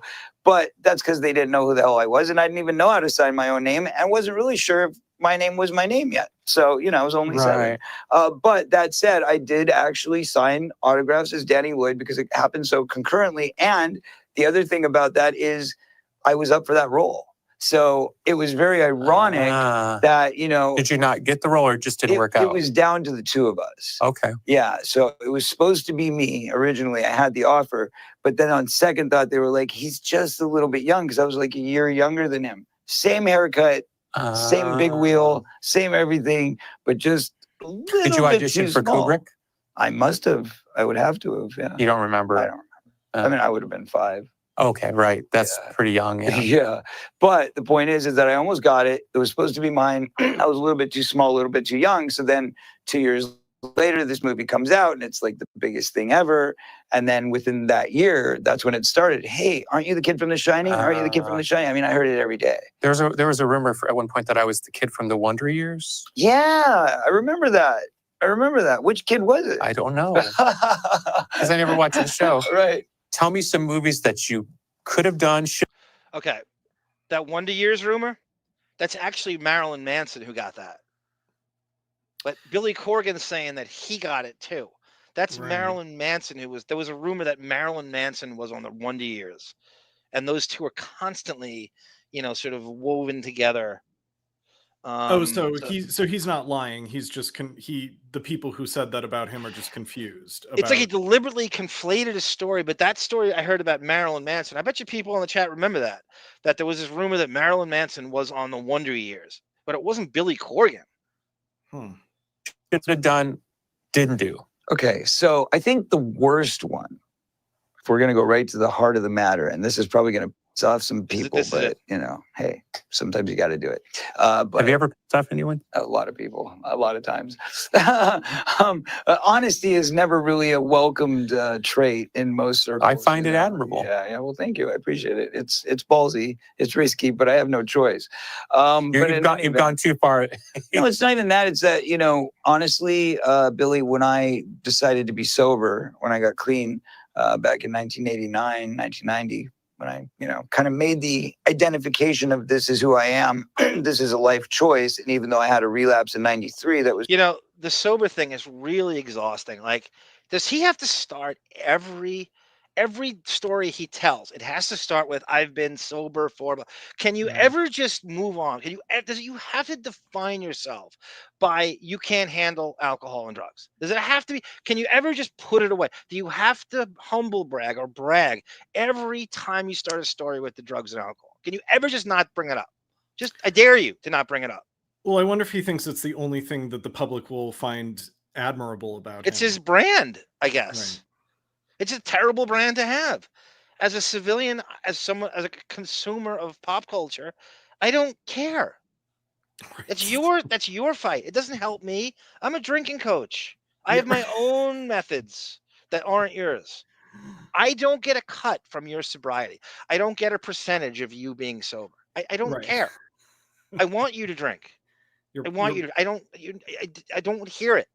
Every story starts with, I've been sober for about 15 years now. Doesn't matter what the topic is. Well, I think it's also a way to explain, whatever he's going to talk about after he gives the disclaimer of his sobriety, why I didn't become more successful in my life, Yeah, right. That gives an out. All right, an excuse for everything at the same time. You're right. That really is true. You can go to that oh God, I was drunk. I have no idea. They think, and that's what he's building to with Depp. Right.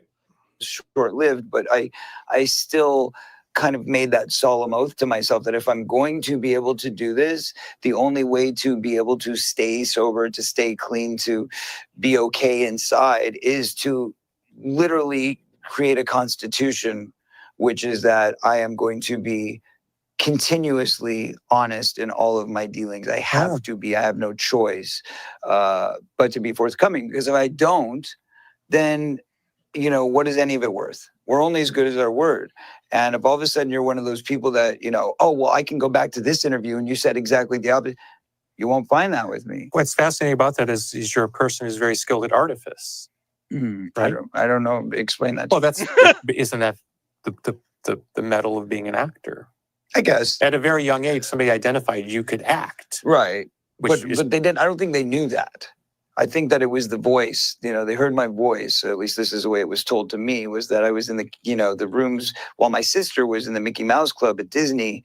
I was in the rooms, whatever, being a kid and goofing around. And they were like, who's that lady next door? Tell her to shut up. We're trying to shoot in here. And my mom would say, no, it's not a lady. It's my son. He's got a voice like he's an older woman or something, but it's a kid. And so when they go, oh, well, let's see this kid. And they couldn't believe that it was like a little 4-year-old that had this gruff. Yeah. What is the word I'm looking for? Exterior. Gruff, but rusky. Does that make sense? No. Husky voice. There you go. And it was very like, and that's why I got the part of Fox and the Hound, playing the hound dog at 4 years old, because I sounded like a baby hound dog. Right, but fortuitously you can't act. So I'm saying is, luckily, you could be acting. You could be acting now, and most people would not be able to denote it. Well, I'm not accusing you of that. I would hope not. Okay, well, that gets to my little questions here. We'll get now we're getting deep, because at the end of the day, people will think that about you as an actor, and that's a downside. That is actually a downside. Does get to one of these magical questions. Okay, fine, then I'll save it. Well, so what was one of the movies that you said was going to make people mad? What's Eating Gilbert Grape? Okay. So I was actually cast to play Leonardo DiCaprio's role. Okay. I never saw the film because I'm still bitter leaf in that one, but yes, I was originally cast for that role. Did they push you out, or Johnny Depp? He was cast after I was, and apparently whispered into the producer's ear that he wasn't fond of me and thought that I was. Was there a reason he wasn't fond of you? Yeah, he said I was a junkie and that he didn't work with junkies. And this is the first time I remember ever telling this story, so I'm sure I'm going to get hung by this one. But yeah, anyway. Were you using drugs or? No, I was sober. I just gotten sober. I just gotten out of rehab.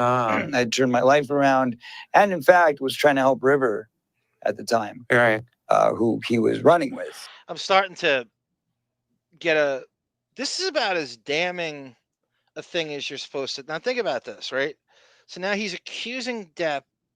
This is like fabulous Corey at work.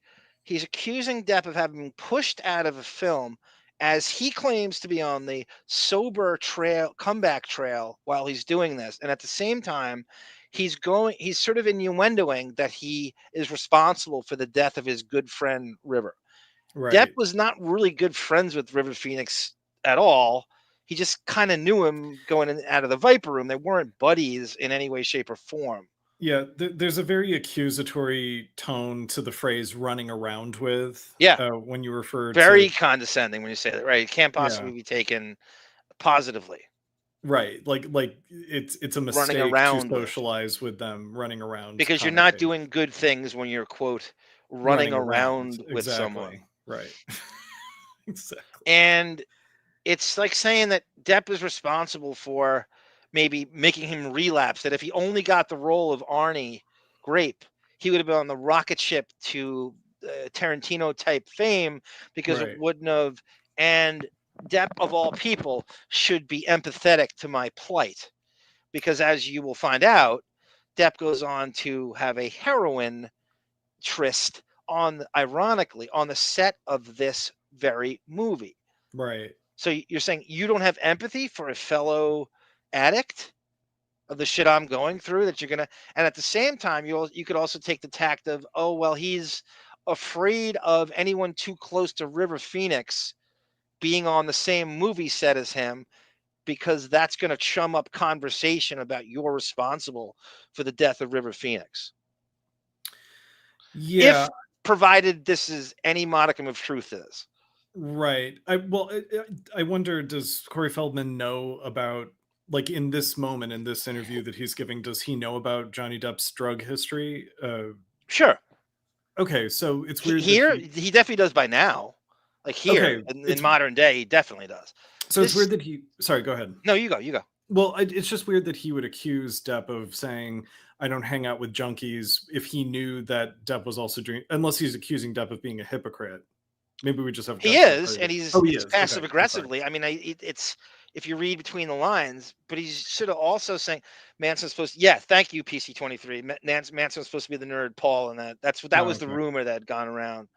But he also says, I heard, like on good authority, that Depp had me recast in the movie. On good authority. Like he's saying that. So who's the good authority? Why is no one at certain, maybe in the next week or somebody from the movie comes forward that this is absolute horseshit, whether it's some producer you don't know of, or Lasse Hallström, the director himself, or Juliette Lewis. You're not going to hear from DiCaprio, I guarantee you that. You'll not hear from him for years and years and years. Maybe Mary Steenburgen will throw Mary Steenburgen. Very nice. John C. Reilly. How about that one? There you go. Yeah. He played Tucker, Depp's best friend. Yeah, I mean, I could see, like, also, he does, again, like Corey Feldman is maybe not aging the way that River Phoenix or Ethan Hawke are as child actors. They have the potential to become leading men, and he doesn't really. And maybe this is like his bid for, well, maybe he's falling behind his peers in the same age range. Like you just brought up a brilliant, like that's a perfect name. Like those two, Ethan Hawke, right? That's like, so he stars in Reality Bites. Those are the guys of that. Now Depp's older than them. You tend to say, oh, well, they're in the same. Depp's a good 7 years older than those guys. Well, but Ethan Hawke and River Phoenix were in that movie Explorers as child actors, and so they both continued to work into the 80s, into the 90s, and started they made the transition well, in terms of like, Depp's significantly older than all these guys, but Corey Feldman has River Phoenix and Ethan Hawke to look at in terms of like, oh my God, as you said, I'm falling behind these guys, so I got to get into a really good prestige movie like Gilbert Grape in order to, create a tourniquet to get me into the next part of my life. A tourniquet. Especially when, very nice. That is the best use of tourniquet I've ever heard or ever will hear. Right. You also got to remember too, the Tarantino-sized thing is happening now, right? So guys like Corey Feldman are thinking, oh, well, I'm going to eventually get my Tarantino moment, and I'm going to do a Travolta in Pulp Fiction, and I'm going to have my comeback. Isn't that a song he fucking has? And I'm going to get my Travolta moment, and Tarantino's, or somebody like him, is going to revitalize me. Because this is where we're going now. Is you can't typecast me as the dopey kid from the Corys in the late 80s. I'm better than that. I'm more than that, and you're going to find out how. But the difference between him and Downey Jr. or Mickey Rourke or any of those guys is he's not talented. Right, and they were doing like good movies in the first part of their career, and you know, I know people love Goonies and Lost Boys and all that stuff, but it's like it's a kid role for a kid Right. movie, right? Yeah, Right. they weren't Robert Downey Jr. wasn't a child actor. You know, he was doing Less Than Zero and Chaplin, and you know, before he was no doubt. down And his eye was on what's right. He was very focused on what good work was then, very cognizant of I'm not going to be a brat packer, you know, going into the 90s anymore. Even though he had his own problems, but it was crazy that Favreau pulled him from the ashes and made him Tony Stark, and you got to see him because he could have not done that. I mean, Depp was initially thought of as going to be Stark, and that would have been great. He would have been a great Tony Stark. Downey Jr.'s like, I can't let Jamie Gertz have the last laugh with Twister. I got to have her after her. Or the Cohen or the Atlanta Hawks with her husband, which is another one. She's like this crazy billionaire or something. That's that's the power of the puss, really. She's not some genius. She's not Ted Turner in Atlanta. She's the Sparrow Square chick from Seinfeld. At the time, right? As we all know, Rivers' last night on Earth was at Johnny's establishment. So, as you can imagine, there was a bit of a thorn in the side on that one. Sure. And had I not been pushed out and done that role, who knows what would have happened? See, he just everything we just said. Yeah, right. So he's implying that and this is what I said. This is when I read this as an article from Black Morticia Addams, my first thought was I didn't see anything of the sort. I did not see this yet. I said he's going to accuse Depp of not wanting to chum up Viper Room, River Phoenix stories again, because if Corey is brought onto the set, he's going to bring up River's memory all the time.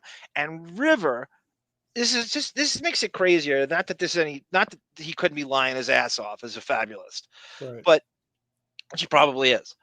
But River, I'll say it again. River Phoenix was indeed offered, and I've heard this corroborated, the role of Gilbert Grape before Depp was. Also makes us even stranger. And there were like crazy rumors that Depp had him. Like he was complicit to the speedballdom because he wanted the Gilbert Grape role so bad that he's just going to let him die on the sidewalk when he could have gotten EMTs there faster via his brother Joaquin. It was a phenomenal career. This tiny little movie caused so much. I know, right? Hollywood intrigue. It made like $11 million or something internationally at the end after its run. From that point forward, that was kind of. But it gets brought up all the time though to this day. Like, and again, it did nothing at this and Ed Wood did nothing at the box office, and people bring that shit up all the time. Right. Where were you when it came out? I'm in the theater by myself, you know, jerking off in front of Pee Wee Herman. I saw it like 10 times. I saw Gilbert Grape like 6 times in the theater. Like, where was why are you bringing it up now? It's this weird hindsight 2020 nostalgia look to resuscitate these movies. I'm telling you, nobody went to the theater to see this shit. Right. Nobody was there. And it's a Tim Burton movie. It's the least successful. Ed Wood is the least successful Tim Burton movie at the box office, like probably ever, or certainly at that point. Right. And I agree with what Sarah said, where it's like Corey Feldman doesn't have the range to pull off that character. You know, it would come. He's not talented. Right, Yeah, he's not. So it's like, you know, like Howard always used to make fun of like Rosie O'Donnell in that Andie MacDowell movie where she played someone who was mentally disabled. And right. It would have come off with that kind of like cringe factor, you know. Well, he's implying. I mean, this is like the kind of the pomposity or the hubris he has of this career, the delusional of just saying, oh God, I'm as talented as anybody in Hollywood, that I could have any role I want if they just gave me a chance. Yeah, right. He's saying that I am Corey Feldman is saying I am as talented as anybody in Hollywood. You just have to give me the chance. There's nothing I can't do. Even in person, he like as himself, he comes off as like, you know, nervous, and like he doesn't have the sort of composure of like you know, no subtlety. Right. Yeah. I mean, actors, even when they're being interviewed who are really, really good, you know, they have some degree of performative. They have a performative nature to how they even come off as themselves. He doesn't even display that. You know? No, there's no humility. There's no self-awareness. I mean, I guess all these things this like dabbler universe has is the people they seem to punch down on all have the one thing they all lack, right? And there's a couple is self-awareness. Like they don't understand how they're being perceived by everybody, what a joke they all collectively are. Right. That's certainly Corey Feldman. Like, do you think he has any self-awareness? He can't, right? Obviously, the ridiculous Michael Jackson shit and his horrible music. He obviously has no self-awareness. Right. And this is the case, but you can't corroborate this story. A good liar, a good fabulist. Yeah. What they do is, right, you go, okay, well, who's going to be able to back this story up? Nobody. I mean, DiCaprio's not going to talk, right? He's not going to even see this. The director, Lasse Hallström, is off in fucking Sweden somewhere. Yep. Juliet Lewis does. Who's gonna call me out on this? Yeah, Juliet Lewis is in a Scientology stupor, so she's not gonna fucking care. Scientology stupor. We're on alliteration today. The other thing too is that there is sort of the Gary Busey thing of like you make money off of the fact that you don't have self-awareness. So it is like this Russian nesting doll of like. By the way, that's a great name, Gary Busey. Does he have do you think there is a wink, wink in his mind that he is in shtick coma mode, that he does know what he's doing? That's a great thought. I never thought about that with him. Right. That's what I'm suggesting with Corey Feldman. You know, I mean, Corey Feldman is not in character per se, but I'm just saying like the whole I'm going to be honest about my time as a child actor and do the horrible music thing is almost like, you know, he knows that people are going to be like, oh my God, I got to hate listen to this because how bad is this music going to be? But, you know, it's still, they have to buy the album, or they did at some point, to hate listen to it even. So he needs to monetize. I mean, this actor we're going to see after this, his name's Scotty Schwartz. I guess he was a kid actor, much like them. And he was in that group of these sort of like Lilliputian 5'5" kid actors who, you know, and I've got a little surprise for you because I think you saw this. You definitely saw this episode with us. He's the Christmas Story kid, right? Yes. Yeah. Yes. So he's calling Corey Feldman out on all this stuff. Sarah showed me these Scotty Schwartz videos of him calling him out. He's like he's fact checking him, right, as it were, on all this stuff. But I am suggesting that Corey Feldman, like the guy I just mentioned, oh my God, I'm forgetting who you just mentioned. While Gary you think of it, Gary Busey. What I'm suggesting is like, I'm saying both. There's this category of like has-been people that spend the remaining 20 years of their career capitalizing on irony and sort of like, I'm going to do intentionally bad shit because, you know, people are going to pay for the ironic, you know, satisfaction of like, look how you fell from grace, you know, and how bad is this music? There's a whole reality show industry that's built on that now, right? And some of it's drying up. That's exactly. Well, he did a reality show with Corey Haim called The Two Core, and I think that was the mentality going into that. The only, like, an agent says to him, the only way to cash in, the only way you can is you have to own your shittiness. You have to own how washed up you are and just run with it. And you do a reality show. Didn't Dice have a reality show on either VH1 or an HBO show where he was kind of playing like a wink wink version of himself? Yeah, I vaguely remember that. In the same way. Yeah, I mean, Andy Dick does this. Andy Dick is a great reference. That's a perfect name. Most of his career is based on I mean, I know he was on news radio. He's in this crowd, by the way. He's like friends with Manson and shit. He's in this. Andy Dick is all over the Dan Schneider, Nickelodeon. He is all over this. This weird pedo crowd that circle jerk here. You know what I'm saying? You could connect them all into welcome. I can't believe I'm saying this. Welcome, Blackface Smile, to the Deppening family. Welcome. I don't know that name. Jonathan Hay from fucking Men at Work. Colin Hayes interview about. I did not see that interview. I don't know what that is. But welcome to the Deppening family, Blackface Smile. one of those watershed moment movies. That gave Leonardo his first nomination. Yeah. Yes. So welcome to the Woulda Coulda Shoulda podcast. So Corey is saying, if that were me, of course, I would have killed it just as hard playing Arnie Grape, and I would have had the supporting actor nomination, just like DiCaprio did. Right. Like DiCaprio's best work. I'm with before. I can't stand him for the most part, but his best work is as a teen actor in his late teens. Like that stuff, the string of stuff. When he tries to play a tough guy as an adult in a Scorsese movie, it is laughable. It is such a joke. I cannot take him seriously on any level. And playing, and he still looks like this kind of she-boy man-child with grandmother arms. He's 50, he's my age.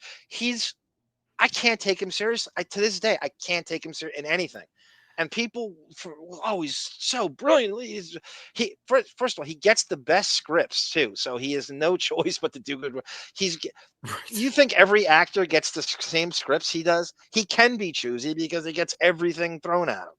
Everything. Yeah, that talk about like one movie bankrolling a reputation for, but also creating a Emperor's New Clothes perception of you. You know, that Titanic just, I think, was such a pivotal cultural thing that just enabled him to continue acting. I mean, he's not even that good in Titanic per se. It's very mediocre. It's very average. It's just that the whole project as a whole was so compelling to the culture that he's able to go off and have a career where he works with really great people, but he's not really. I was rewatching like Catch Me If You Can recently. Yeah, it's ridiculous, right? I can't even look at him in the trailer. I'm going, you can't believe, who would buy this? Who would buy this? Yeah, and it doesn't come off like he's not suave in it. No. Like that character is supposed to be kind of suave, and he's supposed to be able to lie to people really easily, and he's just kind of overacting. Yeah. Who would go along with him as a pilot? Like, who would buy that? Right. It looks like a 14-year-old in a cockpit sitting on a Ted Stryker's lap or something. It's ridiculous. He's ridiculous. It was not Housey Football. It was Cindy Packard that said it before. Yeah, I agree 100%. Housey Football with a decent pushback here. He writes, well, why would anyone make this shit up out of the blue? I actually there could be a semblance. Maybe his name was on some short list, Housey Football, but if I'm to say, like, let's say he's lying, he's cultivated this lie for years, but he's only saying it now in a public forum. Like, he's been lying about this forever. Right. So this is a crafted lie that he's had in the holster for a while. But again, I mean, it is a weird movie to bring up. But he's also implying that I'm going to, if I got that one opportunity, I would be as big as the biggest movie star in the history of, which, let's face it, hate him or not, and I hate him. Yeah. DiCaprio is like the A-list right now. Yeah, I mean, I mean, as much as I don't like him, there must be something that I just don't see that has perpetuated his career. Both of us, you and I both, you and I and Cindy Packard both. I don't see it. I don't even see him as having an it factor. I thought he was ridiculous in the Wolf of Wall Street.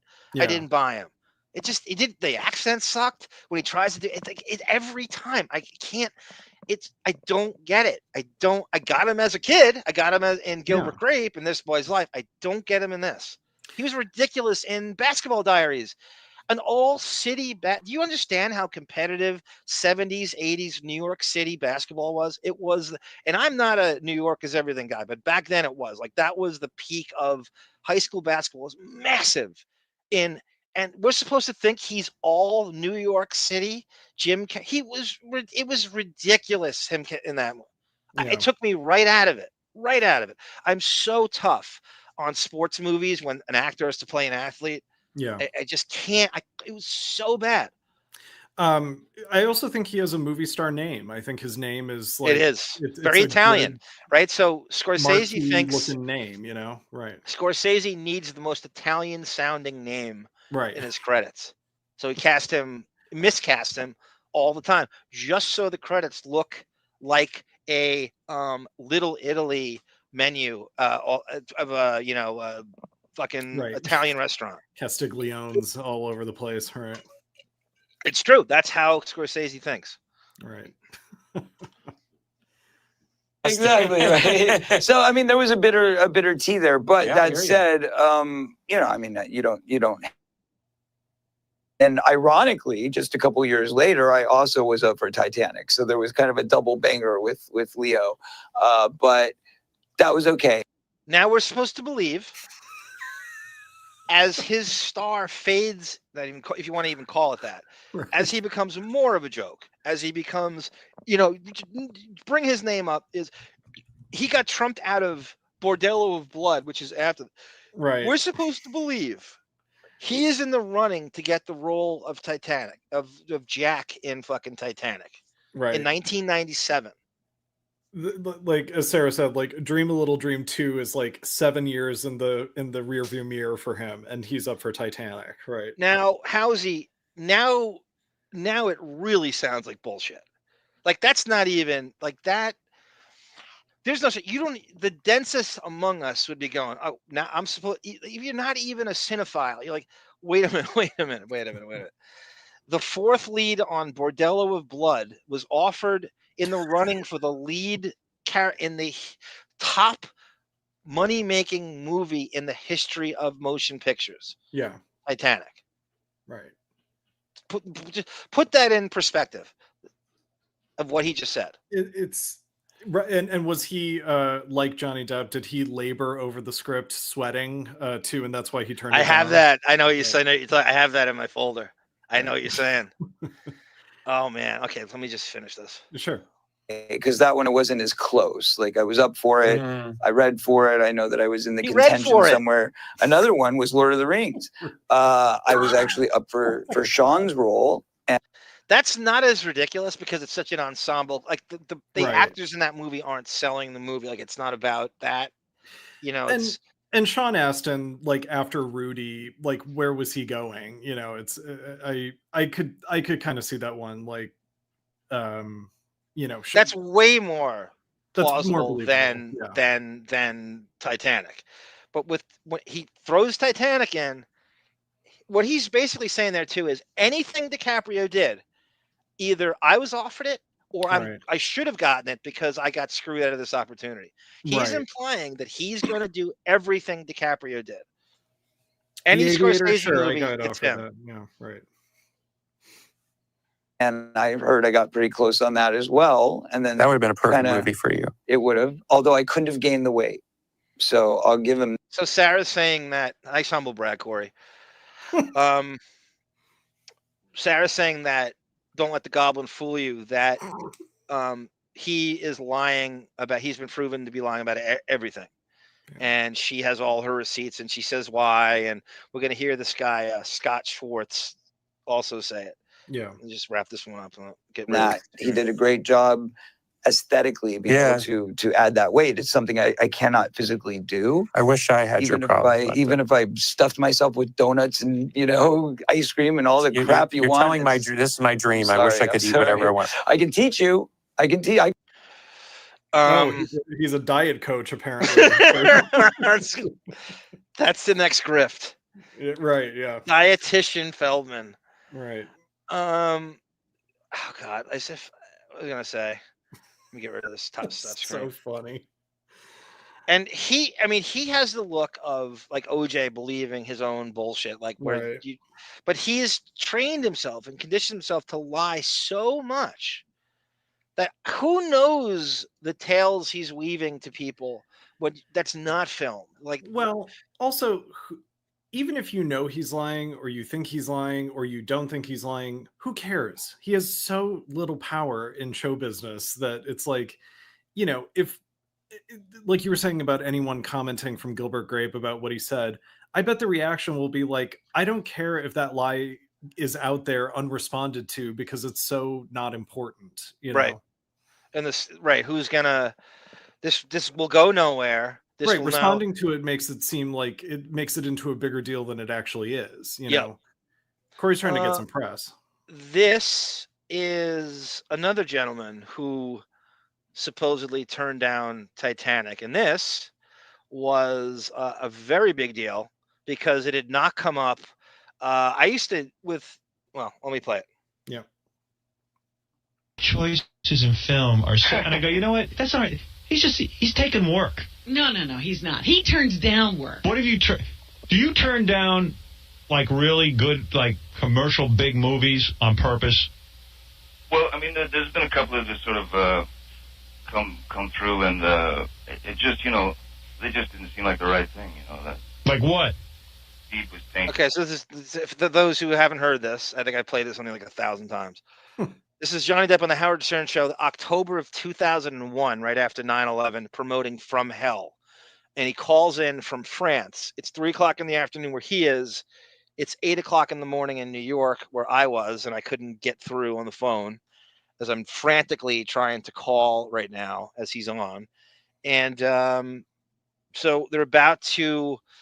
Howard loves to really, and this is always a good question, but Depp had, for years had totally he turned down anything Keanu Reeves got offered in the 90s, anything Brad Pitt got offered in the 90s, really big. And so even though, and we find out one that had never come up before. Somehow. Like what's tainted somehow. Like what's the biggest movie you ever turned down because you thought it was just lame? Well, it would be unfair of me to say what I turned, but I'll put it this way. I read about, I labored through about 15 pages of Titanic. It's a horrible movie. And I was sweating and it was horrible. I mean, I couldn't get through it. Now, so it was horrible. Leonardo DiCaprio has never done the Stern Show, but he has a bunch of friends who have. Right. Jonah Hill and stuff. There's not a shot in hell this didn't get back to DiCaprio. There's not a shot in hell it didn't. Right? That's the biggest. I mean, that is a haymaker thrown at DiCaprio saying, what a piece of, God, I'd never do that movie. So if you're hearing that, that's an offhand. It is like, what a cornball movie. I would never do that. And so that has to get back to DiCaprio. And these two have a really weird history since that movie. I'm going to play you something after this. So it was horrible, but you probably see yourself, hey, he's a great director. I know this is going to be big. I don't care. I'm not going to do it. You knew it was going to, I mean, I knew that Titanic would be massive. But then you wind up in The Astronaut's Wife. Yeah. How'd that happen? Hey, That's a great line by Robin. She's Good clearly job, a Robin. fan. Yeah. Like to throw Astronaut's Wife that quickly into the scenario. That's she didn't see it like me 15 times in the theater. Right. But that is a Lauren great Marie. Robin's clearly a super fan. And good for her for throwing a shit movie in Yeah, his face. but that's a wise ass. explain Like nobody yourself. would have the balls to say that to him in an interview setting. Right. it seemed like a good idea at the time, It'd be cool if Johnny Depp had Revenge of the Nerds. You know what I mean? Yeah, I'm But open you to see, anything. I watch every Johnny Depp film. I've seen the good ones and the bad ones. Well, you haven't seen the new one? I haven't seen the new one yet. It's great. From Hell. So that's From Hell, and how is From Hell? Is it a good movie? it's kind of boring. It's kind of okay. basically people like the joke was that it's called Sleepy Hollow 2. Oh, Because okay. it came out like right after Sleepy Hollow did. It's the same decor and it's the same Right. setting, and it's based on an Alan Moore graphic comic book novel, which I'd never read. It's boring, it's not very like superhero-y for me to read, and I'm just like, Right. nah. But it's based on that. moody. Alan Moore did a bunch of really legendary stuff in the comics, Mhm. the Killing Joke and all that stuff, and it's okay. Like Heather Graham's in it. It's the guy from he just passed away. He's from Harry Potter. Oh, Ian, because he's Michael Gambon or no. He's sort of like he's got a big John Goodman face, big head, big Robbie British hair. Coltrane. That's it. Robbie Coltrane's it. Yeah. So he plays his sidekick, as it were. In this, it's very mediocre. It's okay. People who love the comic hate the movie because apparently Fred Aberline is supposed to look like Sean Connery. That's how Alan Moore had decided that that's how the comic went. I didn't read the comic. It was like a really kind of scratchy artwork and stuff. When I looked at it, I glanced at it in the comic book shop, and I just this is nothing Not for you. Yeah. Not for me.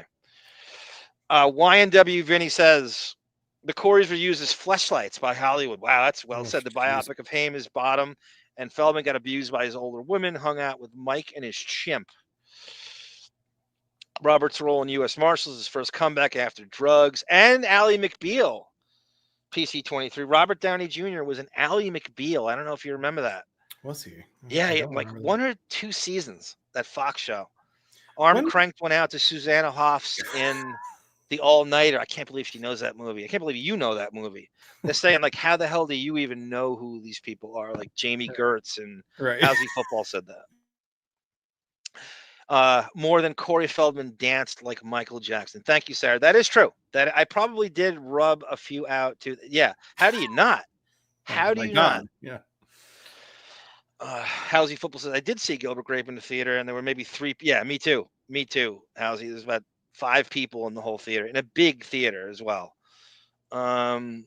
This is Johnny Depp. I guess we don't have to do the how. I wonder if that's relevant here. Okay, this is I gotta get to it before I forget. So this is during the trial, during the Fairfax trial. A lot of stuff come out. So this sort of compounds. This is amplifying the Depp-DiCaprio feud.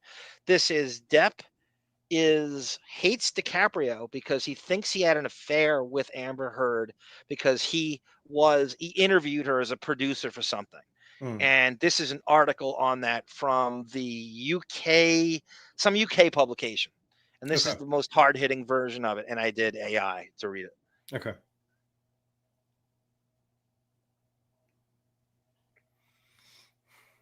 Here we go. Go ahead. Ms. Heard added, he spoke possessively of me as my woman, and made comments that he wished he had found me before I had slept with anyone else, joking he would have lost. Johnny Depp accused me of having an affair with Pumpkinhead Leonardo DiCaprio, claims Amber Heard. Rosie O'Donnell. Amber. I know, right? But this is a direct quote. This is from the transcripts. This is not some shit they made up. Yeah. This is what Depp calls these people. And Channing Tatum is another one. This is one of the things that has me thinking that Depp will not get conventional film work again unless it's coming from the MPS camp, because those guys are pretty powerful now. Yeah. DiCaprio and Channing Tatum, meaning. Channing Tatum is in Jump Street, for Christ's sake. Yeah, right. So he worked with him again, and this is the shit he talked. It's like somebody recorded you talking shit about everybody and then just puts it out there. That they deserve it, maybe not. So that as per Bruce Witkin, Depp's jealous of everybody, whether it's Adam Ant and Tamara Francois, or you have here. So he calls him Pumpkinhead, and that's, there's no good way to take that. No. Yeah. You're full of seeds. You people like pumpkin seeds, right? It's like a nice delight, nice snack with salt on them, right? Haven't heard that one, but sure. Great. I'll own it. I haven't heard that one, but sure. I'll own it. Sure. Amber Heard. Amber Heard has alleged that Johnny Depp accused her of having affairs with each of her co-stars and other Hollywood icons, including Leonardo DiCaprio and Channing Tatum, whom he nicknamed Pumpkinhead and Potato Head, respectively. Giving evidence against Mr. Depp in his high court libel battle with The Sun. Ms. Heard described So it's on Billy Bob Thornton, who's absolutely hideous. Like, just, you talk about, like, just the guy has no business being right with just, and I'm so with Depp on the hatred of that guy. Remember the Tom Petty thing they played for a while where he couldn't handle the questioning from that Canadian journalist? Oh yeah, I do remember that. Yeah. Would you ask Tom Petty that question? Would you ask Tom Petty that question? And he's trying, and he wouldn't. He's like, I used to read a monster magazine, and he wanted you to put him in the category of Tom Petty as a musician. There's nothing worse. There's nothing worse than actors becoming musicians. There's nothing worse. There's that adage that, like, stand-up comedians want to be rock stars and rock stars want to be stand-up comedians. And I think it applies to actors as well. Like, actors want to be musicians and musicians want to be actors. They want, where musicians' charisma is almost like intimidating to an audience. an actor's charisma is inviting. You know, it's like, oh, they're so funny, or they're so this, or like, I want them to be my friend. And I think just both groups want the other type of charisma. They want to experience both sides of the narcissism spectrum, you know? No doubt. I remember an interview I was reading with John Mayer. Yeah. Which was a great quote. And he said, what annoys you about show business, or some shit like that? And he goes, I think that what annoys me the most about show business is nobody stays in their lane. Nobody's satisfied with staying in a lane and getting the opportunity they were got. I agree with every actor wants to be a musician. He goes, just because you made it as an actor does not give you, I'll never forget, he said just like this, just because you made it as an actor does not give you some all access pass in show business to do whatever you want. That's a really good framing. Specific skill set. And you should be satisfied with what you have. You don't need it. If you loved it so much, you wouldn't need to go out and perform. You'd do it at home. So stay in your lane is the message. I mean, one of the reasons I'm kind of doing my own YouTube stuff now is because, like... Yeah, by the way, promote your channel. Thank you. I forgot about that. So, David, say what your channel is, and everybody should subscribe to it. You can. John made a post about it in the community tab, which you can look at. But the reason I'm doing it is because a lot of film composers are getting hired and they don't write music. They're performers. Right. Because they were on camera, directors don't know and producers don't know where to go to find composers because we're not traditionally on camera people. Right. And so these people who are like pianists are getting hired, but they don't write music. So they have to hire, you know, a bunch of kids in a trench coat to be them, you know, on the job. Yep. And it's ridiculous. So it's like, all right, well, I can be somewhat cute and fun on camera if I want to. You ain't kidding. Just ask my right hand. So I will, you know, I'll play that game to get noticed, you know. If you did that in the 90s or 2000s and early, Jonathan Brandis would still be alive. Right. He would have realized, like, it is worth it because David is. We've got, you know. By the way, I suppose you can start using. I was just gonna say, like, you know, the cat's out of the bag on, you know, I have a channel and everything. If we want to start using my real name, we can. I will give you that option, but as my black friends would say, yeah, my government, my government. I'm gonna pronounce the N. Don't use my government. So you want to use your government. We can if you want. I kind of like being David on this channel. I do too. I'm used to it now. I think I would be thrown if we started using my real name, but anyway. I like in the comments that people misspell it all the time too. Like, right, yeah. You'll see like DIVEED. That's, we shouldn't even know how it's Mark Harris's fucking gay lover and sidekick is who that is. I know. But yeah, your music channel, I think everybody should. I love the commentary more than I'm looking for the $5. I'm there for the $5 words. Yeah, I mean, it's all about movie music. I'm doing a deep dive into John Williams music for the first Harry Potter movie, so it's a lot of shop talk and some, you know, other stuff. So if you want to be bored to tears with me talking about that, you can check it out, you know. I mean, you have a second channel. One of them is actually music, and the second one is actually sex. Right. So you have like hashtag music, and then the second channel is. I was trying to start an OnlyFans on YouTube. Mistakenly. So I put the link for the sex channel right underneath it. When you texted me that, I was like, I don't know what he's talking about, and then I saw it later, and I was like, oh my God. Because I really want people to look at it because he has a channel about sex. Why? Right. What? He seems like such a, you know, salt of the earth, just purity driven. Yeah, it's talking sex on YouTube. Trying to proselytize on YouTube. You know? Get it going. Hey, Blackface Smile. I'm going to totally. I don't know the interview, and I don't know when it's. I don't know why I keep up on all this. I usually all the interviews, and I'm gonna get that for next time. Thank you for reminding me. And that cat looks like Sarah's cartoon cat, Camilla, though. A black cat. Camilla is one cute cat. She is. And here she is. The cartoon character herself. Where is it? Who she is?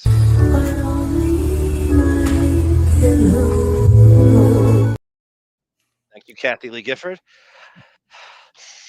various instances in which she claimed he sought to exert increasing control over different aspects of her life, accusing her former partner of trying to police the amount of nudity or romantic scenes in her films. Again, this is what we just said about Lily Rose. So here she is telling Amber Heard the nudity she can do regardless of what the project is, and then Lily Rose can't keep her clothes on, and that's your daughter. Isn't that crazy? How is that not called out? It's so crazy. Even if you don't like Amber Heard, well, shouldn't Amber Heard be going? I think Lily had done something. Like she should have said that. She might have, like, during the trial. If I were running her legal team, oh my God, I would have brought all this stuff up. I know, yeah. How old was Lily Rose when Depp and Amber got together the first time? Cut to, she was 1 in 1999. I want to say she was 11.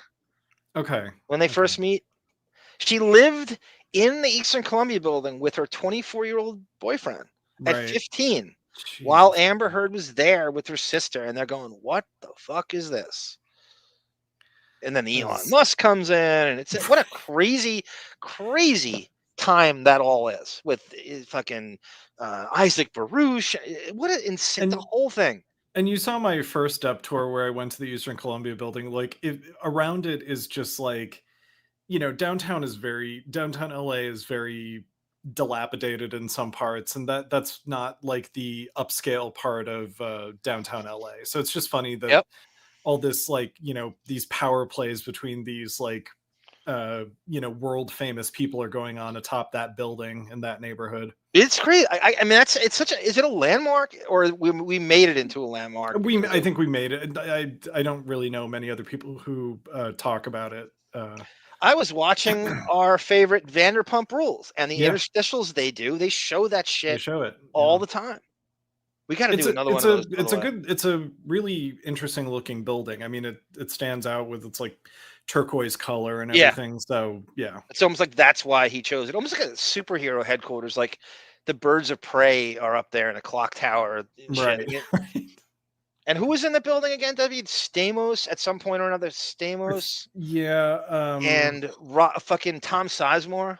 Yes, that's right.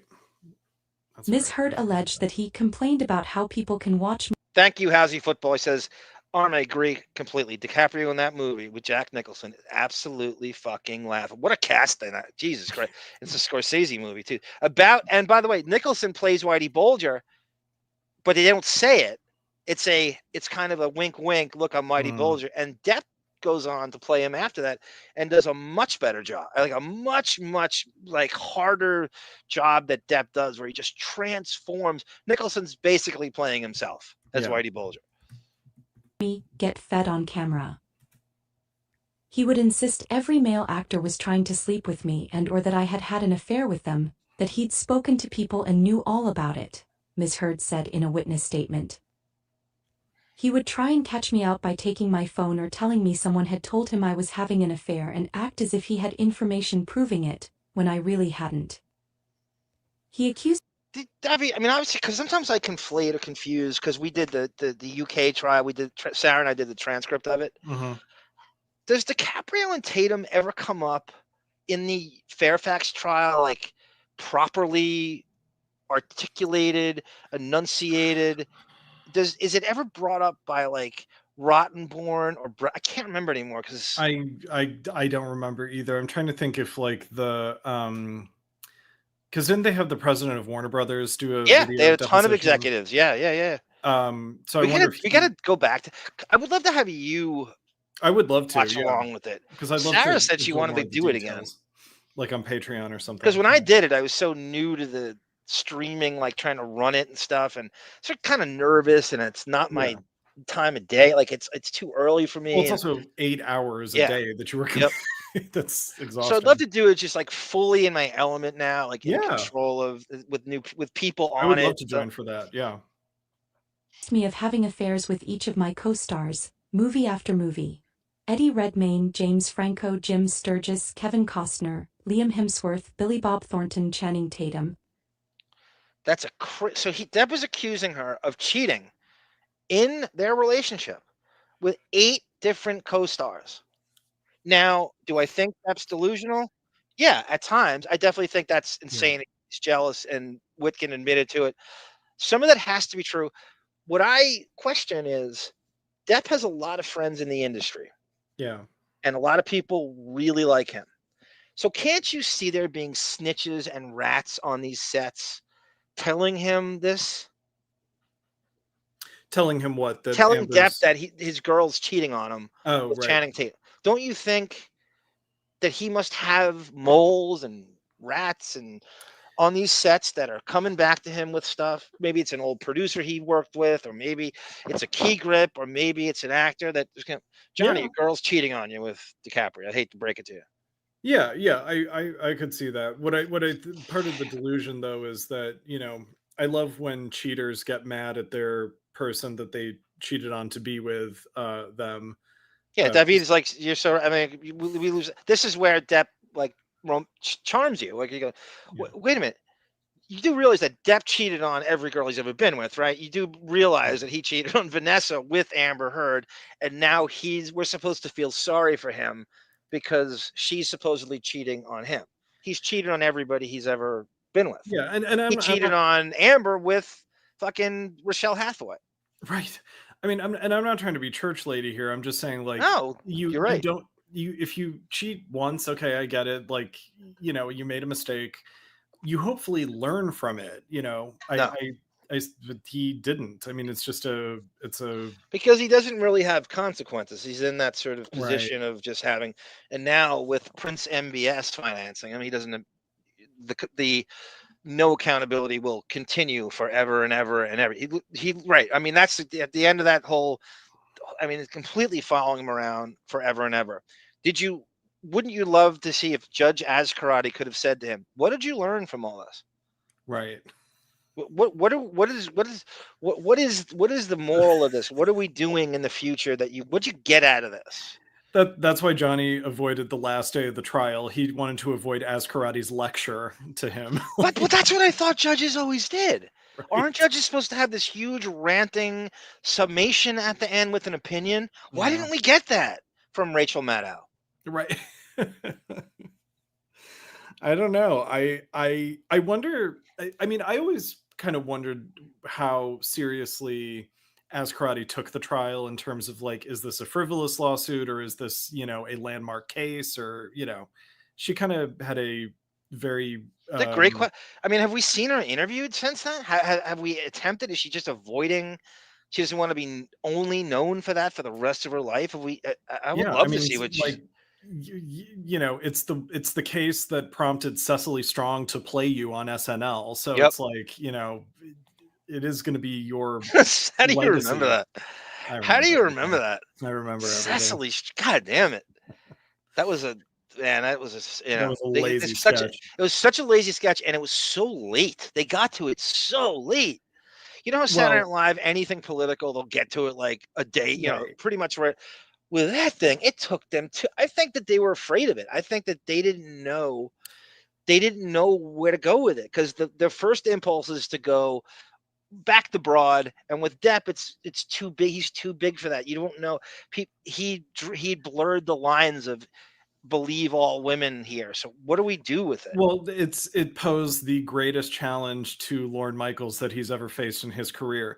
Do I believe women or do I star fuck? You know? Yep. So it's true. That's so fun. That's so funny. That's so funny. So this is Sarah loves this guy. This is Scott Schwartz. And before I play him, I'm going to take you back to 1987-88, the show you and I did. Yeah. Yes. I was and on there's an episode called Bad Influence.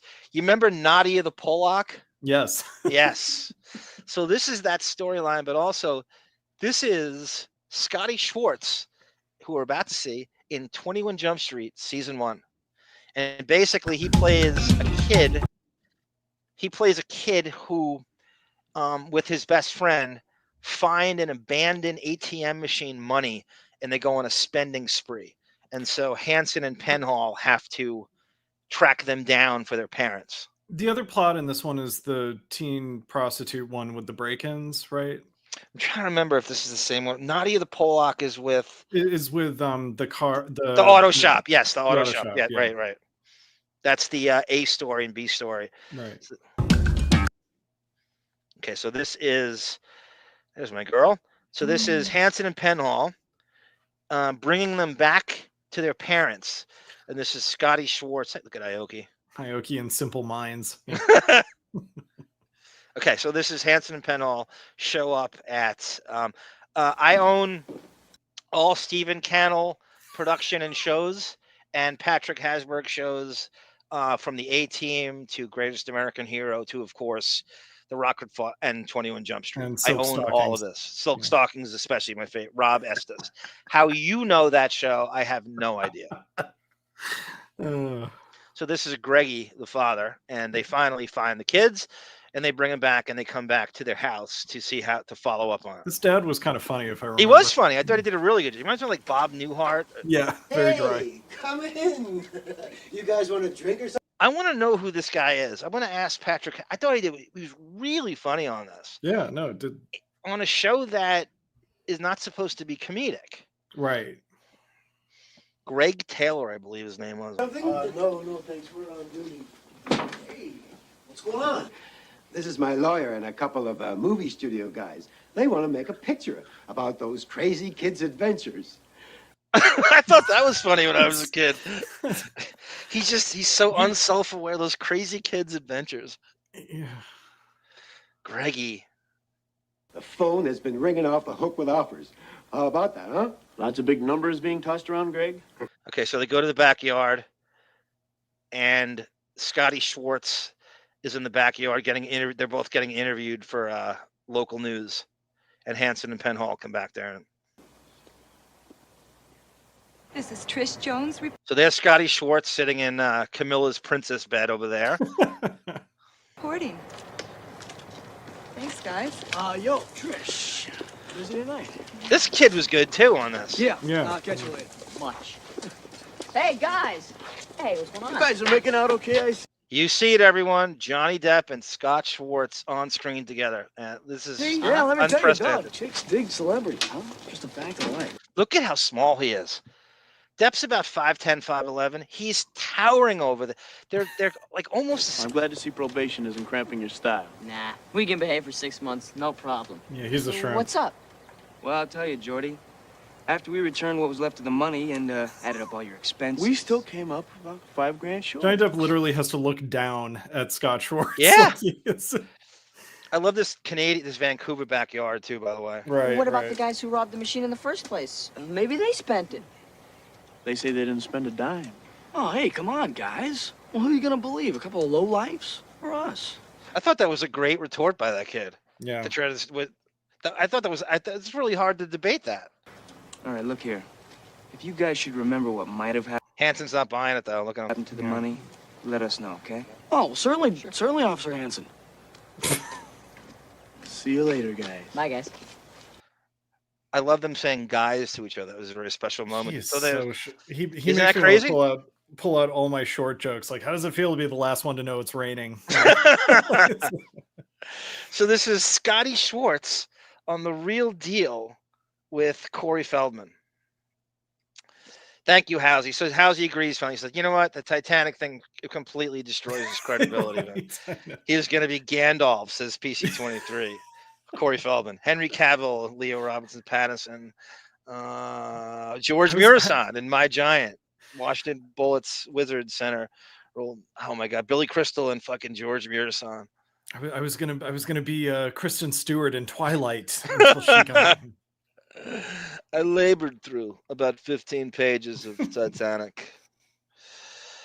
Okay, this is Scotty Schwartz getting interviewed about The Real Deal. We're going to end soon, but we got to get this in for Sarah. This is Scotty Schwartz and some random weird podcast. And what I did with this, I worked the screensaver where I recorded just Scotty Schwartz's face because it's too muddled, and so you can get a better look at him. All that stuff basically before a lot of people. Corey Haim was, at least. What are your thoughts are going on with the other Corey right now? Oh, let's see. Dr. Joyce Brothers, Dr. Phil, Dr. Oz, and Al. So this guy knows everything about the real Corey Feldman. He's been with him since like the 80s. He's seen him lie. He knows his whole story. I guess he's tight with Corey Haim's mom and family, and they're from Canada. And he basically his role in life is to fact check Corey Feldman. Wow. Albert Schweitzer, it would take enough therapy to fix that kid. Yeah. Yeah, it's disgusting. This is over 30 years of drug use. The memory's not what it was. Doesn't remember exact things. Doesn't remember what happened. Makes up stuff. Accuses people that by far didn't do the things that he's saying that they did. It's for his own personal reasons, agenda, whatever you want to call it. I can't get out, Nobby. Corey Haim was a great dude. He was one of those guys that you would want to be friends with because he was just a good-hearted man, you know. And I knew him since he was, you know, almost 15, somewhere around there, you know.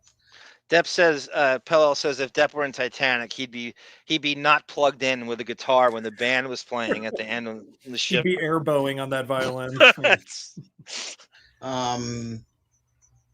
You know, Mr. Feldman has said what he has said, you know, and half truth, half not truth, you know, there are things that have been said against Charlie Sheen, and that's just not true. You know, I had this conversation with Corey Haim. I know who did what, when it. So, W, I think you're aware of the Charlie Sheen stuff, right? Like he raped Lucas stuff, yeah. He raped Corey Haim, and I think Corey Feldman was trying to sell this story to sell the reality show. So he thinks this reality show is going to be huge with the two Coreys, and he'll do anything and make up any lie to sell it. And I guess that was part of the, like Sarah's a total expert on this, but that's from what I understand is how that could happen, how it happened, nothing to do with Charlie Sheen. And he would have no reason to lie to me because not only were we friends, but when something happened, inevitably he called me. It would either be me having to go take care of something, or he would end up in my apartment, you know, for a week, and I would take care of him, you know, cook for. G Canada, the comic book store I walked in like Michael Keaton and Mr. Mom with a chainsaw and overalls on, and made it like I was working on, you know, adding an extension to it. Like I wasn't really there to read comic books. For him, do laundry, whatever. Didn't G Canada come out with a comic book shop called Testicular Providence? I picture that would be big. I think that'd be really good. I picture G Canada as like Nick Offerman in Parks and Rec, like just this rugged outdoorsman, you know, like I don't know how far off I am with that. The Prime Minister of Canada sounds exactly like him, by the way. Who's the guy? Trudeau? He's not Trudeau, his replacement, the other, oh God, what is his name? Oh shit, he's got like blonde hair. He's kind of a little heavier. He sounds exactly like G Canada. Mark Carney? Is that it? No, wait. No. If you can look it up, I can't remember his name. I keep forgetting his name. So you have no reason to lie. Sarah, look at wise ass Sarah. She goes, look at Daria. Today's show, Old Fart Arm discovers AI for the first time in 2025. Amber's IQ is higher than Arm. So true. So true. It's like the old days. It's the old days. UK court got it right. It's so funny to hear people flip out when they read that hashtag for the first time. Yeah, right. the Deptford wives go crazy. Right. Pellel goes, hey guys, how about the irony that the guy lost it? He played in Sleepy Hollow about a guy who loses and has a pumpkin head. Oh, that's very true. So there's money. It's a money factory right now with Feldman. And this has been going on for years now. First it was the book, and there was a bunch of nonsense in there. And then it's the movie on Lifetime. And the book's called Choreography. So I think Sarah's right. I think she said before is like he really should be getting the shit suit out of him. Right. If he's just running around making up half truths and he's the hero of every story, he should be getting the shit suit out of him. It was more nonsense in there. And then it's the documentary now, which is loaded with it. You know, I know Corey Haim's mother. I know Corey Haim's father. This is from 4 years ago, by the way. This documentary was it on the streaming services, or I didn't watch it, so I don't know where it was. I'm sure if Corey Feldman has anything to say about it, it'll be easily findable. You know? Yes, it's on Amazon, Netflix, Paramount Plus, Hulu right now. Disney, ESPN Plus. It's on Paramount Minus. WWE channel has it. I know what kind of people they are. You know, they weren't together. They were getting divorced and all those kinds of things back then. But I knew both of them. I know the family. These are good people. They're not going to let anything happen to their kid. They're not just not going to show up and let him fend. Tamara, it's in our updates. Like I posted it as an update. Community tab, right. For himself at 14 and 13. It's ridiculous. You know. I will check it out. One of the things that really kind of blew it out of left field for me is the talk about Corey Haim. Hey, Tendrils, I love you. She goes, she actually knew the Kathy Lee Gifford song playing in the background with Camilla. Only my pillow knows. In my case, only my body pillow knows. You beat me to You it. gonna say that? A body pillow joke. You and my cousin have mastered the art of body pillow humor. They called me the Will Chamberlain of body pillows in my teens. Did I tell you? Can I take my body pillow to the? Oh, sorry. Go ahead. What, W? No. What? I played a gig in Will Chamberlain's old house recently. What? I think it's the famous house where he slept with like a bajillion women too. So it's in the Hollywood Hills, and yeah, the couple who bought it just hired us to play for like a romantic dinner for them. But the wife told me like, yeah, this used to be Will Chamberlain's house. So it's crazy. So anytime I talk to an old timer about the NBA, they said that he was a force of nature, and that he's the best player in the history of basketball. Like, they're like, you got to be. There's nothing this guy couldn't. He was just, you can't stop him, and forget about this simpleton ring counting culture. Right. Like, that guy was, forget it. Shaq, Bill Russell, Kareem. He just would destroy all of them, like an absolute, like, just juggernaut. Right. Any old timer I talk to, and it's amazing that his name is never brought up as the best player of all time. Right. He led the league in assists once. Right, David? There's nothing better than you pretending to go along with the sports. Yeah, I'm just saying right until the. Look at you though.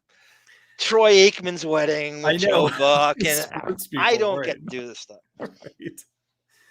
His mom and Great what overhaul she has to say about the movie, and Feldman just brushes it off. And here's his mom saying, listen, if you're gonna, Cindy Packard, someday we're gonna get the real story on his relationship with his kids. It is as bizarre as Howard's. I have not seen him and Lily Rose in frame together in years. Years. She wasn't at the trial in any way, shape, or form. He didn't go to her. Your parents love you, David. Yeah. Sarah's parents love her. Tamara Francois' parents absolutely worship her. Would your mom not go to you if you were at a movie premiere? Yeah, right. For Nosferatu. Yeah. Would your mom and father be the first people there with you? Of course. Of course they would. Where is he? He goes to everything, any dinosaur, but doesn't go to his own daughter's movie premiere. I've never seen Lily. I've never seen Lily Rose snap a towel at Marilyn Manson. Where is Jack? Please tell me I brought him to the front. We can play it. I think he'll be playing. We can maybe go out with it. It's a good closer. Name names and do all this stuff, great. But the second you put money behind it and put a movie out and you're trying to make money off of it, all your credibility goes out the window. And that's from Corey Haim's mom. But Feldman's been doing this for 10 years. It's disgusting. Okay. Now, if you want to know, I will tell you it's not in his book because I'm so crazy with Jump Street that I'm watching this last night, going through this. Yeah. And I was like, how do you not talk about 21 Jump Street the whole time? Like, I'm going, all I could think about is him in an episode. I'm like, he should be like I would constantly be going. But let me tell you about my Jump Street episode. Right. I couldn't. Like, I can't. It can't process in me that he's not talking about that show every minute of every day. I can't understand. I can't process why. I just don't understand how you wouldn't talk about that show all day Talk long. about how Johnny Depp craned his neck down to talk to you at a cinema. No way he would ever say it. It's not in the movie. You can forget it. Okay. I'm sure you all have a best friend, somebody, okay, that you've known for years, whatever. No, I can't relate When to this that. person passes away, God forbid, you know, whenever that day comes. Howsy football goes, wait a minute, whoa, whoa. Depp let his 15-year-old daughter, yes, Howsy. Shack up with a grown-ass man? Yes, a wigger rapper at 24, she was 15, in the Eastern, at some low-life shit. And it's amazing.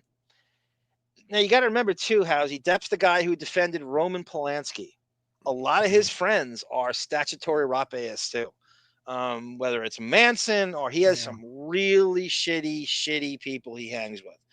You know, and that's that needs to be called out. That is very. His agent said that his own ex-agent reported this. He actually lied to the police. Child Protective Services got called on this, Howsy, and he lied to the police about it. And their excuse is, oh, well, in France, it's not a big deal. It's a very big deal.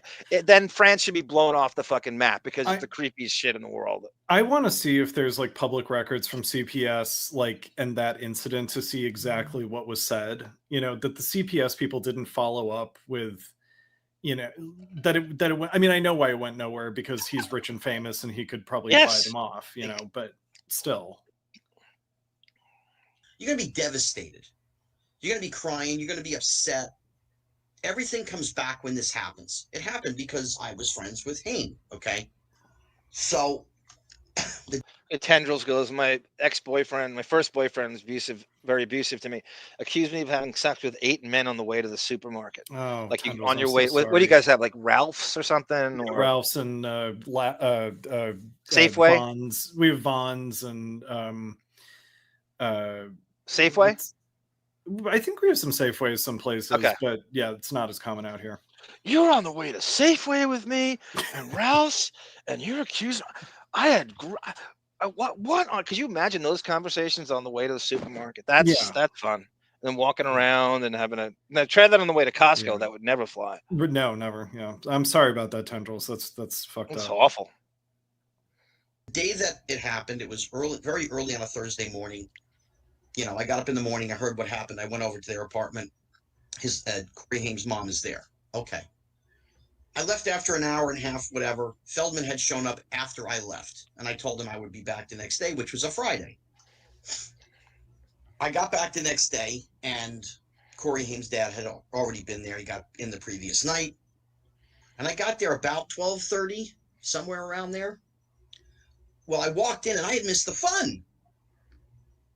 Corey Feldman, whose best friend just passed away 34 hours before this, actually went to Corey Haim's family and offered them money to shoot the funeral so they could put it into season 2 of Corey and Corey, get another year of airtime, and get better residuals out of DVDs.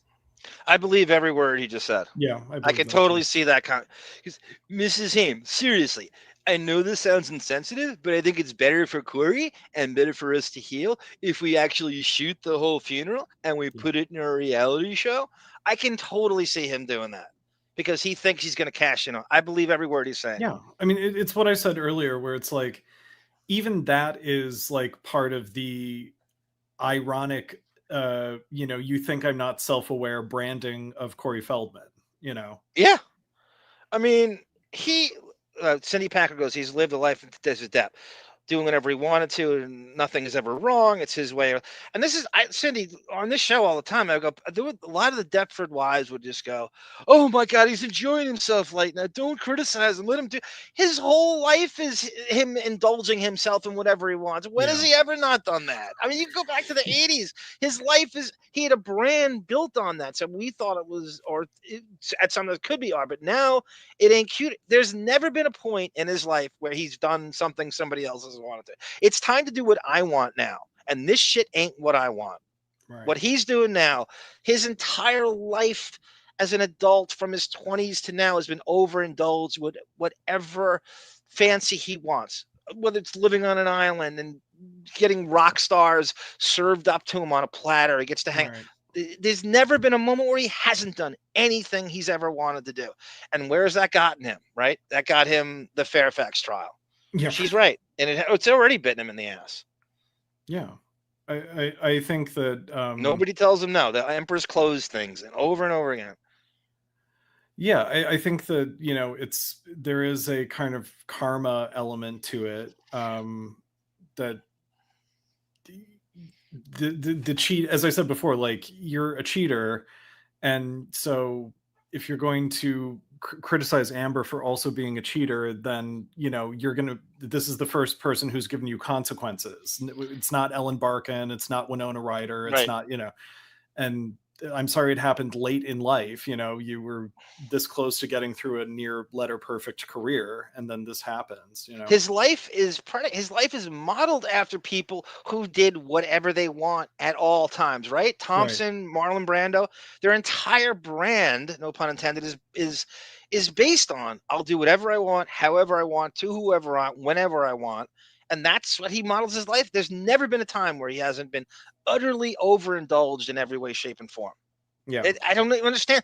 The Depperts are so stupid. Something you could say, "Oh, he's enjoying himself." There's never a moment where he's not. It doesn't exist. It's the dumbest pushback I've ever heard in my life. If I hear that one more time, you're getting blocked. You're getting and banned from the show. You and Judy Wright going at it. Yeah, she would do that. She would do that. Let him enjoy himself.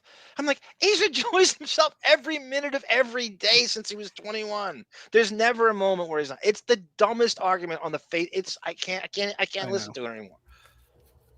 This is his best friend, but he's trying to make money off of this. The kid is still sitting in the coroner's office. Well, they threw him out. I mean, they got pissed and they threw him out. So when I walked in, I was there about an hour after him, and Corey Haim's father took me outside. They had a little patio outside their apartment, you know, outside Corey and Judy's apartment. And he tells me what went down. Housey football is right. He did like softcore porn or porn in general, or because he's the tongue got stuck on the pole in Christmas Story Kid. Right. So right. And I'm like, you got to be kidding me. You got to be kidding me. There's just no way you can comprehend this. A paragon of virtue. Okay? So, of course, you don't throw me out. I didn't do what he did, whatever. And about an hour later, his mom went into the bedroom, starts taking his clothes, throwing it into bags and whatever. I said, what are you doing? How many times do you think Sarah watched the Corey reality show? I bet she knows every line to every episode. Yeah, I mean, I remember Sarah telling me the best DVD features that she ever experienced were on the Osbournes season 1 DVDs, and I was like, oh, we have the same taste in reality TV too. Yes, it's not just 80s soap opera-y shows too, you know. Maybe her cameo appearance in the beginning of this that just rocked the internet. I mean, this is gonna go crazy forever. Yeah, we'll get her to come back and do the Golden Girls episode you two never got to do. Maybe that'll Thank you, A. Smith, sir. Thank you, sir. As a matter of fact, as you do that, I'm really quick on this, aren't I? Give us your money. Give us your money. Give us your money.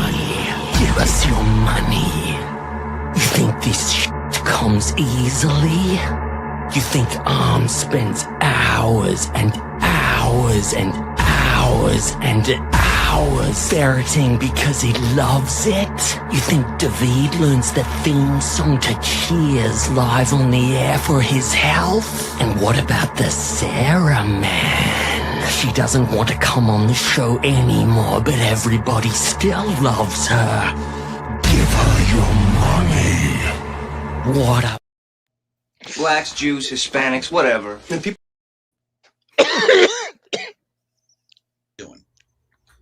This is going to get donated to the homeless, and this is going to go to the Goodwill. I said, listen, you don't have money for the burial. They didn't have money for his funeral. I said, it sounds horrible, but it's not what I'm going to say. I said, I sell things on eBay. This is from his personal collection. He has fans out there. They're going to want this stuff. You need money for the funeral. Let me take the stuff. I'll sell it. You can have it. I don't want 10 cents. I'm trying to help you. Okay. Maria Menounos from Access Hollywood showed up. She saw what I was doing. She asked. How much you want to bet Maria Menounos puts this on her IMDb? Just mention of her. along with her entire day is. Go. No, along with getting proposed to on the Howard Stern show, she puts that on her IMDb. Yes. That is her whole day is how do I become more famous? Like every move, every waking minute is how do I become more famous than the last minute? Yeah. No matter Maria what. Menounos How do I use I'm sorry. Go ahead. I keep talking over you. I'm sorry. That's right. Maria Menounos is screeching at me from the gas pump at my local 76 station, you know, like on some video. Oh, she did one of those gas things Yeah. where you, yeah. It's always it's you know, it's funny that gets you more attention. That's her dream because, right? I mean, you're forced to listen to her.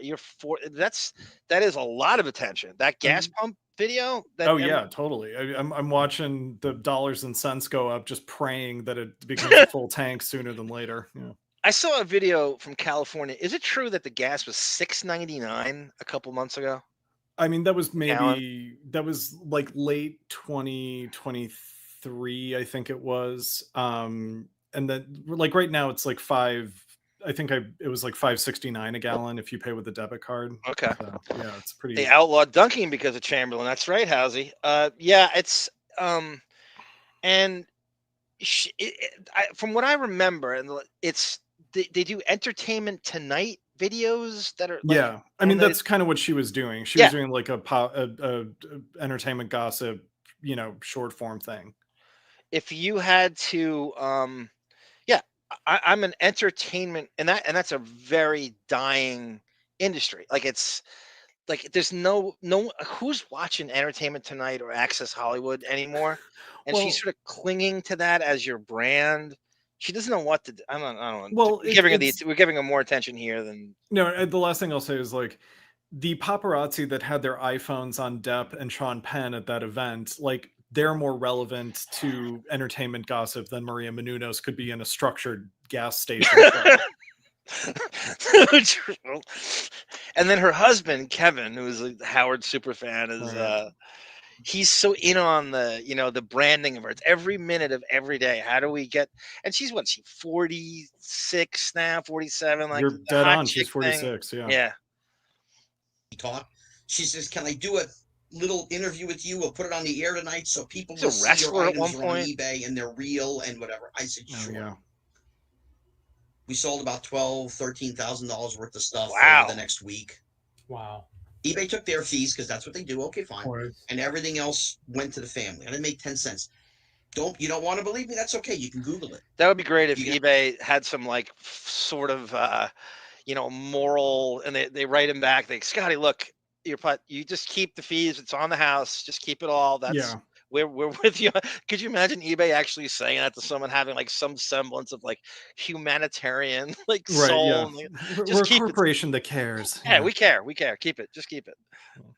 Actually, go on Google, put in my name and Corey Haim, and just see what YouTube takes. Because that's what I did. Thought Corey Haim got raped. There's you have love for people. You have understanding and compassion for people. Autobuckos. I went to Ralph's only because it was in the Big Lebowski, the supermarket. Corey Feldman has no compassion for anyone but himself. He has no care for. Oh, thank you, Housey. I'm very proud. Thank you, Housey. Great Corey Feldman. Thank you, Housey. I like to think I'm the only one that does it. Thank you. You'd think somebody else would try it.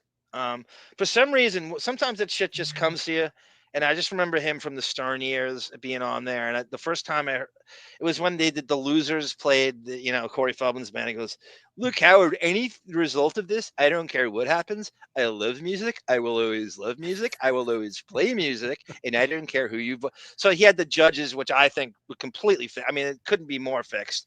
Like the brothers just kicked his ass. And anyone but himself. I want to go back. It's motivated by what's best for him.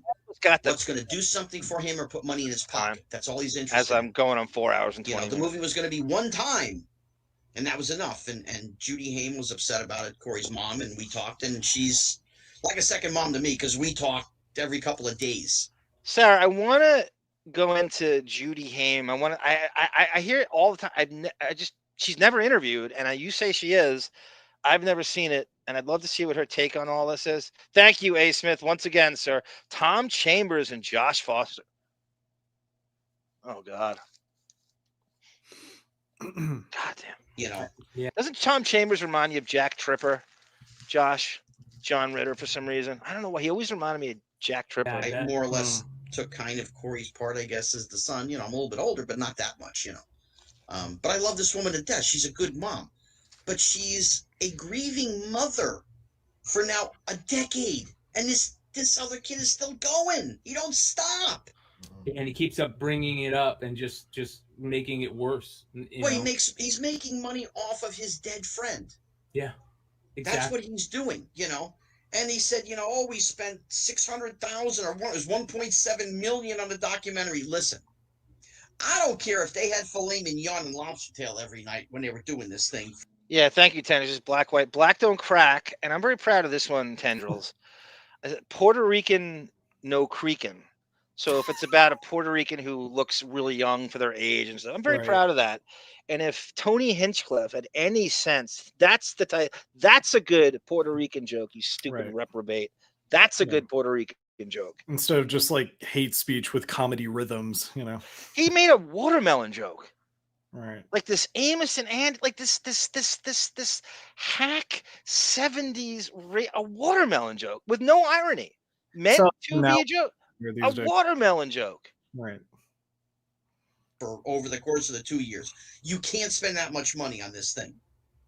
It's a camera, there's a director, he's shooting the camera, it's video, it's cheap, it's nothing. They shot it mostly at his house. Yeah, it doesn't look like a $1.7 million documentary, that's for sure. No.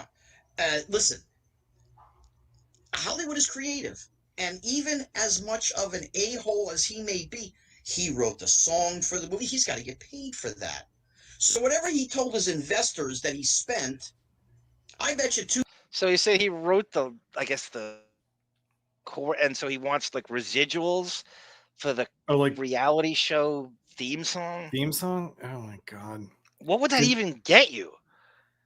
Nothing. I mean, first of all, reality, I've talked about this before, but reality shows are usually they just license like library music cues. It's not like a composer is sitting down with a Real Housewives episode and scoring it. They just license music and edit it in, I hope Rampage Jackson waits for Tony Hinchcliffe to come out of some fucking Klan rally horrible stand-up shows and just pummels the shit out of him in a parking lot.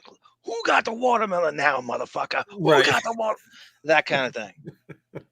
I'm surprised it doesn't happen yet. Revenge, right? 2/3 of it was spent somehow on him. It's the soundtrack, it's the editing, it's the associate producing. I feel sorry for those people because they're never going to see their money back. It's gone. So first it was going to be on one time, and then they had a problem with that. Then he was going to have it for 2 other days. Then it was going to be a month. Red Bar is watching. People are still saying, "Hey, we don't like what you did here." He's going, "Well, I'm just going to keep it up online forever, and people can keep paying the $20 and $30 and come and see it." And I know Maria Menounos' name, A. Smith, is like, it sounds like Menudo, but her thing is Greek, right? She's obsessed with.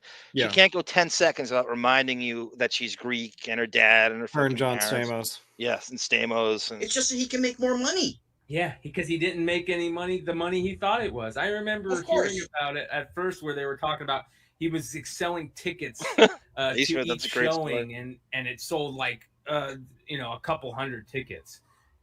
And because people think it's disgusting. It's gross. Well, it is. It is. Listen. Welcome, Anthony. So I'm there with Corey Haim's father, and this is Friday, and I said, when and where is the funeral? He said, the funeral is on Tuesday in Toronto.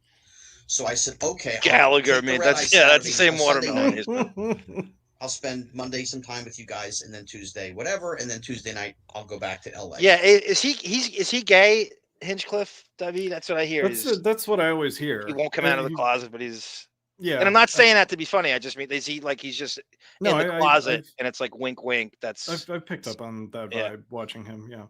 He says, no, don't do that.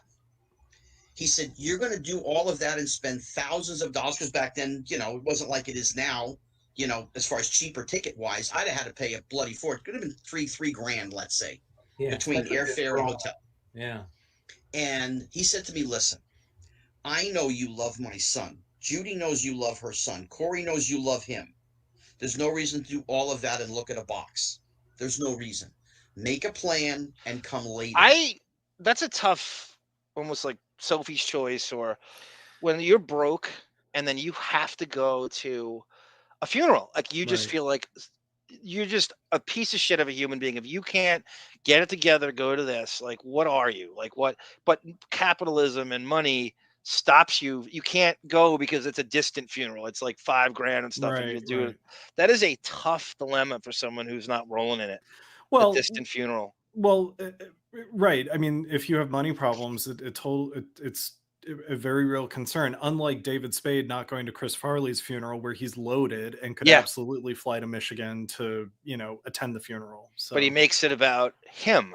Right. And I don't do good at these things. I'm so uncomfortable. Like, what do you think? Who does? Who thrives at a few?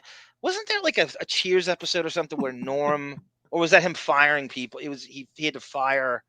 Like they hire people to go to funerals to make people comfortable or something. I vaguely remember that. Yeah, but it's true. It's like, yeah, you know, funerals are not going to be. No one has any expectations of you at a funeral. You know, I mean, it's ridiculous. It's not a Judd Apatow movie premiere party. Right, right. Yeah, you're not. It's not about you. It's about the deceased. I said, are you sure? He said, yes. Okay. This is Friday. Monday night, Corey Feldman went on Larry King. And they asked him, Larry King asked him, are you going to the funeral? Mm-hmm. Now, if he was any kind of a human being, he would have said, you know what, Larry? I just went through my divorce a couple months ago. And I don't even think Larry meant it as a hard-hitting question. It was just like Larry asking a simpleton USA Today, like boring question. Yeah, you're going to the funeral.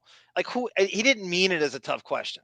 It's a boorish, Larry King question, right? Yep. Exactly. And I just don't have the money to make it, you know. But I hope everything works out okay, and I will go and see him at another time. That's what he should have said.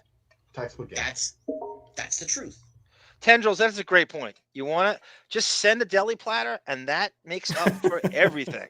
Everything goes away. There's no better way to mourn than a deli platter sent from remote from the Hamptons to Uniondale. There's no better way. Yeah, cold cuts Delabates and cheese. will tell you that. Yep. Exactly. Yeah. Instead, he Jews and deli platters, you know.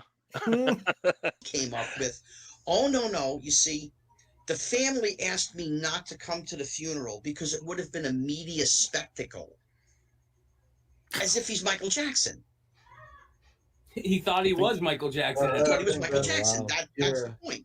He thinks if he shows up, oh my God, there's 200 members of the press and thousands of people are going to. That's the Howard move too, isn't that crazy? Yeah. That's the excuse. Like, I'm going to be bigger than the funeral, and I'm going to make a spectacle, and I don't want to take attention away. And it's the greatest excuse to duck someone's anything.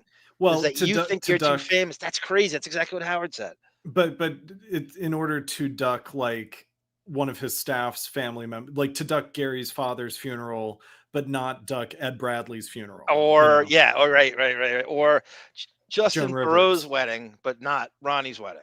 He'll go to Joan Rivers' funeral because he's a keynote speaker in front of all of the cool high school kids. And Hugh Jackman's there.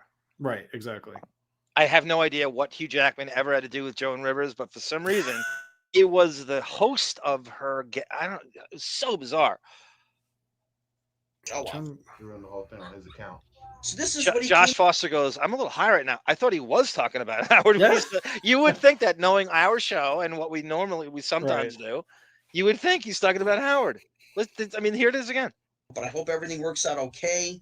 Wrap it and up, I will Bubba. go and see him at another time. That's what he should have said. Textbook. That's the truth. Instead, he came up with, oh, no. You see, the family asked me not to come to the funeral because it would have been a media spectacle. This is what Howard said about As if he's Michael Jackson. He thought he was Michael Jackson. He thought he was Michael Jackson. The similarities of Michael Jackson and Howard are crazy too, and Depp is bearing a lot of. I think did I ask you this, David, or was it Sarah or was it Bon Jovial about? Is there parts of Depp that reeks of Michael Jackson now?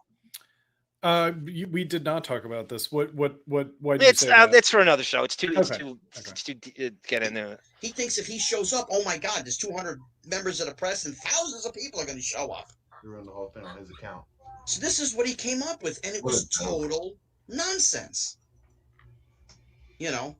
So, that whole time, that whole period, he was playing the money game. Oh, I got to do this, and I got to call him TMZ. Oh, hey, I'm going to Sunset Tattoo Parlor. Come over and see me get a tattoo of Corey Haim. Who does that? This is supposed to be your best friend. You're supposed to be... The list of people that calling the paparazzi. Well, that's a reality show move, right? Isn't that all the people from like the Andy Cohen verse do that, David? They like the Vanderpump people call TMZ to meet them out he's resorted to that. Oh, I'm sure he invented it. That I would give him credit for. I think he's been doing it since you knew what TMZ was. Yeah. But I think bigger people than him do it. Well, I also think even before TMZ, I could see Corey Feldman like, hey, John Tesh, guess what? I'm going to be, John Tesh. on, like fucking Sunset Boulevard tonight. Like, send a camera team from E.T. John Tesh. Conchetta, I'll make your panties wetter.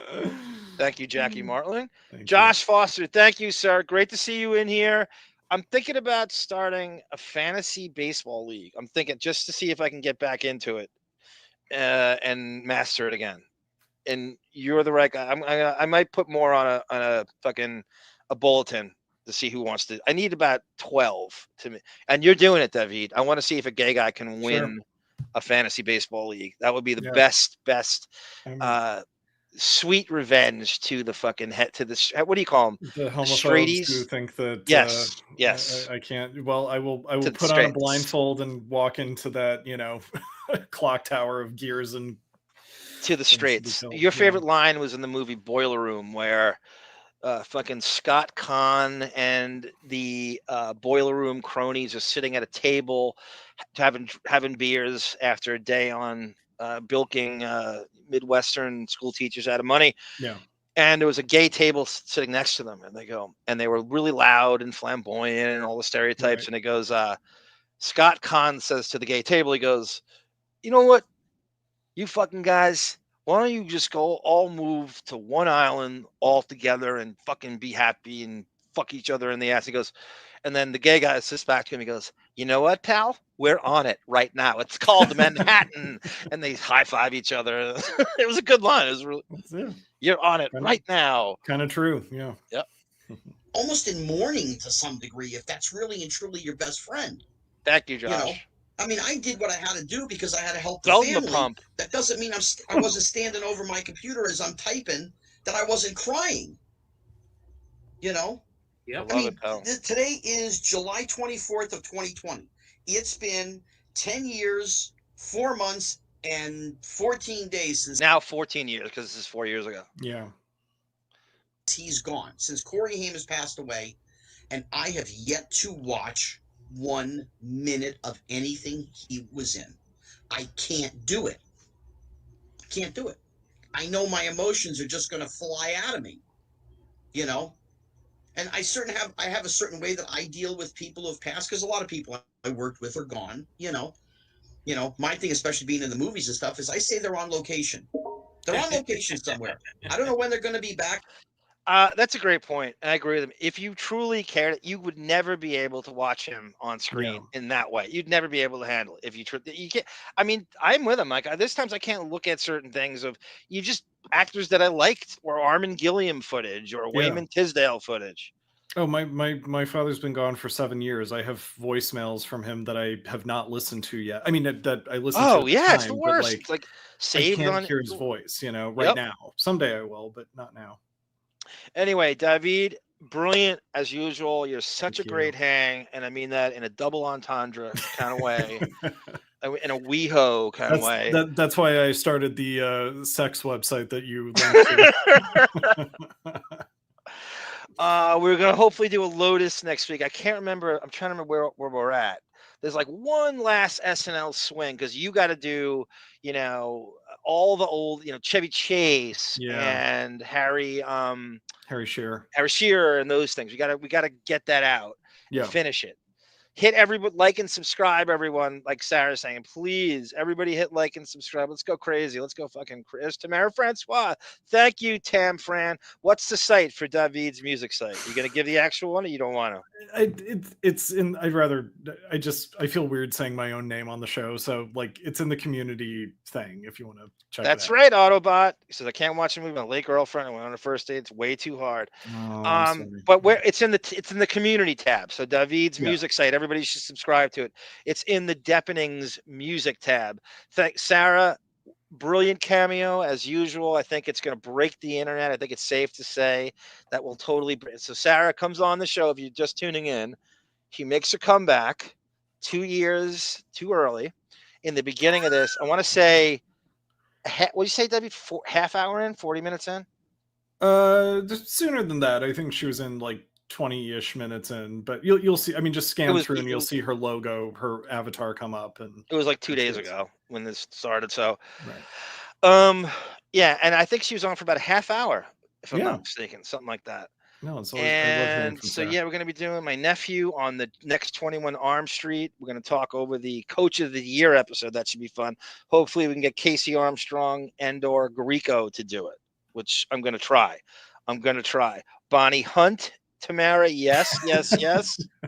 Who auditioned for Jump Street? She told that story on Ellen. I know. I got to figure out what episode that is on Ellen, right? She said that she auditioned for one of the episodes and didn't get it. Anyway, David, you are a delight. Everyone knows it. We all agree. And we all agree. As are you, John. I love being here. Let me just get rid of this. And you're going to see Jack Depp right about. Moo! Moo! Moo! I'm a loser. Eh?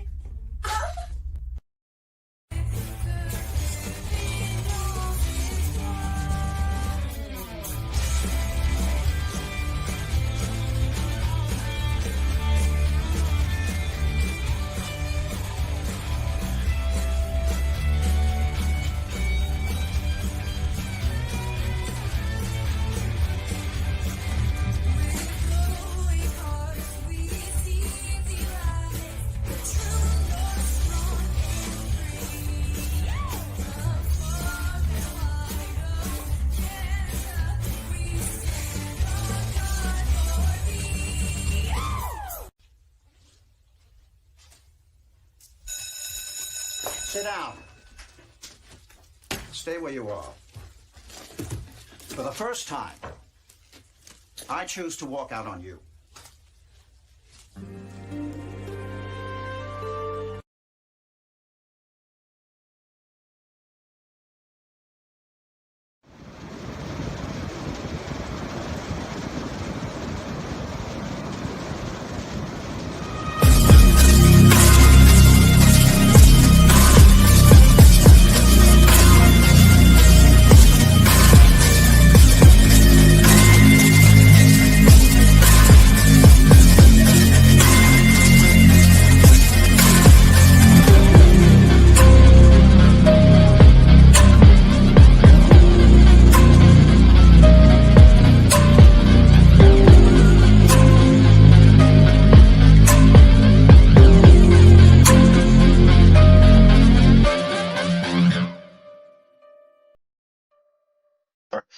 Jump.